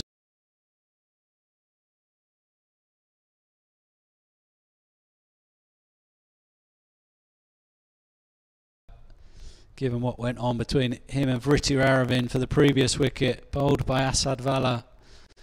UAE in absolute dire straits. 92 for 6 now.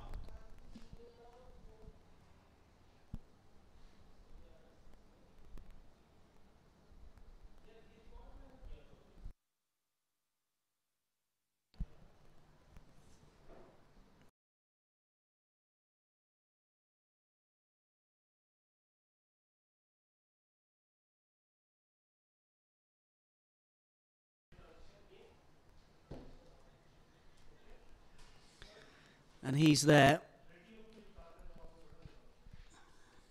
because Asif Khan just played round a straight one. It's a tame dismissal, wasn't it, Paul? Yeah, good description, Barney. Tamely plays around a straight, gentle.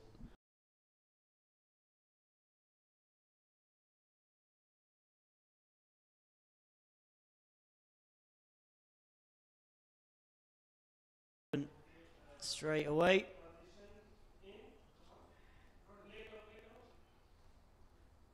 Here's that wicket. Just played all round a straight one. Middle stump pegged back. And back live. Tucked into the leg side for no run. Paul again, feet just not going anywhere from Asif Khan. Trapped on a crease, playing away and around.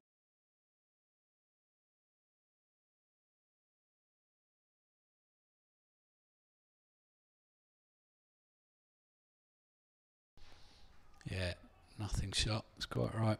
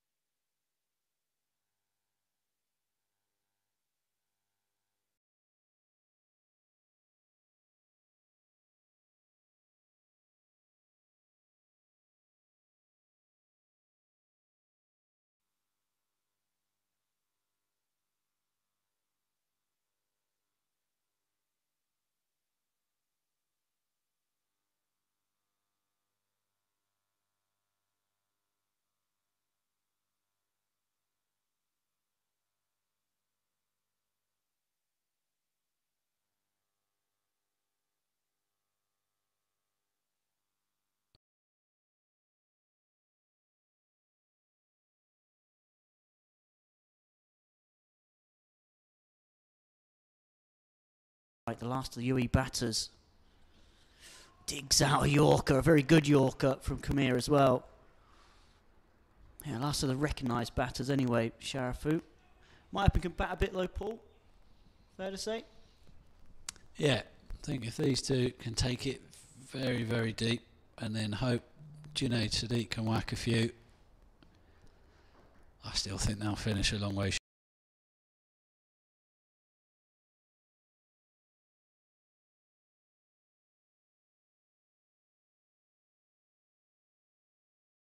Over mid-on.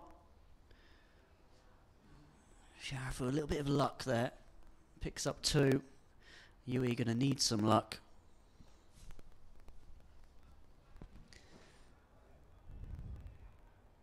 Yeah, he's taken a bit by surprise there. Sharafu is coming down the wicket to try and be positive, which is great to see.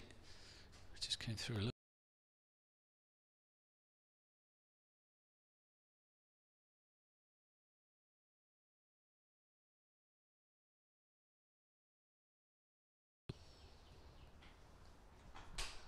Short and pulled from Sharafu.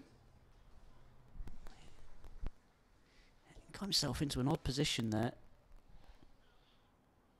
Kept on top of it though. Found a fielder in the end.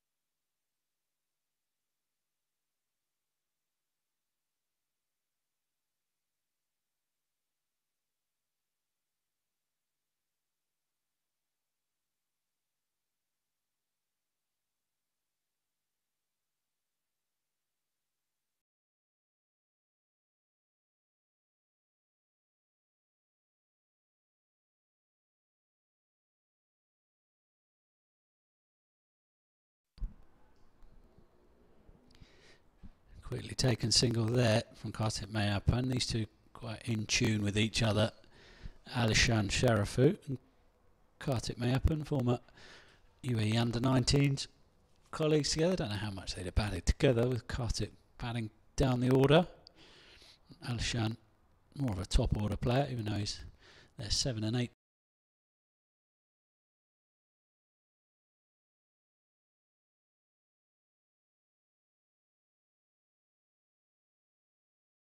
Wide down the leg side. Got through at a good rate that from Khmer. Quicker. Really targeting those toes of Alishan Sharafu, but getting his radar slightly wrong. We'll be halfway through this run chase in a moment. UAE 6 down. You see the required run rate is climbing.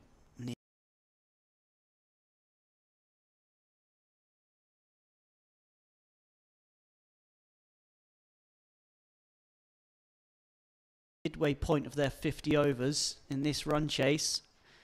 98 for 6.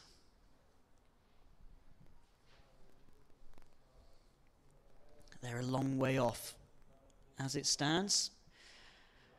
I think it's fair to say from ball 1 today, when Tony Ora punched it down the ground for 4, UAE have been a long way off ever since.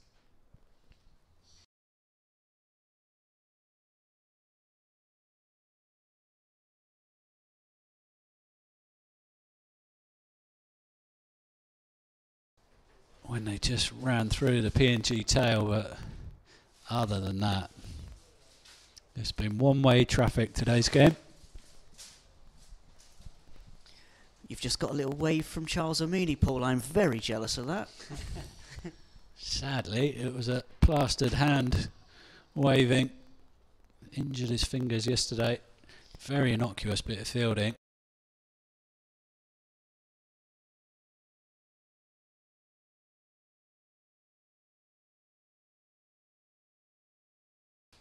Chad Soper back into the attack.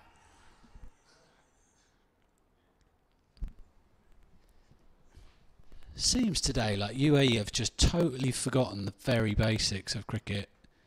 Haven't been able to field the ball, running between the wickets been woeful. Sent down a load of wides.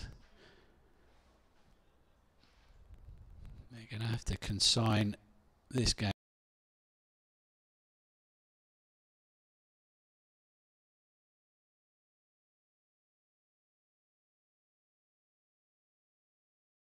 Rather just completely forget about it.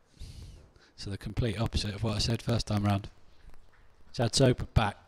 That's brilliant in his first spell. Pop it in the recycling. Well, actually, you don't want to recycle Don't recycle this, yeah. Go straight to landfill, this one.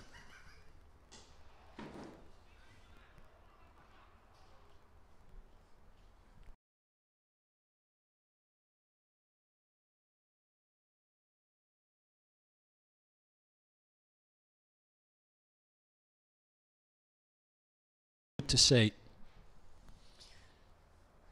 Yeah, as you said, he has an opportunity, doesn't he? With all these problems in the middle order. He's still up against it today, but a chance to impress. Totally right. Even if they do lose, if he can get a half century out of it.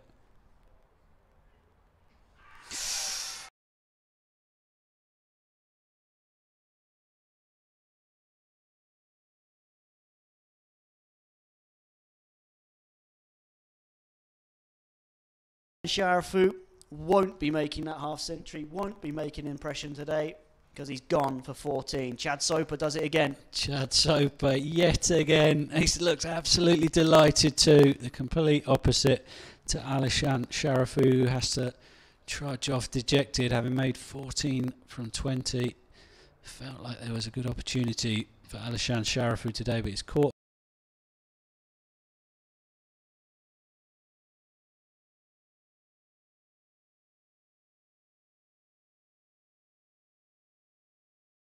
Halfway through their overs.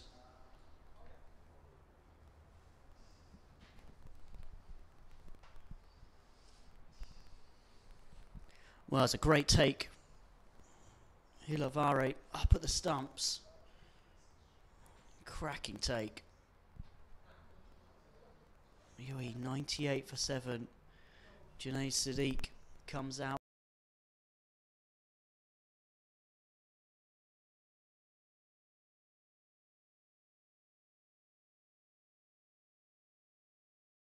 How many sixes does it require to get them to victory? That's what he'll be thinking.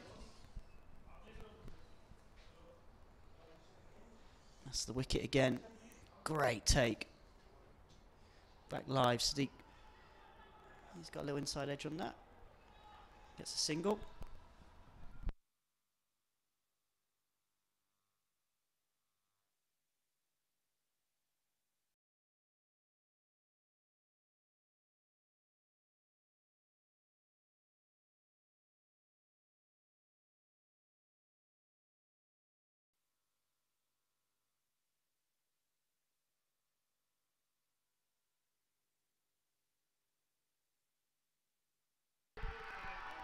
Big appeal for LBW. Not out. Maybe a little bit leg side. Well, Chad Soper. A golden arm today. 4 wickets.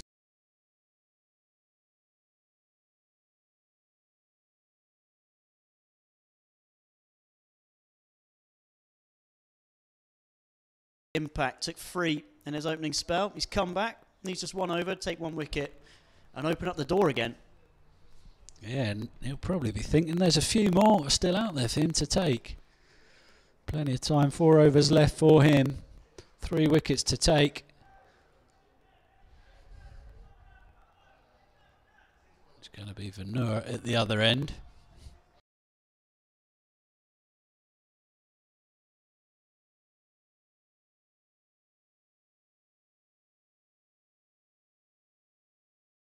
Boundary here. Gone. He won't be eyeing up the boundary anymore because Sadiq has gone. Norman Vanua has a wicket. And UAE are 8 down. It's another catch, Hilaveri. Things go from bad to worse for UAE.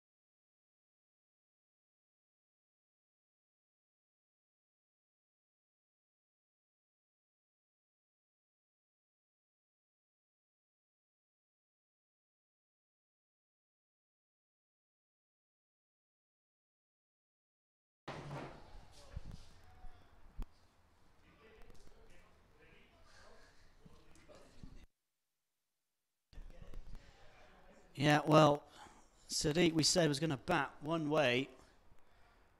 And, well, you can't be too critical when you're 99 for 7.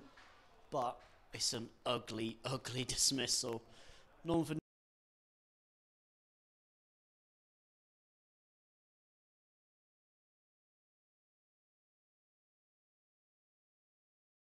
for a convincing, a dominant win over UAE here. So Khan's the new bat, and he's lining it up as well.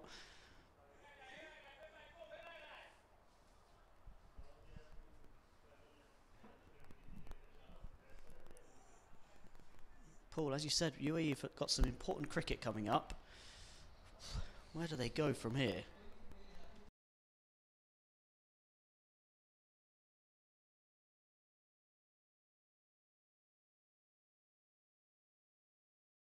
The way they're playing. So that means this series here, also involving Nepal, finish this one off, then they head to Kathmandu next week for the reverse, or all these 3 teams will head over there and assemble for another tri-series.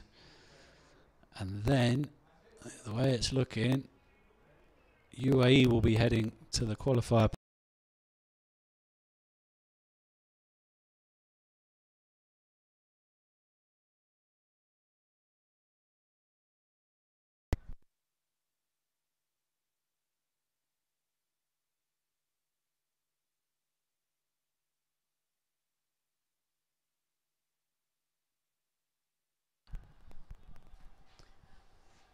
And for Papua New Guinea, Paul, an upturn in form now could be just the right time for them going into that playoff to try and have a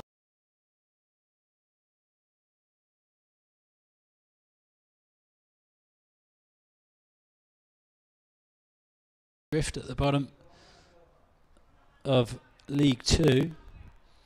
They'll all decamp to Namibia at the end of next month. They'll all be chasing 2 places to get into that qualifier in Zimbabwe.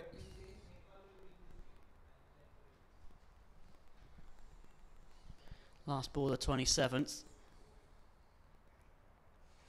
Norman Vanua with a wicket made.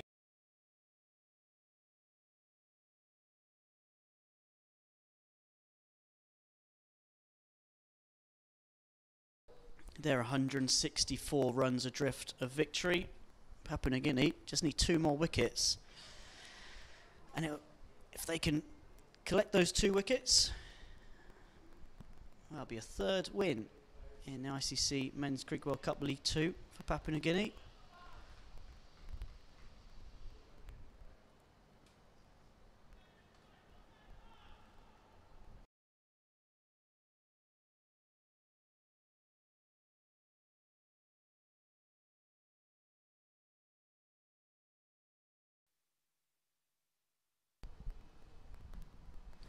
Down the leg side from Chad Soper.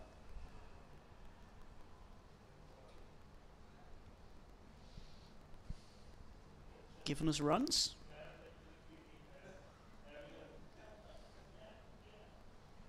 So Mayapan has another couple. And UAE bring up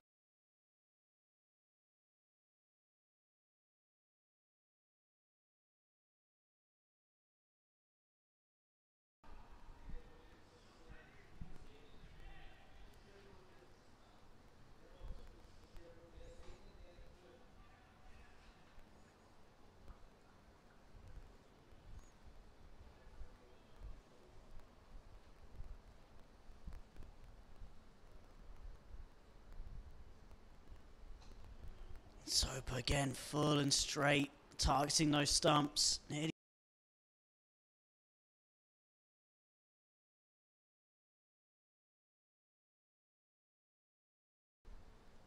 does the simple things incredibly well. Nothing too complicated, is there, about the way Chad Soper goes about his business? He's so consistent and perfect for the way Papua New Guinea go on the attack in ODI cricket. Yeah, he's Mr. Reliable, isn't he? Today, he's got his rewards as well.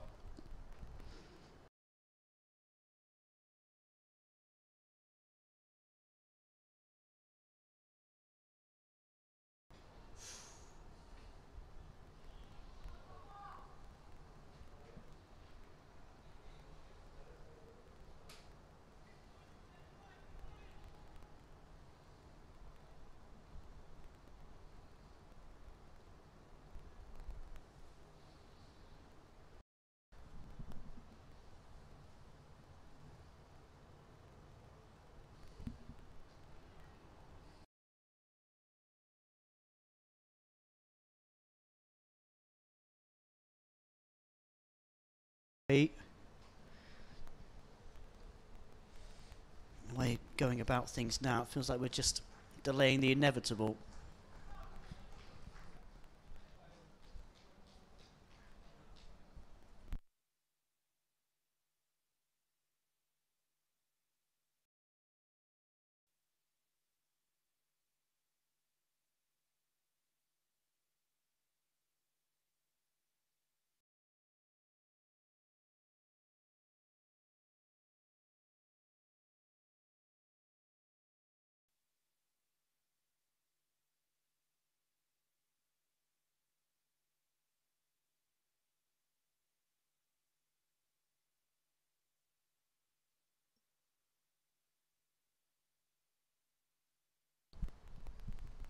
Riley Hukuri. Zahul Khan. First we're seeing of Riley Hukuri today.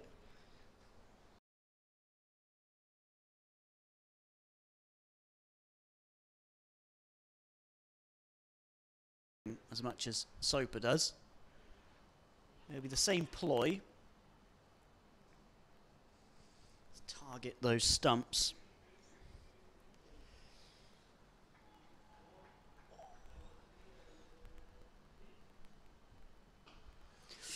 Nice shot. And freeing his hands, big long arms. Getting it over. Cover and away for a couple.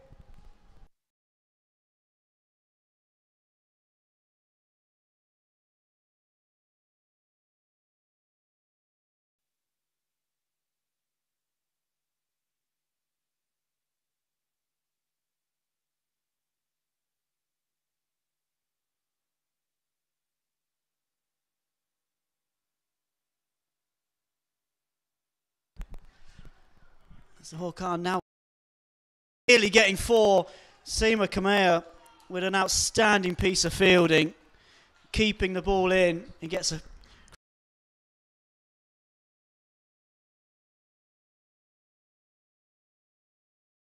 this game completely sewn up. He does not need to go for this and put his body on the line like that, but he does it anyway.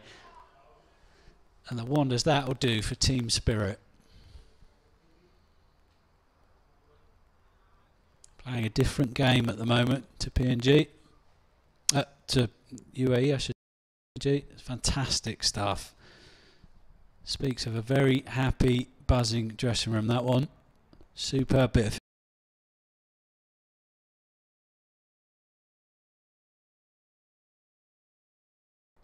yeah, it was right by us, and he made a real thud as he went thundering into the floor there. I was worried for him, actually. He got straight back up, got it in as quick as he could. It was absolutely fantastic stuff. He's going to have a rope burn, isn't he? Across his chest. Went flying over the boundary rope. Wasn't he? Seema Kamea.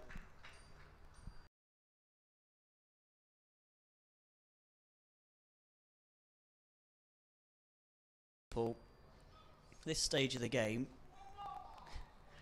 you would excuse someone just jogging that in. I must say, at any stage of the game today, you might have seen a UAE player jog that in.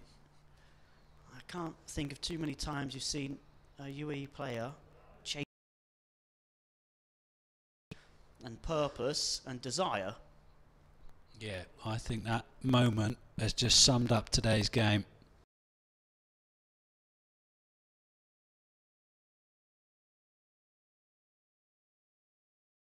Not so much. Chad Soprin again chasing a fifer. Chip back to him and he should have a fifer, but he puts it down. Mayappan driving firmly back to the bowler. But it hits the turf. Guinea. This is the latest. Pushed back to Soper and he shells it.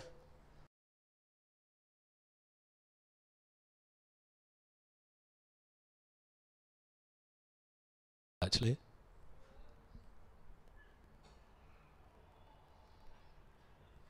Just zeroing in on those stumps every single time, Chad Soper. See it once more. Good angle here. No. That's the last delivery that was just tucked in.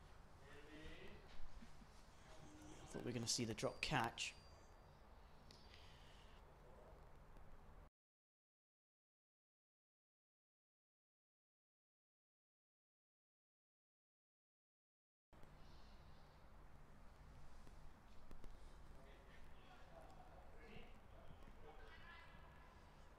It's been great to watch Papua New Guinea today. This is the drop catch. It went back firmly to Chad Soper. You'd expect. Oh, is that another drop? Has it carried? Not too sure. It's difficult if it did.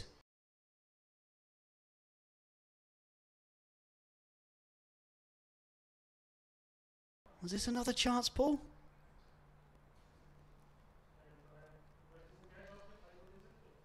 Oh, it's a tough one. Can't really tell. Couldn't tell it live actually.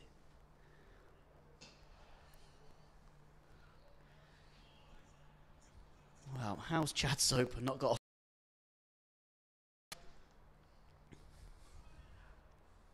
Last ball, the 30th now. Last ball of Soper's 8th.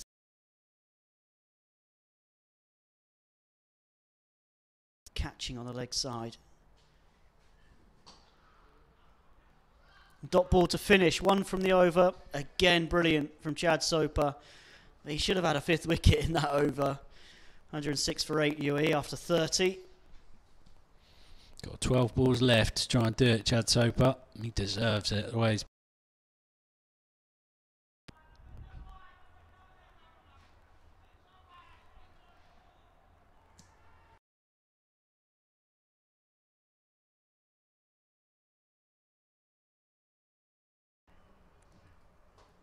that beautiful Dubai International Stadium, echoing with the sound of Papua New Guinea voices at the moment. They're thrilled with what's going on at present. There's a lot of noise coming from the fielders here. Hakure again.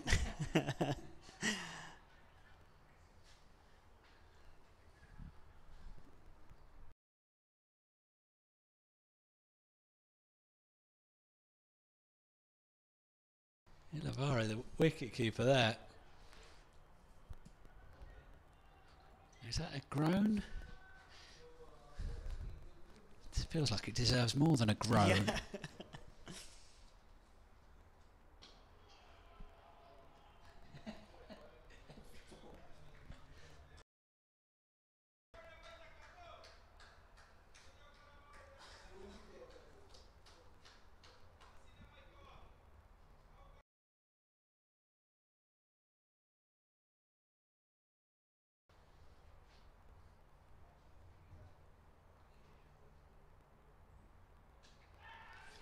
It's in the air.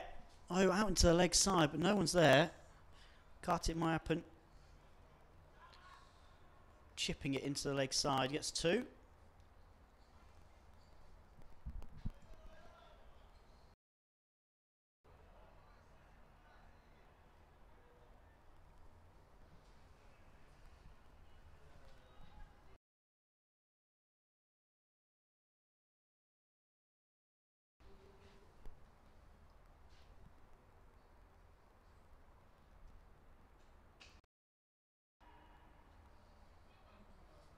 Single this time.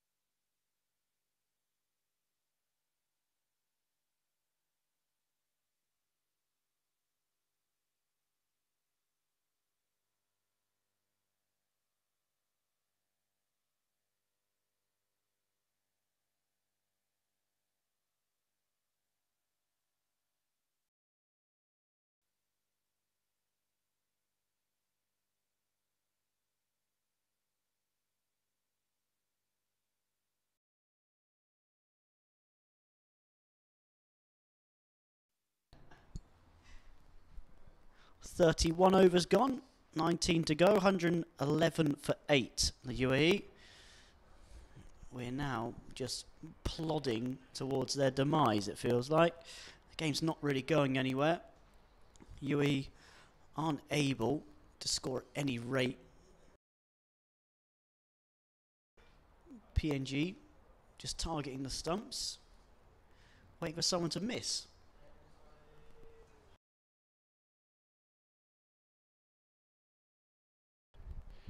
Here he goes in pursuit of that 5th wicket.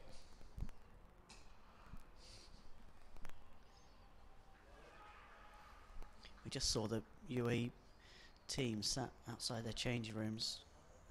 They are slumped to a man. And well, there's a little reason why.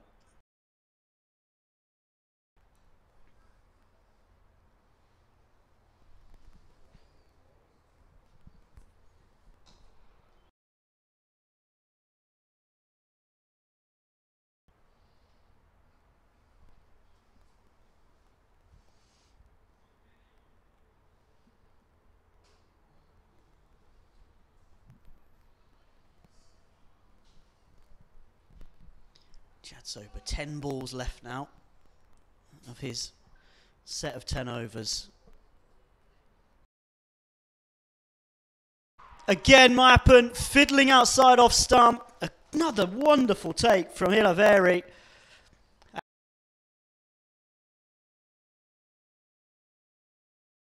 Outstanding from start to finish. 5 for 20. Another brilliant piece of bowling from Chad Soper. Excellent stuff. Got another good take as well. Chad Soper's delighted. They all are, rightly so. I seem to recall when Chad Soper came, Mohamed Wazim essayed him for a lovely 4 through cover. Chad Soper was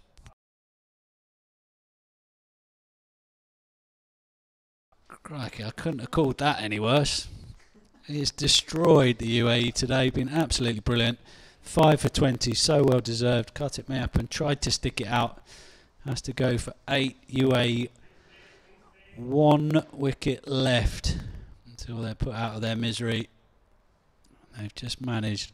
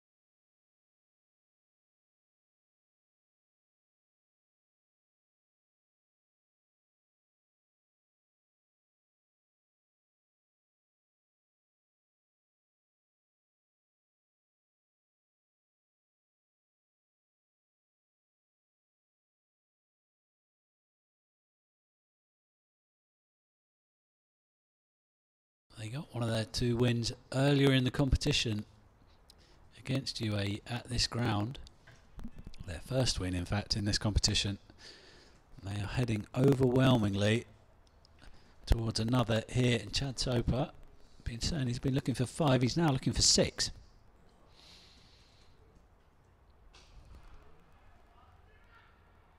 So gets it through the infield.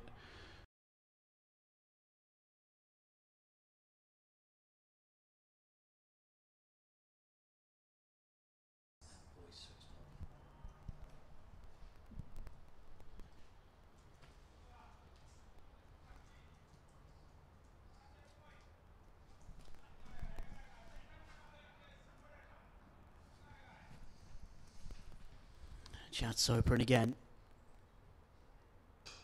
Struck firmly from Zahor Khan. Just one.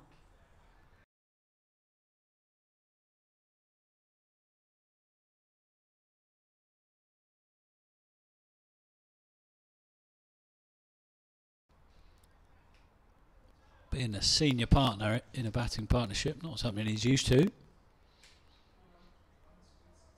Showing Hazrat Bilal how it should be done.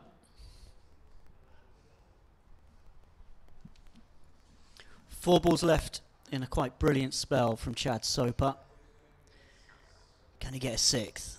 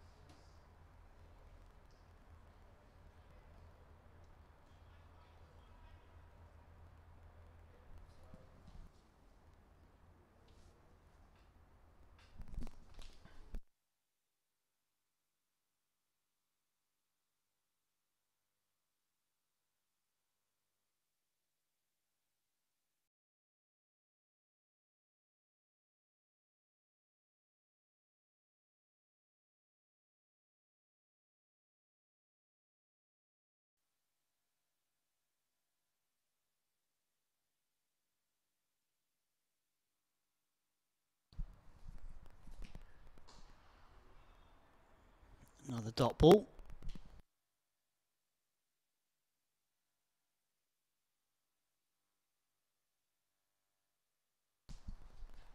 Last ball of Chad Soper's 10 overs.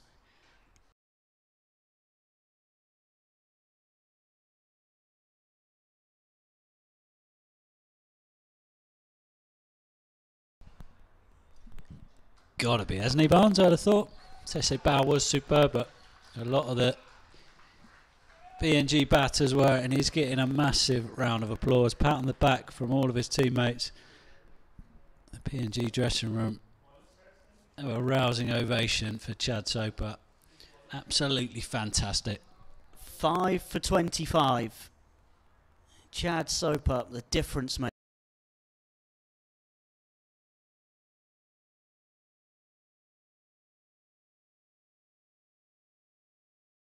It's got to be, hasn't he? Gotta be. I suppose one thing working in his favour from that perspective is that the batters sort of shared the runs around today. Tese Bow played well. Tony Ura got the today off to a brilliant start for PNG. It's got to be Chad Soper. You're going to be booting off, aren't you, if it's not? Crisp.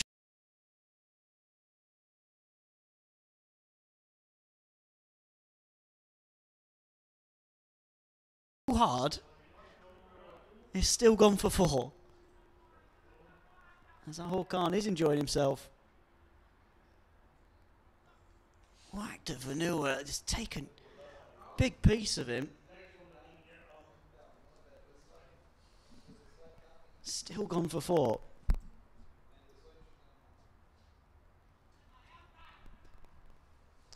Don't think I'd have liked to have been in the way of that.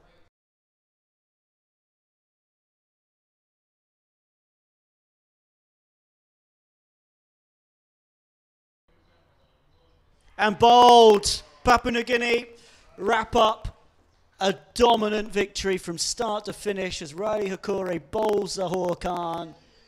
131 all out, the UAE. They only made it halfway to Papua New Guinea's total of 262. Papua New Guinea, bottom of this ICC Men's Cricket World Cup League 2.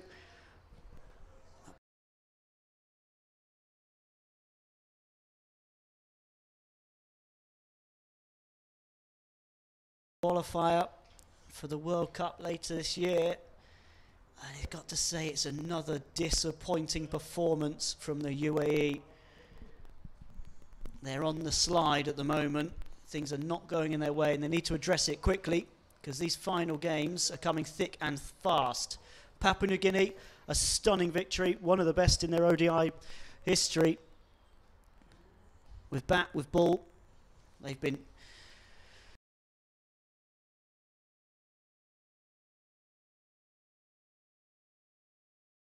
International Stadium. Yeah, you assessed it perfectly just then, Barney. UAE, in so many ways, the architects of their own downfall today. However, don't take anything away from that team in shot. They were brilliant. From start to finish, Tony Ura hit the first ball of the day for 4, and PNG rarely looked back thereafter. Had a little wobble just at the end of their innings. Spotted up a total that was 2 times good enough for the UAE, who got nowhere near it.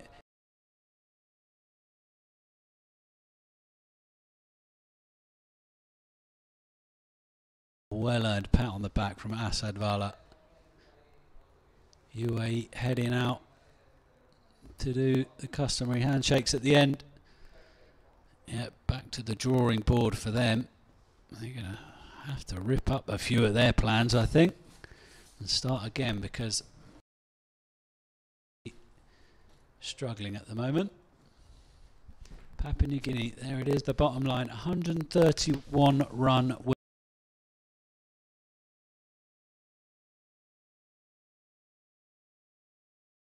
UAE perspective, batting card, well, it's miserable.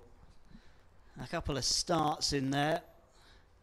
It doesn't really mean much, because from the get-go they were up against it. Mohamed Wasim, top.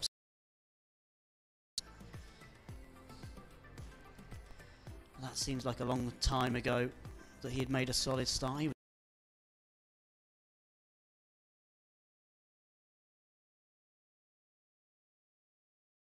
Chief among them, Chad Soper.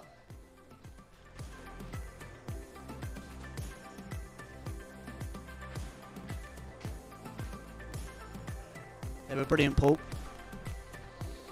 Yeah, these are the bowlers here. Sema Khmer bowled with fire.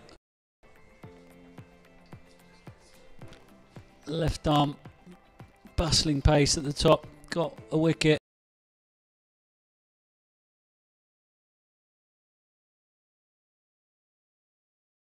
In there, 5 for 25, and fully deserving of it he was. He was absolutely brilliant. PNG, far too good for UAE today. Totally outplayed them. It was one-way traffic from start to finish. That is that. The match, so all you need to see is at the bottom. Papua New Guinea win by 131 runs. Dominant.